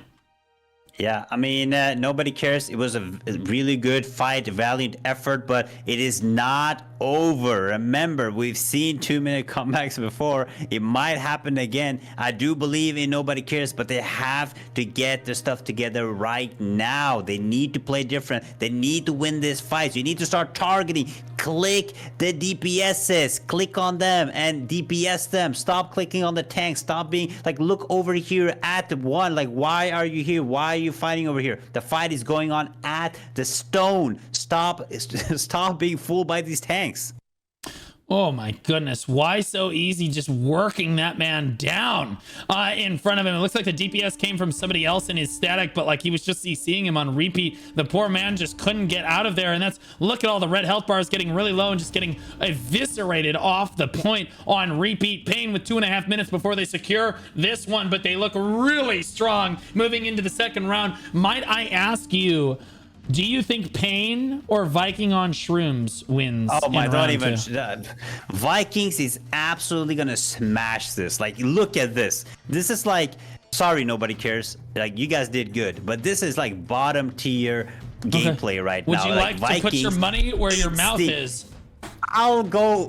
Would you? I'll go 10. Yeah, I'll go let's do 10 it. gifted on Vikings. Okay, all right, I'll go 10 gifted on Pain in the second round. I'm down to take another. Even if we're not shoutcasting it together, I will remember. Yeah. Look, like chat, I see here. opportunities. I see opportunities. I take opportunities. You know, you take those free wins. You know what I mean? I was like, I can make $50 here. Hold up. You think I Pain is can gonna make give you a free $50 win? here. Hold up. Oh my God, you're gonna be in for like this is not gonna go your way. I'm telling you right now. Like, you think Pain is showing a masterclass right now? What we saw last game was a masterclass. This is just killing NPCs, and that is what Pain is known for doing. Nobody cares NPCs? How dare you, bro? What? I think that Nobody Cares is doing a great job in this one. Yeah, Nobody Cares is just taking strays, but that's not your fault, okay? It's just because of Pain. My bad. Nobody cares. It's not his fault. He's upset. He's a crybaby. It is what it is. He's upset that he's losing. I want to be clear that Nobody Cares did a great job here. Yes, they had a very tough opponent in the first round, even if Speed doesn't necessarily want to admit that. Pain is one of the stronger guilds in the tournament, and they came out looking really strong here. I think Nobody Cares showed some spunk here. They showed a lot of different strategies and a lot of different, they backed up, they regrouped, they tried different things as a squad. Yes, they came up short, but I think that they did a great job showing up. Yeah, I mean, Nobody Cares did try. Like, that's what I really like, is you did not give up on the one strategy. You tried everything. You went from different portals, respawning different, try to take more points close to the mountain, underneath the hook. You tried your best. You came here and you showed that you are getting better. You want to learn and you want to be better, and that is absolutely what we want to see during this tournament.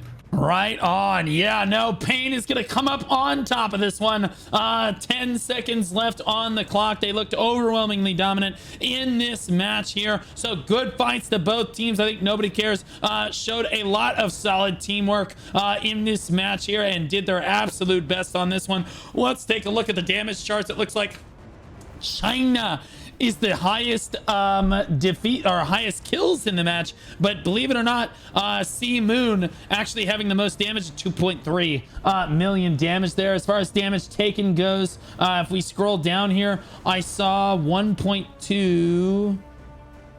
Yeah, I saw 1.2 million was the highest. 1.25 is Hey from Nobody Cares. Coming up as the best tank in the lobby. The amount healed, 3.5, 3.7 from 40 in Pain. 4.4 million from Ray and Nobody Cares. No way. No way the losing guild had the best healer. That's insane. No, never mind. 6 million from Peace Arena in Pain, but good effort from Nobody Cares there. 6 million. Holy moly. Definitely the best healer in the lobby right there. Good fights to both teams, and we all love it when Spid eats his words, don't we, Spid? I mean, yes. I mean, you took the win. We're tied up again. So, I mean, nobody cares. They did their best, but I just don't see Pain going much further. Well played, but I mean, I'm gonna say it. Okay, Pain, you played good.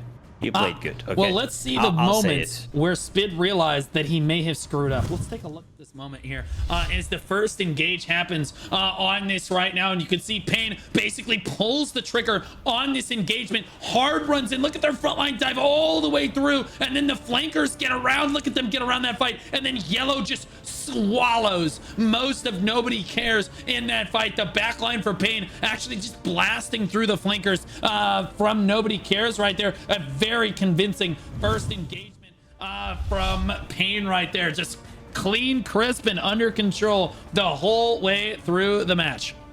I would say the whole way through the match, but okay. Just can't let him have an inch, can you? Let's just go to the next game. Let's go to the next game. Okay, all right. Yeah, I get it. Next up, we have BLACKSAIL versus Chaos F, and we know I love that Chaos Alliance because I was for Chaos R earlier, and then Chaos you X. can have Chaos. Yeah, and then Chaos. BLACKSAIL is okay. So I'll let you have BLACKSAIL. That's fine if that's what you'd like, but like that's just who I ended up with earlier. I love the Chaos Alliance early access guild from the Adriana server. At least that's what they told me. Chaos F is actually their third strongest guild in their alliance. They are rank 1 on the server with 3 sieges, 1, and they believe top 50%. So BLACKSAIL, I don't know, they might have their number. BLACKSAIL is from the early access server Ember, and they have allied with Final Flash, who we saw fight earlier, and Less QQ, and they are the first strongest in their alliance. So both guilds have several teams in their tournament. Sieges one is 4. The prediction is top 5. I think this is a Spanish guild, right? Hablo un poco español. ¿Dónde está la biblioteca? Right? What? Yeah, he just said that. Yeah. For sure, yeah, 100%. I definitely speak Spanish. A la Madrid, a la Madrid. No, I don't have to use the bathroom. Okay, chill out. Okay. I think that BLACKSAIL versus Chaos F. One more thing I want to say before we get into the versus screen, because Pickman is already basically ready to go for this. I want to encourage all of you to take a look at our sponsor, Icon Digital. They do have an optimization performance app for Throne and Liberty and for basically any game that you'd like to play. Their application is free to download. It's very lightweight, and it shows you, it diagnoses what possibly could be wrong with your computer and where you could improve on for FPS, and it constantly monitors those things without using a single % of your computing power. It just runs in the background. It's very smooth. I have it running right now on my computer. That is free to download. And then if you want to upgrade it, they actually have an optimization thing that you can do. Just click at the click of a button. You can optimize your computer for every game that you would like to play, and you will get 40 to 60% more FPS, guaranteed. This application is tried and true, just tested and approved by me. So I use it all the time for all of my computers. Even my stream PC has it. If you use code Blue Squadron, you can get optimized too and perform better in tournaments just like this one. Big shout out to Icon Digital for sponsoring the tournament. I encourage you guys all to go check out their application here as we look forward to our next match of the day. BLACKSAIL versus Chaos F. Let's talk about pick ban. I'll let you go through it this time. Yes, we have Chaos F versus BLACKSAIL. The pick for this is Azrael with Chaos 1, and BLACKSAIL banned Talus, Morokai, and Adentis. So we are going back to Azrael. Right on, baby. Is that Oogie main I see in the chat? Why do I see Tass and Oogie everywhere I go, bro? They're like, there's chat PvP going on in here? But those are some of dude, those are some of our. I see some messages about. Oh no, people are using scripts. Yeah. I think Pain was using scripts. Yeah, every single. Well, honestly, Spid, let's just be real. If they were using scripts, you would have already made a video about it. I'm just being honest. Like most of your videos are like, how are they exploiting? You know what I mean? Every week it's like, let's talk about a new exploit because they won. Okay, it is what it is. All right, so BLACKSAIL versus Chaos F. Make sure you get your predictions in, guys, as we are go for this one. Oh wait, I'm not in. Wait, I'm not in the lobby. Let me get in here. Yeah, so I get it. Blue slow as always, man. You know. Sorry, this I is was how getting it the is, protection man. ready. I'm leading this. I'm leading into the game. Like, what can I do, Blue? Let's just talk about the Azrael for a moment. Again, a lot of people talk about the high grounds on Azrael. I haven't seen a single EU player stand up on the high grounds of Azrael. I think even a single time. Visceral was doing that actually on the pillars, though. They like to stand on the pillars. Pillars are different than the walls, though. A lot of people talk about the walls. I mean, you want to stay you don't want to stay on top of the walls, but you want to have like the position and when you have the stone inside the walls, right? Because that is a really good position to have. It's a very defensive position because when somebody's making a push, when you have that corner, you can make your defense much stronger, right? Yeah, we are already into this one. I forgot to record which team was on which side here, so we are not quite. Do you remember who's red, who's yellow here? We have Chaos, who is red. Oh, Chaos is red. Okay, all right, right on. And they are spawning into this one. It looks like it is not going to be Chaos that is first to the Riftstone here. This is Chaos F. All right, very good. It does look like their opponents are the first one to the Riftstone on this one. I'm not sure if they're going... honestly, BLACKSAIL is on the point, but they're running up trying to see where they're spawning from. So they're already moving around and trying to recon to see where they need to put their defenses on. Yeah, what I was trying to say there is we see the Azrael consistently. We see the guilds basically wait. Usually there's one guild lagging behind and the other guild prioritizes getting onto the stone really early versus the other ones where we see engagements happen almost off the rip the moment that guilds spawn in. On this one, we're seeing Chaos F wait a significantly longer period of time here. Yeah, I mean... We see right now they're coming from spawn 2. They're getting ready. Chaos is going in. It seems like they're going in through the main choke. I would not do that. Let's see if they split up. Yes, they are splitting up. It seems like half of them are going through the main choke while there's 2 flank teams going from the right side. And oh my god, BLACKSAIL is not punishing them on the choke. No, they're not. They're all clumped up. Horrible. No, they are all clumped up on this one, and that is not a good engage from BLACKSAIL. Chaos F with a clean strategy coming in. A good engage, but is it going to be enough on this one? You see a lot of red health bars collapsing down there. Oh my god, 3 of their members fell off the side of the cliff like ding-dongs on this one. BLACKSAIL fighting 3 members up at the first engage like this. Chaos F doing their best to fight 3 members down, but I think that's going to be enough as they're rallying back here. There's a lot more yellow health bars than there are red health bars. It looked like a really solid engagement there from Chaos F. And just as I say that, look, we see one of our first members up on the walls up there for BLACKSAIL like this. But again, I think that Chaos F having 3 of their members drop down like that when they collapse down was a huge detriment to them as a guild. So let's hope that that doesn't happen for them again. Yeah, I mean, BLACKSAIL, I mean, they got caught with their pants down. I mean, not covering those chokes was insanity. I mean, after watching so many games, I feel like you should have an understanding that that choke, you need to be there, especially when you're already inside. But Chaos is pushing through. It seems like Chaos is coming. They have the better spawn point. They are rushing in with more members. It is going to be a really intense fight going into it, but Chaos is definitely getting the advantage here. Yeah, well, I mean, I wouldn't necessarily say that. I see more BLACKSAIL on the point than I see Chaos F. And if you look at the leaderboard, I would say it's kind of split. I see Chaos F. I'd say, I don't know, man. It's kind of half and half.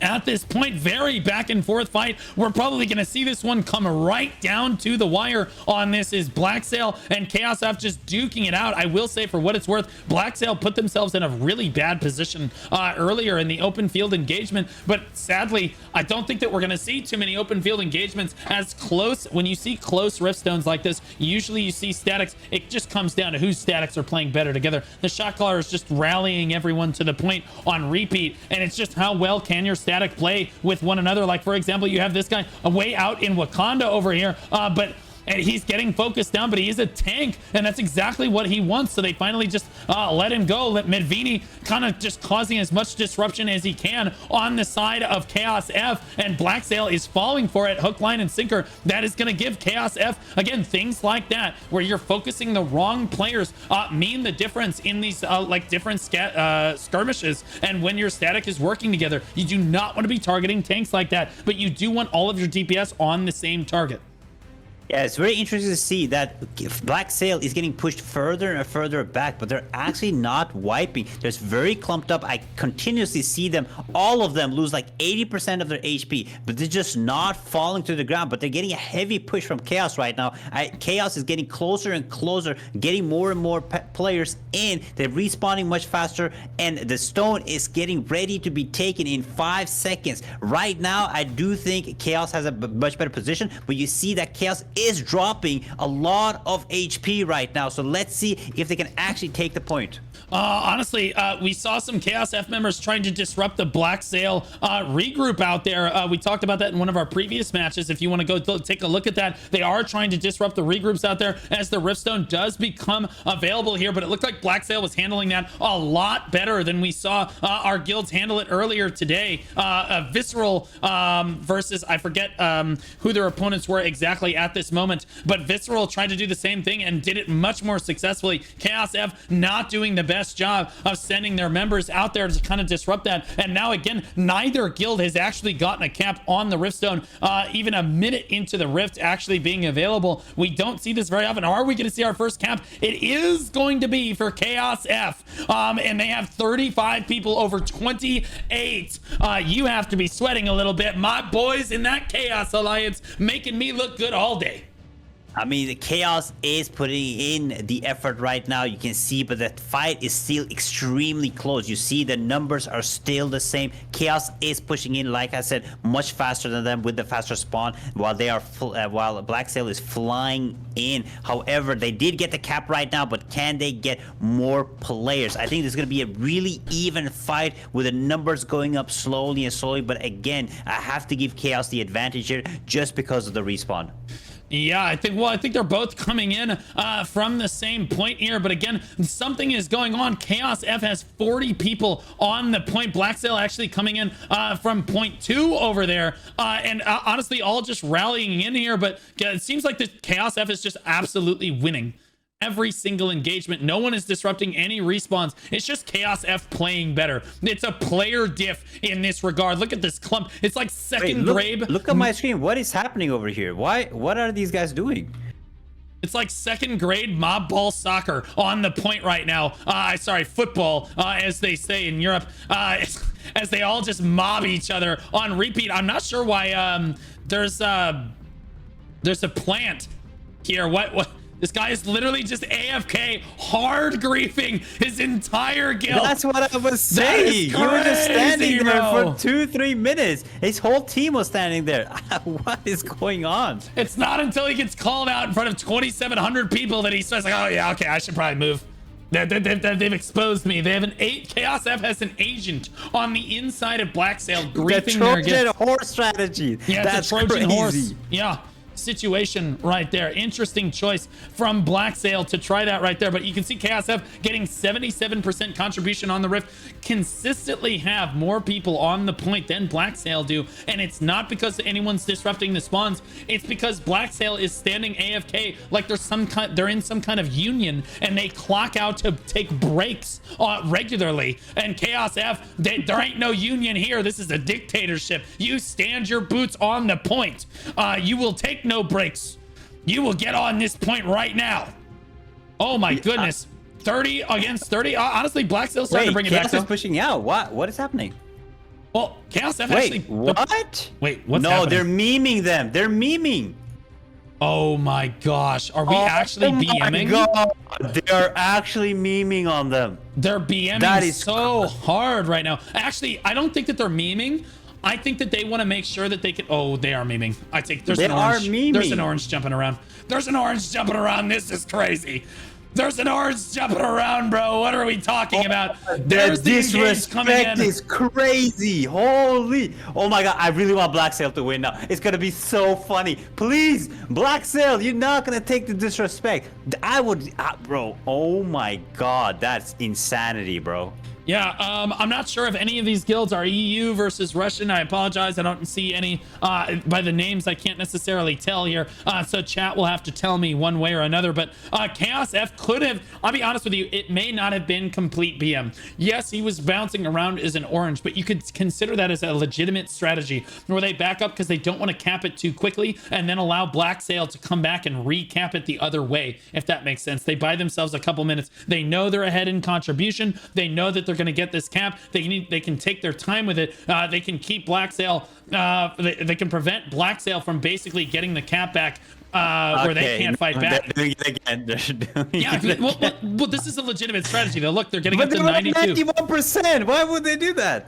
Well, because they don't want, because as long, you need to understand, Spid. Yeah, if they I do take the understand. point, if they take the point and then BLACKSAIL is the only one that is allowed to have percentage on this right side once they have a point. Okay, so BLACKSAIL will slowly start to get to 100. You'll notice they will slowly accumulate up to 100. They pop Guardians, they get a really big swell. We've seen this on Ezreal probably 10 times already in this tournament, or not 10 times, but 5 times probably in this tournament. Is guilds kind of take it back at the last minute like this. And so what Chaos F is doing is they're saying, okay, we dominate this right now. We basically just need to make sure that they don't have enough time to take the point from us after we take this. Sure, it could be BM, but I actually think that it's a lot closer than you might think, because look at the number. Even when they're not BMing, they're all fighting on the point now. I think it's like a legitimate thing that they're trying to do. They're trying not to let BLACKSAIL have enough time after they take this point from them. They're at 85% on the point right now, 38 to 37. Look at it. It is not at all. This is not a blowout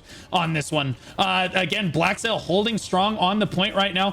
One guy barely up on a high ground. He's not actually contributing to the point right there. I'm not sure why you would necessarily stand in that spot. Yeah, sure, you get a little bit more damage, but yeah, you're not contributing. There we go. He drops down right there. It looks like Chaos Off is going to go ahead and secure the point now with only 8.5 minutes left remaining. That's a really good window for them. They don't think that BLACKSAIL can actually take the rift back in the next 8.5 minutes. And I'll be honest with you, I think it was very intentional. Sure, it looks like BM. Yeah, it looks like that. But I also think that they've seen enough guilds fight on this Riftstone to know that it could go back and forth either way. Right now, they're just going to try to prevent BLACKSAIL from trying to get this cap down on repeat.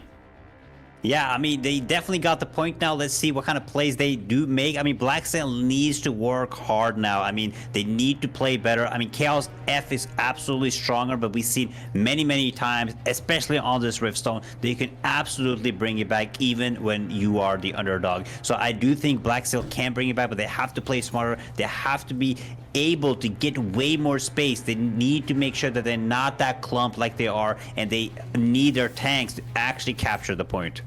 Yeah, they have to get this cap down, and all Chaos F needs to do is keep them from doing that. That's not exactly what they wanted to see here. So now all of Chaos F is going to try to stack onto the point to try to squash this to the best of their ability here. BLACKSAIL going to try to rally here, and again, they have a really strong coalition, over 35 people on the point right now. Yeah, and they're battling hard against Chaos F right now. Oh no. Oh no, they're doing much better. No, they're stupid. They're spawning from the far location. Oh no, they're stupid. Oh, they're spawning from the far location. Oh my god. Oh no, they're stupid. BLACKSAIL spawning from the furthest possible spawn location. No wonder Chaos F looks like they're so dominant here. The skirmish is definitely going. It's about 50-50, and that's why BLACKSAIL is doing what they can here. But BLACKSAIL is spawning from the furthest possible spawn location and running in, and it's costing them dearly. Look at the swell from Chaos F. That's not necessarily because they're stronger players. It's because look how long it's going to take them to fly in here. You have one idiot from Chaos F also taking that spawn. He didn't get the memo right there. But BLACKSAIL really struggling to get enough people on the point. You see the moment that they start spawning over there, they lose full control of the point. Versus now, okay, now they've started to pivot. Kraken spawning on the low ground down here. They've got 30 people on the point, but it's just not enough. Again, they just don't have enough people on this point. So now they've failed to capture the rift here again because they're spawning in the wrong location. Like, how many times do we have to say that's like a broken record? Look how long it's taking these people to fly down here, and you have to do it at half health. No one can heal you. It's just a miserable, you can't get your passives rolling. Yeah, it's just kind of a miserable spawn location. And I don't know why BLACKSAIL doesn't understand, because it looked like early on it was way closer. They were absolutely competing with Chaos F by both spawning in the same location over there, and then all of a sudden they just changed spawn locations and just deliberately griefed themselves. I'm not sure why you would do that to yourself. It's just really bad shot calling, Spit. I'm sorry, but like, that's just it. Yeah, I mean, it's not looking really good for BLACKSAIL here. I mean, it's just mistake after mistake, right? I mean, they can't even get the capture back. When they do get the capture, they can, like we've seen many times before, they are able to hold it for a while, but when Chaos actually regroups and starts punishing them, it is just look over. How many more? I really want... Look how many more members from Chaos F are actually just running back. They're killing Chaos F, no problem.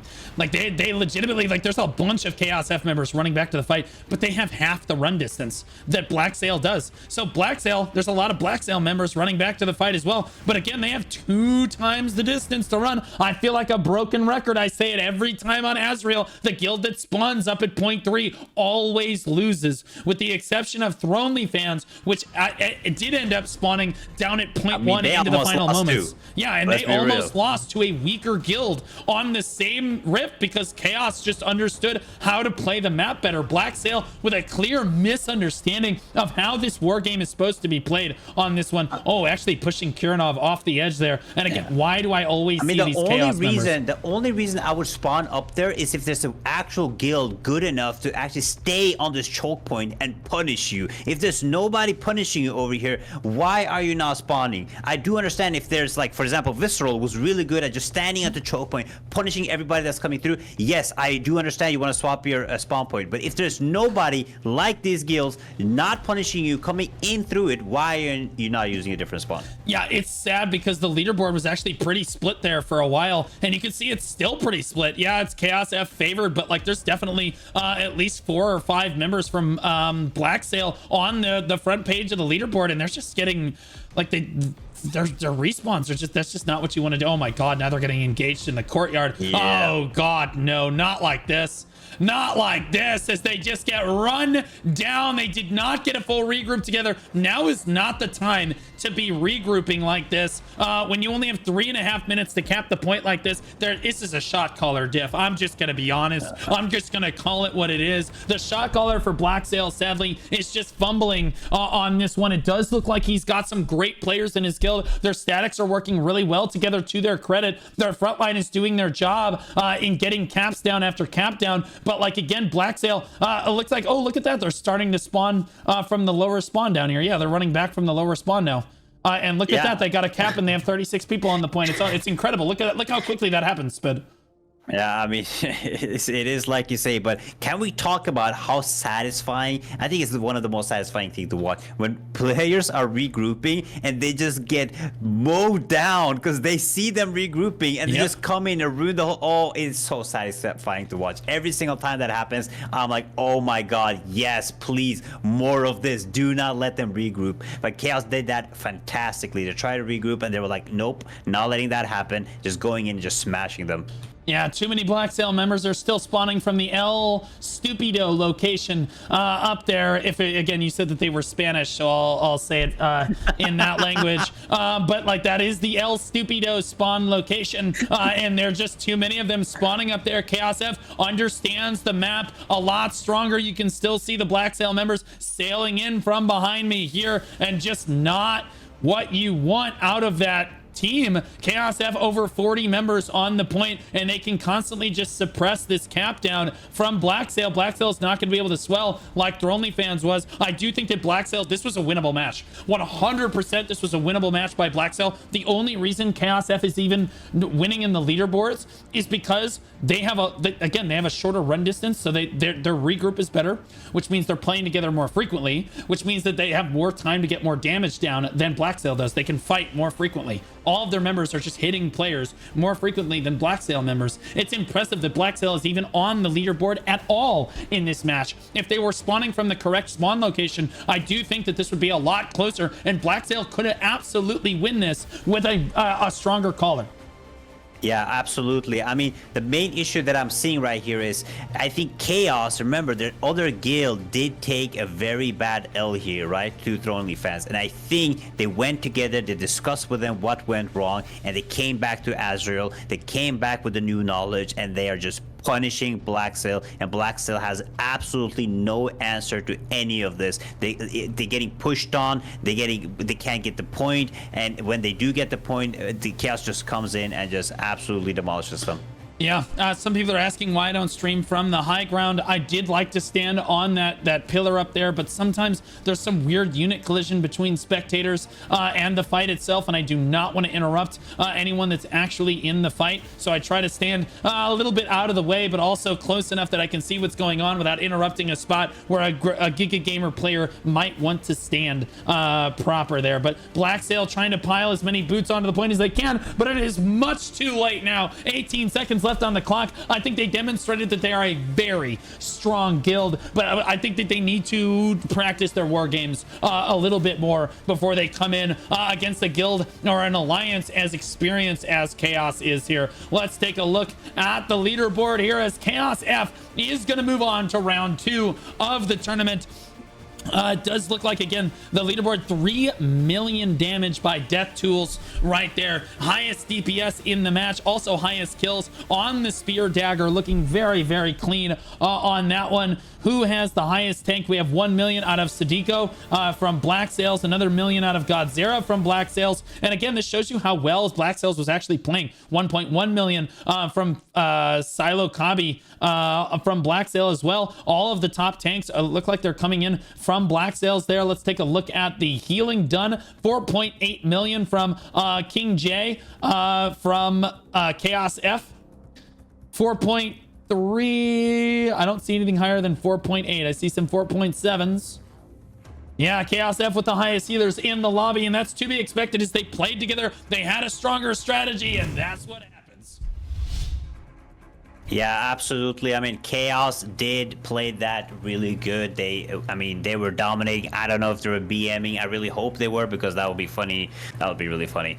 But if it was strategy or whatever it was amazingly done. I mean, BLACKSAIL, I mean, you guys, I feel like BLACKSAIL did not try things differently. That's the main thing that I'm seeing many guilds do, is try different strategies, try to see if they can do things differently, push differently, strategize differently, maybe even try to spawn camp, anything at all. But I feel like BLACKSAIL just went head on with the same thing, and it just was not working.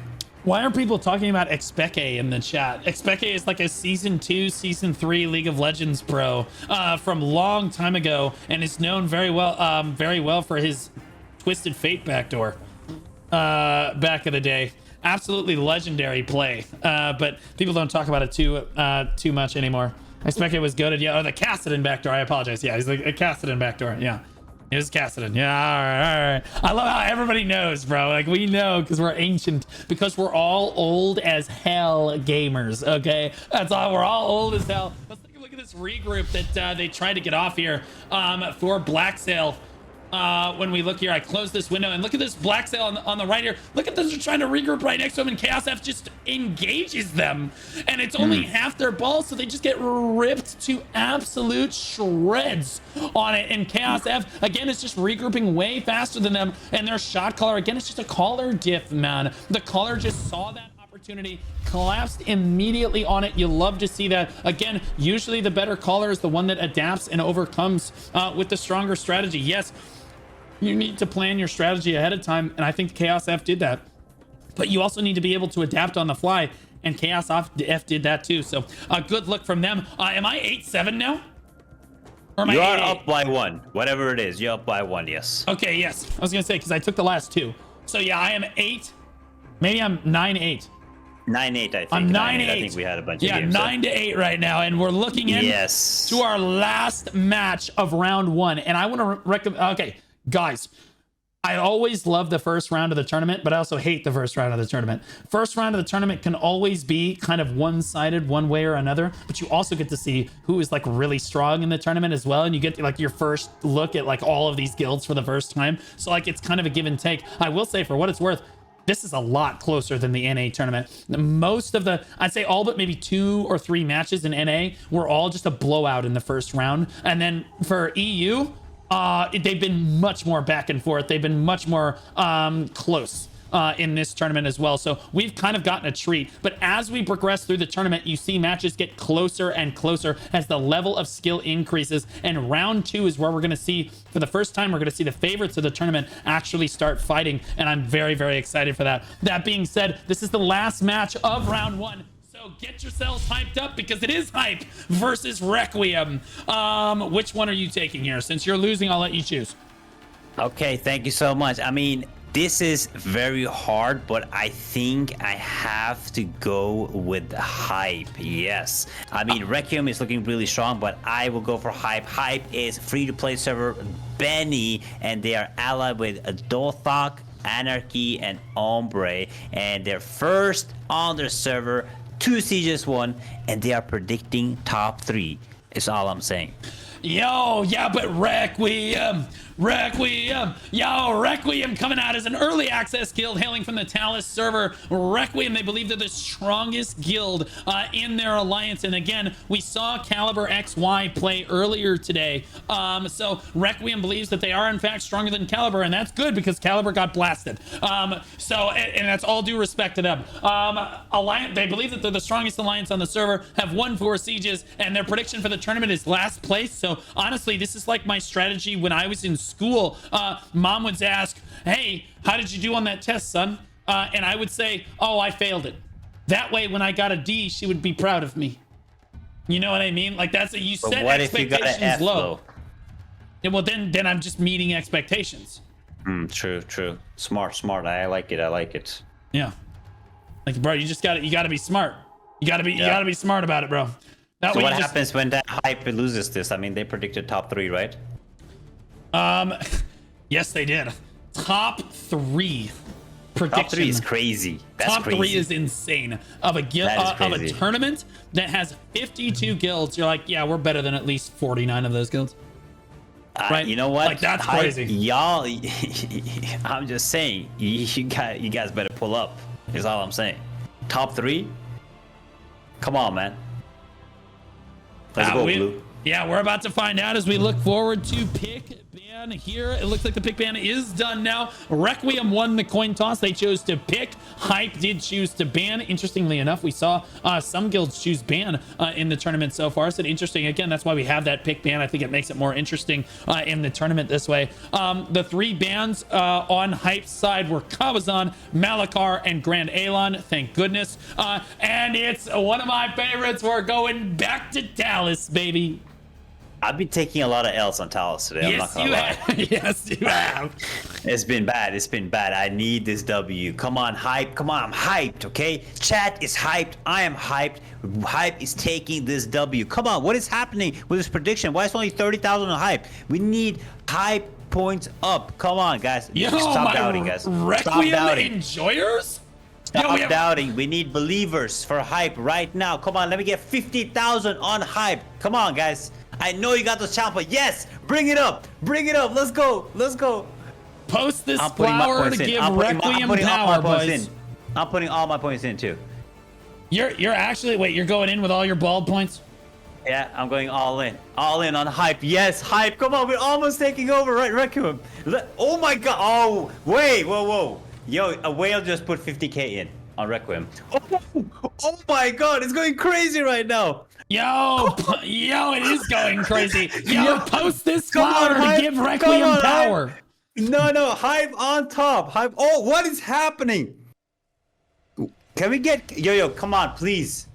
The hypers, come on. I have hypers in the chat. No, any Requiem enjoyers come out. We win these. In the chat. Give us all the 490K. Go all in. Don't be wussies, okay? Don't be like Don't Sit be down. like Pain. Don't be like Failure. Put all your points in. I want all Sit down. in.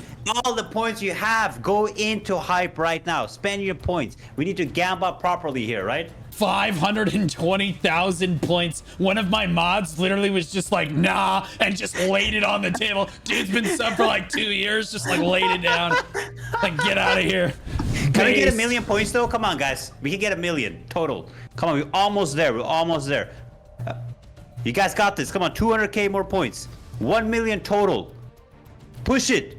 Everybody, put your predictions in. Everybody, last game Nah, of the you're day. losing. You're just upset. I'm gonna be honest with you. You're embarrassing yourself right now. You're Bro, just we're upset almost, that we're look how almost far 1 ahead million Requiem total is. Gambot. We I got don't even 1 have to million say total anything. Gambot. Have you I ever don't- seen that much before? Oh yeah, no, I've said, yeah, no, that do that all the time. My chat are degenerates. Please understand that a lot of these players are from either Throne and Liberty or Black Desert Online. They're complete degenerate gamblers and they know it. They love gambling points. Honestly, I could be betting on like a 1.2. duo Debo enhancement and they could just, we dump like millions of points into it. It's crazy. 1.2. You better not let your chat down. Is all I'm saying. I am taking. I never Hype let my is chat down. taking us. Hype is taking all of us to victory. We're all locked in. We all have points gambled. We are all immersed. This is the last game of the day, and it's gonna be absolute Tell us, cinema. baby, let's go cinema. And now we hyped this up like crazy. We are in for the last match of the tournament, or for the round one. These are the final guilds to play in round one. It's really late for them, and I'm sorry over in EU. I'm not sorry. We had so many guilds sign up for the tournament. I respect the hell out of the EU community for showing up when I put on a tournament like this. It means the world to me when people come out and participate in my tournament. I really, really appreciate it. And EU community really did show up for this tournament. Requiem is the first one onto the node, or onto the rift rather, and Requiem looking strong. Right? Oh, is he laying down? That's crazy. Okay, but they're coming. Hype is coming. They think look at this. Hype is gonna take them with storm. Okay, Hype, I believe in you guys. You guys got this. Requiem, they're just chilling. They don't know what they're doing. They're standing everywhere. I mean, they already had one of their guilds take an L in the tournament. This is your time, Hype. Let's bring it. Yeah, I love to see it. Honestly, this is the time to morph and run around like a goofball. But Shin, honestly, the social action, the lay down is pretty crazy out of there. We haven't seen that kind of BM yet so far in the tournament. Ooh, some of the Requiem players, actually, this is one static by themselves. Look, there's exactly 6 members on this low ground here. They are all in the same party right here. And you can tell that they're all just waiting. This is one of their flank parties. They've got a bow. That's the healer right there, Miss Liana, if you couldn't tell by the name. Bow wand right there, and then again spear dagger. A miss though? Is it actually a miss? Oh no, that person definitely has a penis. But most of the rest of the people in the party are spear daggers, and again, this is like a dive squad. Miss Liana is probably a relatively tanky healer, so that okay, they can the push. dive Push through. is coming. Yeah. Okay, here comes Hype from the other side right now. They're nice and spread out. Requiem actually on the low ground. Look at the flankers trying to get around. They need to buy time, but Hype has decided to go ahead for the full engage. Yeah, clean engage out of Hype from both sides. Oh my goodness, right now. What a crazy, crazy engage. Fighting on 3 fronts right now is Hype and Requiem. And honestly, it is tooth and nail. It looks like Hype is getting the most out of the cliffside fight right now. But the fight on the stone is going to Requiem. No, back down to Hype over again. It looks like Hype did win out in the early engage, but Requiem all spawning back and running in together and trying to regroup. I will say, I think that Requiem was caught a little off balance there. They had too many people on the low ground when the engagement actually started, allowed Hype to win that engagement. I love that Hype basically just saw their opportunity and took it there and just pulled the trigger and went for it. But I'd love to see an engagement that has everybody actually participating in the engagement instead of 2 or 3 statics on the low ground like that. Requiem, look at that, mobbing a Hype ball against the wall over there. I mean, it is fight and fight and fight. There's fights going on literally everywhere. It's an all-out skirmish. Spid.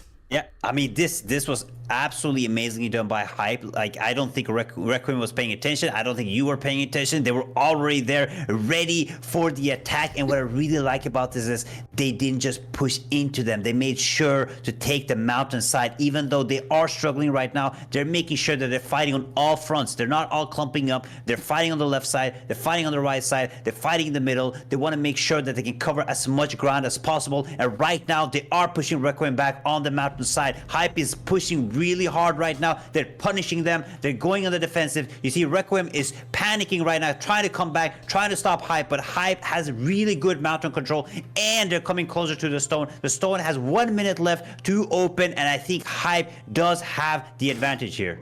Currently they do. I do want to say in the chat, I saw Kick His Ass Seabass that is a reference to Dumb and Dumber. I am probably the only person that's going to get that reference, but I love that scene in that movie. But Hype does have control right now, but I will say that for what it's worth, the leaderboard's looking like a whole lot of Requiem on this. Look at all of the Requiem on the leaderboard. It's looking good for the Requiem predictions, but I will say we saw Prets lose earlier and they dominated the leaderboard in their fight on Talus and they still lost, but it is a good sign that Requiem is winning early skirmishes like this. But it does look like that Hype just has more people kind of clustered around the point at the current point.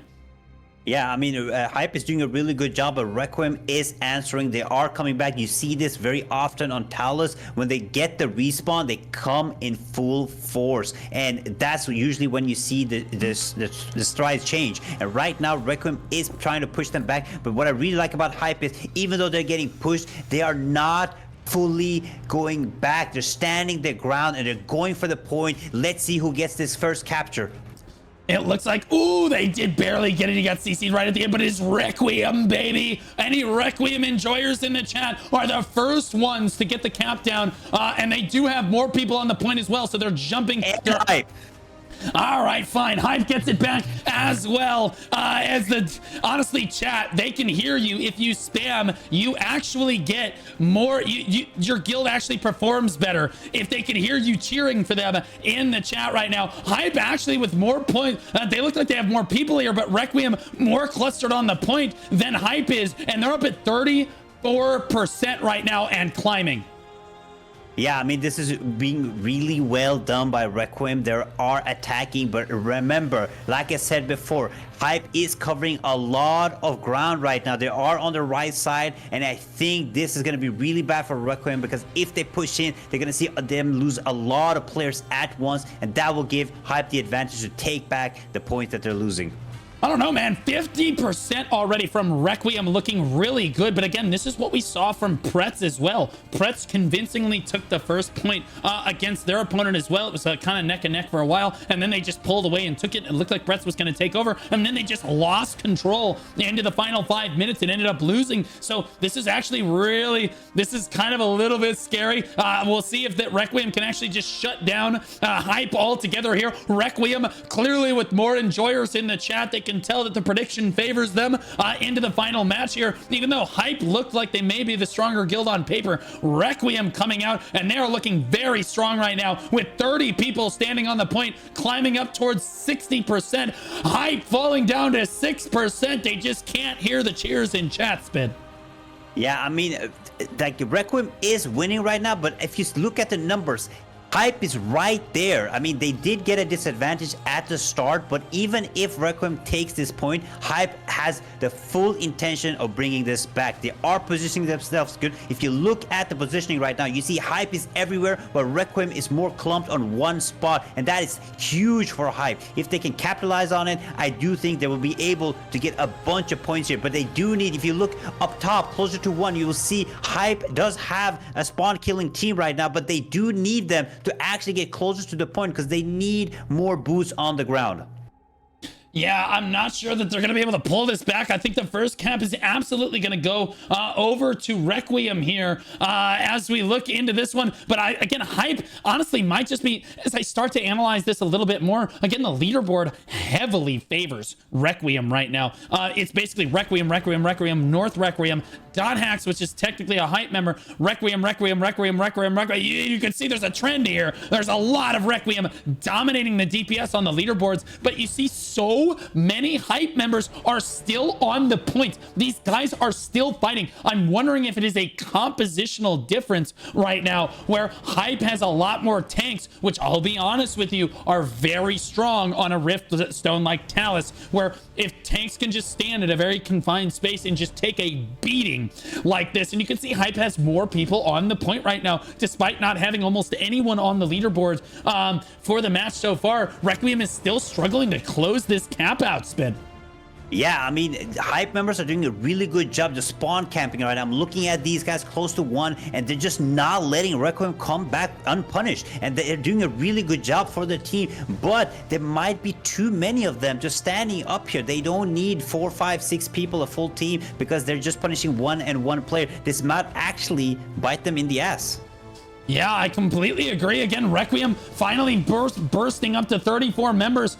They consistently have a lot of people on the point, and they can just count on their statics seem to have the upper hand. They're doing a lot more damage to Hype than Hype is doing to Requiem, but I do think that Hype can also absorb a lot more damage, and that's why, again, they have more tanks, which is allowing them to stand on the point more. Sure, that means that they're not going to be as strong on the leaderboards, but it also means that they can contest the point a lot more strongly on a stone like Talus like this. But again, Requiem looks like they're going to close this cap out pretty strong here as they increase up to 92% on this cap. Requiem did choose this map, so Requiem clearly coming in with a strong strategy out the gate here with 10 minutes left to go in the final match of round 1. Yeah, I mean, this match is extremely close, but again, Requiem did take the first capture, and this puts a lot of pressure on Hype because, again, like you're saying, Hype is good at actually being around the point, but they will progress extremely slow on that bar, so they need to get that capture ASAP if they're gonna have any chance to get this back. Yeah, I will be honest with you right now. Yes, Hype did lose out in that point right there, but again, this is exactly what we saw from Prets. Prets secured the point early, and then their opponents, actually I think it was Royal Legion, ended up securing it second, and they had about 10 to 12 minutes left on the clock, and they slowly but surely took the point back from Prets, despite the fact that they didn't have very many people on the leaderboards. Prets had better healers, Prets had better tanks, Prets had better DPS, and they still ended up losing. So Hype just needs to get, this comes down to who can play the objective better, who can play as a team better in this case, just like Royal Legion did earlier today. It's gonna come down to if Hype can actually secure the point here. Then I'll be honest with you, their front line is kind of fumbling. They're gonna need every minute that they can get here. Sure, times are not dire quite yet. They still have a little under 9 minutes to get this done, but it looks like their tanks really are struggling to get onto this point and actually get this cap off, Spin. Yeah, this is not looking really good for Hype. They need to get that point. I don't know how they want to do it, how they're going to do it. They need to smash these players that are interrupting these tanks, because if they do not get this point anytime soon, it's going to be looking really dark for Hype. So come on, Hype, you guys got this. You need to get this point. Yeah, I'm thinking it's looking like a lot of Requiem. I never let my chat down. I never let you guys live it down easy. We'll see here. I don't want to speak too soon on it. Hype is still contesting the point very strongly right now, but they can't get a hold of it. Requiem is constantly interrupting them, and I have to give credit where credit is due. The Requiem frontline is constantly disrupting Hype's frontline on repeat. They're just not letting them get this cap down for over 2.5 minutes. Hype has been attempting to cap this, and they just can't. Look at that. They try again. They get capped again. They're going to try again. They get stopped again. On the last second, too. It's like almost there. And it's just, Requiem is just doing an incredibly good job. I mean, the tanks are just there. Look at these tanks just standing on there. They know who to go for. They know who the cappers are, and they're making sure they're rotating their cooldowns. And right before it's about to get captured, they stop it. Like, look again, it's insane. How are they doing this? In fairness, I do see the bow users also helping out here. So when the tanks, I think that they're probably communicating with one another, because the tanks can't possibly have, there's only 2 or 3 of them, so it can't be just the tanks, but you see them getting knocked into the air over and over and over again by Requiem. But finally, Hype does manage to take it. You got to give credit to the bow users right there, who are constantly helping disrupt and helping their frontline follow up right there. And look at their members. Look how many they have. Oh my gosh.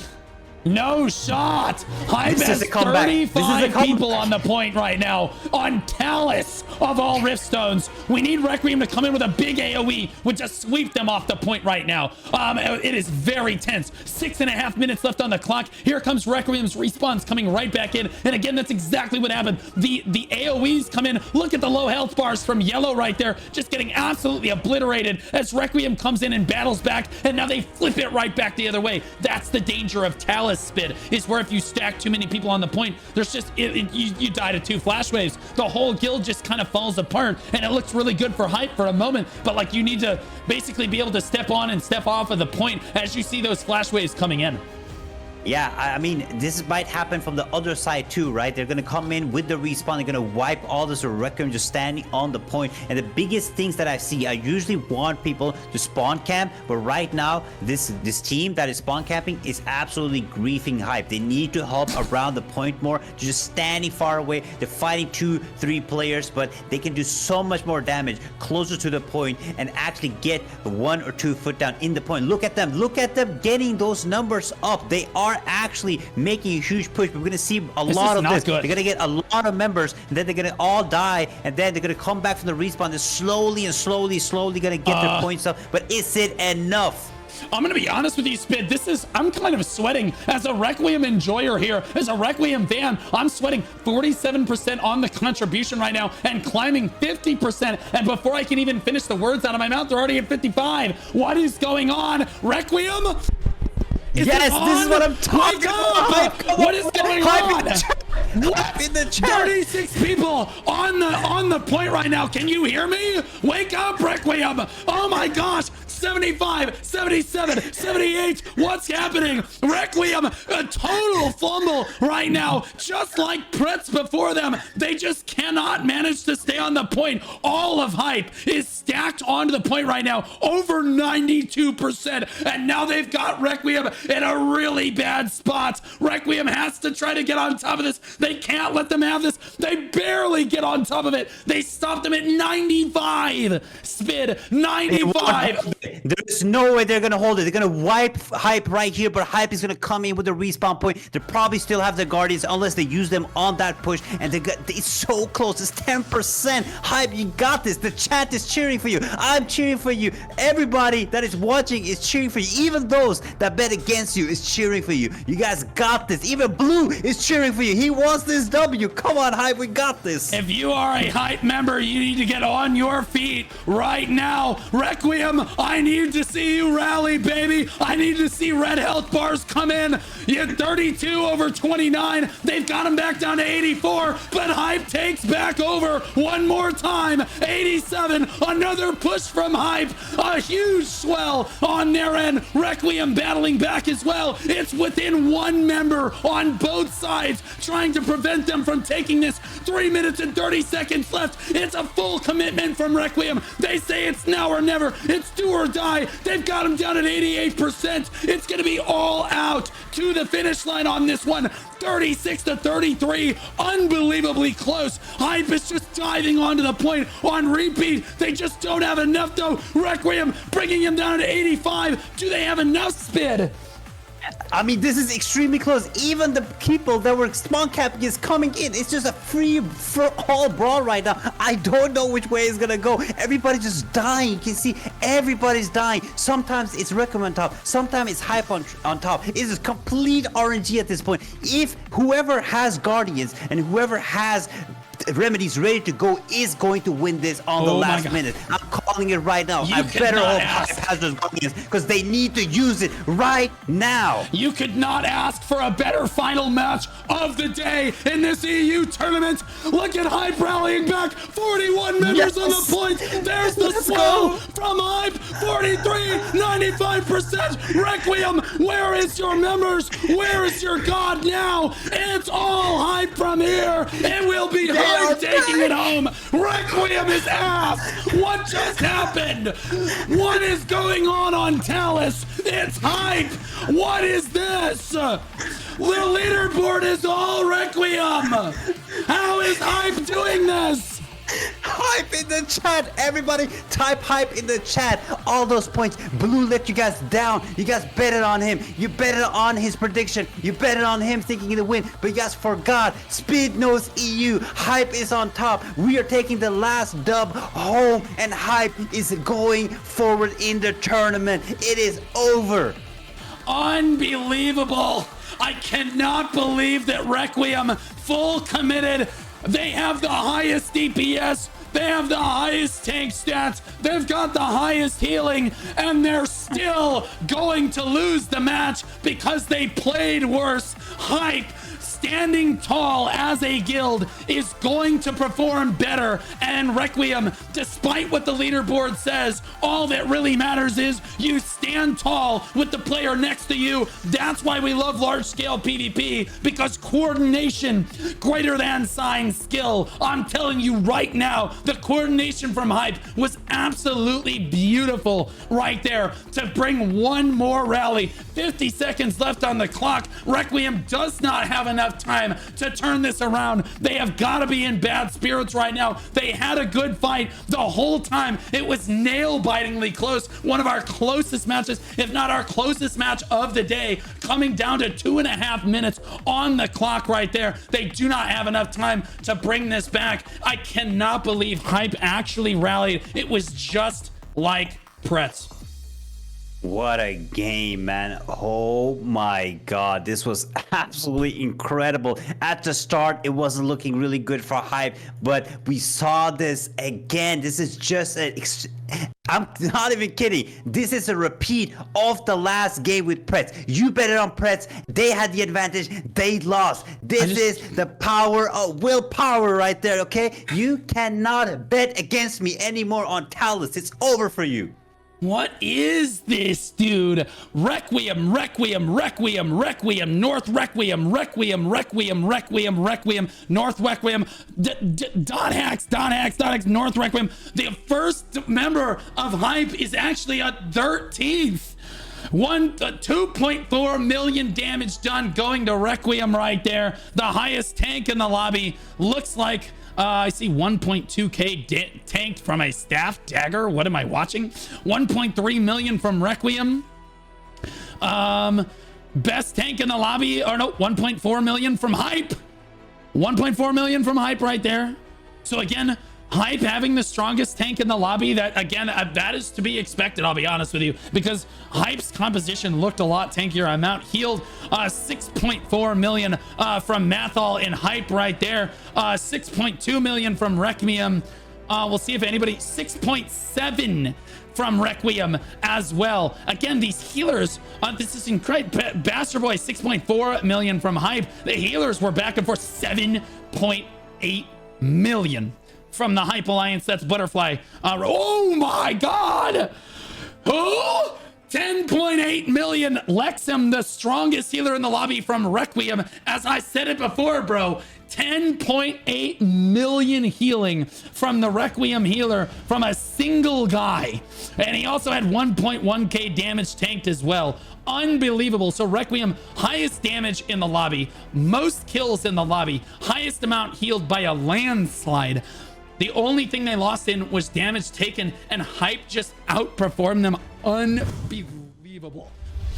Talus is where you go if you feel like you're the underdog. Get the glasses on. You're crazy right now. You're crazy right now. That's crazy. Look, where the hype boys at? Where the hype boys at? Where the speed believers at? You're in the chat. You made your community lose millions of points on Requiem. Requiem, what did you say? I heard Requiem is ass. That's what I heard. That came from you, Blue. That came from your mouth. What a game. Hype on so top. Frustrated. Hype is taking this all the way. Hype is gonna crush everybody. They're gonna crush pain, then a crush failure. It is over. And it's over for you, Blue. Because what are we on now? 9-9? We're 9-9. We're 9-9. But remember, you bet 10 gifted subs on Pain versus VikingsOnShroom on this one. That is going to conclude the first round of this tournament, guys. Let's look at the bracket for the second round that we have coming up next week. We will have 2 days of the tournament next week. It will be Wednesday and Friday next week, basically flanking Valentine's Day, so that everybody can appreciate Singles Awareness Day for what it's worth. A terrible fucking holiday that everybody hates in gaming. But we have Sin Nova versus Call Me Daddy, the favorites to win the tournament. We'll see them for the very first time. That will be the first match of the day for round 2. Elder versus Reborn, Greed versus Hoffensanger, Clowns versus Delusive, which I actually think is going to be a super fun one to watch right there. Frogwo versus Thronely Fans, and we know that that's going to be a crazy match. I'd love to see Frog actually run it back on Azrael after seeing Thronely Fans on Azrael the first time. If I'm Frog, I just run it back and I just beat them via strategy, like Chaos Q almost did in the first round. X Mark versus Pirate Gaming, that's going to be one of the better matches in round 2 right there, in my opinion. That's one that I think a lot of people are looking forward to. Both of them were dominant in their matches against their opponents there. Hot Grills, again, there's not a single person in that guild that has 2 X chromosomes, but Hot Grills versus Chaos F is going to be a fun match as well. Disaster Death, which is supposed to be the strongest guild in their alliance, versus the final 4 Glory Guild left in the tournament, will be a fun match. Orca will have their first time to display why they're terrible at the game versus Chaos X, who's the strongest guild in their alliance. ETH Reapers versus Shin Noodles. That's crazy, bro. I look, I have to give Orca shit because I'm going to be rooting for them in that match, to be clear, because they're an old BDO guild. So I love them. ETH Reapers versus Shin Noodles is going to be a super fun match as well. And again, these matches get closer and closer as the tournament goes on. Failure versus KDS Red, Sovereign versus Visceral. Wait, what did you say? What did you say? Which guild? Failure versus KDS Red. I just hear you say KDS Red. I think your mic is cutting out every time you say that. That's insane. That's insane, bro. You want to bet on that one too? Because I'm gonna take that one home too. We'll see. We'll see about that, bro. Sovereign versus Visceral. That I think. That's a really high level match. You are not wrong. That's a good match. Yeah, I think Visceral has its work cut out for them trying to get through Sovereign right there. Hand of Unity versus Royal Legion. Royal Legion fighting their hearts out against Prets. I think it's going to have their work cut out for them against Hand of Unity, who's one of the favorites to win the tournament, potentially against Sin Nova. VikingsOnShroom versus Pain down here. And again, we have a standing bet going on that one. We have 10 gifted on that. We have 10, we have 10 Vikings gifted showing on that up. one. Yeah. Unleash versus Rollout, and Tempest versus Hype leading into it. Which one of these are you most excited for? Oh, it's some really good. I mean, obviously, I'm excited to see Sin in this versus Call Me Daddy. Obviously, I mean, Sin is going to demolish them. I mean, we saw Call Me Daddy play, but it's going to be absolutely amazing. You guys will witness what real EU power looks like when tech from Sin Bleed goes in there and just smashes these guys. You're going to be like, what is going on? He's going to probably solo even the whole team. I'm not going to lie to you, but that is the one I'm looking really forward to, just to see Sin finally play in the tournament. But the biggest game is definitely Visceral versus Sovereign. It's going to be some big upsets right there, I think. Visceral most likely will have the advantage. We saw how they played today. They do have the coordination. They know what they're doing. And Sovereign is a really strong contender. So whoever goes from that match, it's gonna be huge. So those are the 2 games that I'm looking most forward to. But seeing Hands of Unity play will also be huge, because like I said, like my prediction was, is that Hands of Unity will go to the finals and face Sin. But of course, the other game we're looking out for, because we have 10 gifted on it, is Vikings versus Pain. But I'm not gonna lie, a lot of the games looks really good. Like for example, Pirate Gaming versus X Mark. I don't know which way it can go, right? Haffenziger versus Greed. I don't know which way it can go. Like, it's really strong fights happening, and it's gonna be awesome.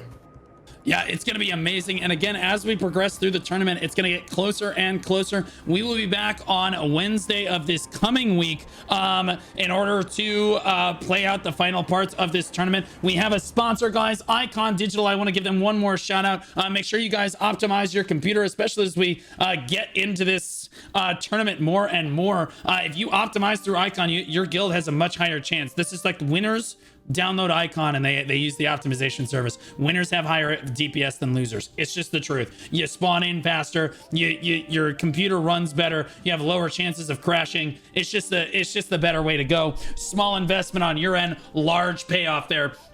Big shout out to them for sponsoring the tournament. I want to give a shout out to, can I get some hearts in the chat, guys, for Lucy, who kept all of our matches running for the first round of this tournament very, very smoothly for everybody. Hearts in the chat for Lucy. Is one of my best and hardworking moderators, and the mods as well that helped keep the tournament moving, the predictions going, the chat moderated, and the chat PvP well within bounds on this one. It looks like we will be back on February 12th and February 13th. To keep in mind, that's my February 12th and my February 13th for round 2s, for the 2 days of round 2. We're extending matches out to the normal 20-minute standard. We had them shortened to 15 minutes with 5 minutes of prep, so 20 minutes total. They will move back to 25 minutes total, 20 minutes with 5 minutes of prep for each guild, into the second round of the tournament here. Big congratulations to everyone that made it through. We hope to see you guys tune in for next week. I want to give one more final shout out to my boy Spid, who helped shoutcast this first round, as Gretton could not be here. Spid, I think you did an amazing job. Can you give yourself a shout out here? Thank you. I mean, it's been amazing to be here. I mean, you guys can check me out, play Throne of Liberty right now, but I make a bunch of MMORPG content. If you like controversy, you like a bit of smack talk, I mean, I'm the go-to guy. But thank you so much for having me on. It's been a blast. I mean, betting against you guys, having the smack talk back and forth has been absolutely amazing. Thank you so much to Blue Squadron for the tournament, Lucy for hooking me up with all the chats and everything. It's been absolutely fantastic. So thank you so much, guys. Yeah, and I love how everybody in chat, everybody that won in this tournament, at least chat was consistent. Every single team that won in this tournament was accused of scripting. Every single one of them was accused of scripting. So like, as we move into round 2, we're talking about these guilds. They're like, oh, those are cheaters. Those are cheaters. Yeah, Sid Nova, yeah, they're scripting. Yeah, call me daddy, scripters. Elders, I'm just saying, if you guys got script proof, send it to me. That's content for me, okay? Send it, please. Spid. I'm waiting. Spid, let's not pretend that you tried to say that a jumping golem jumping was an exploit in one of your recent videos. Come on now. You know what? I actually went back on it, okay? I think the jumping golem going to Narnia to spawn and summon is an amazing strategy, okay? Well, now we got the bubble back. Now we have the bubble back into the game, and I don't think that the bubble's a good idea. I think that they should take the bubble away. I think that it should be like a 10 to 15 second bubble, not a 30-second bubble. I agree. I think the bubble it should be 10 to 15 seconds. I think it should leave as you cross the threshold. However, I think that the lava golem should be able to break down another gate to get through the second gate. I think that like the one choke is too much. I think they should add a flying golem. They can just fly right into the throne room. Okay, buddy. I think that, like, again, I think the lava golem knocking down the second gate is totally fine, but I think that they should add an ability where the lava golem can actually knock over that side gate too, where it can march up there and knock that side gate over as well. Would be really nice. Actually, that would be really good. Yeah, so you take away the bubble, but you give the attackers a little bit more of an ability to kind of get, I think for the bubble, if they're gonna have the bubble, it needs to stop not in the choke when you go into the last platform, right before the throne room. It should stop when you actually enter that platform or the plaza, because when you enter the plaza, you won't get completely shredded as a meat grinder in that chokehold. I think when they reverted it, I actually like it more now than when you actually lost the bubble when you went into that small cave right before the plaza. But if you lose it inside the plaza, I think it could be really good. Right. I mean, that could be good as well. I'm just hoping that AGS listens to that kind of feedback here. Yesterday, I rated the wrong person. So today, we're going to raid the correct Revik. I'm actually going to click on his stream right here because I felt really bad. I rated the wrong guy. We're going to raid the correct man today. I'm going to copy that. We're going to paste it. Okay, guys, we'll be back next week with the tournament. I'll be back on Sunday streaming again. I believe we have Siege this Sunday, yeah? We do have Siege this Sunday? Yeah, free win for us. I mean, I don't know about you. I don't know. Do you even play? What was happening, Blue? I don't know. You The tell best me. part about Siege for Throne and Liberty is tuning in after the Siege to see the VOD reviews. I will absolutely be here doing VOD reviews on Sunday. We're going to have a great time with it. So I'll be back for that. And then we will also be live again for round 2 of the tournament next week. So make sure you tune in for that. Guys, I have 2 new YouTube videos every single day. One is for Throne and Liberty. One is for Black Desert Online normally. So check those out. I appreciate the subs. I appreciate all of the support that everyone has given me, the donation, the subs, all of the words, the warm words of support. I am constantly trying to push the production level forward to make it look like as professional an event as we can possibly get. You see today we had the picture in picture. Hopefully you guys liked that. If you did like that, give me a comment on the YouTube video and stuff to let me know that that was good. I know that it was a little shaky at the start, but once I got used to it, we kind of got there. I appreciate Spid for everything you did, man. I appreciate everybody's support for the tournament. We'll see you guys next week. Thank you guys.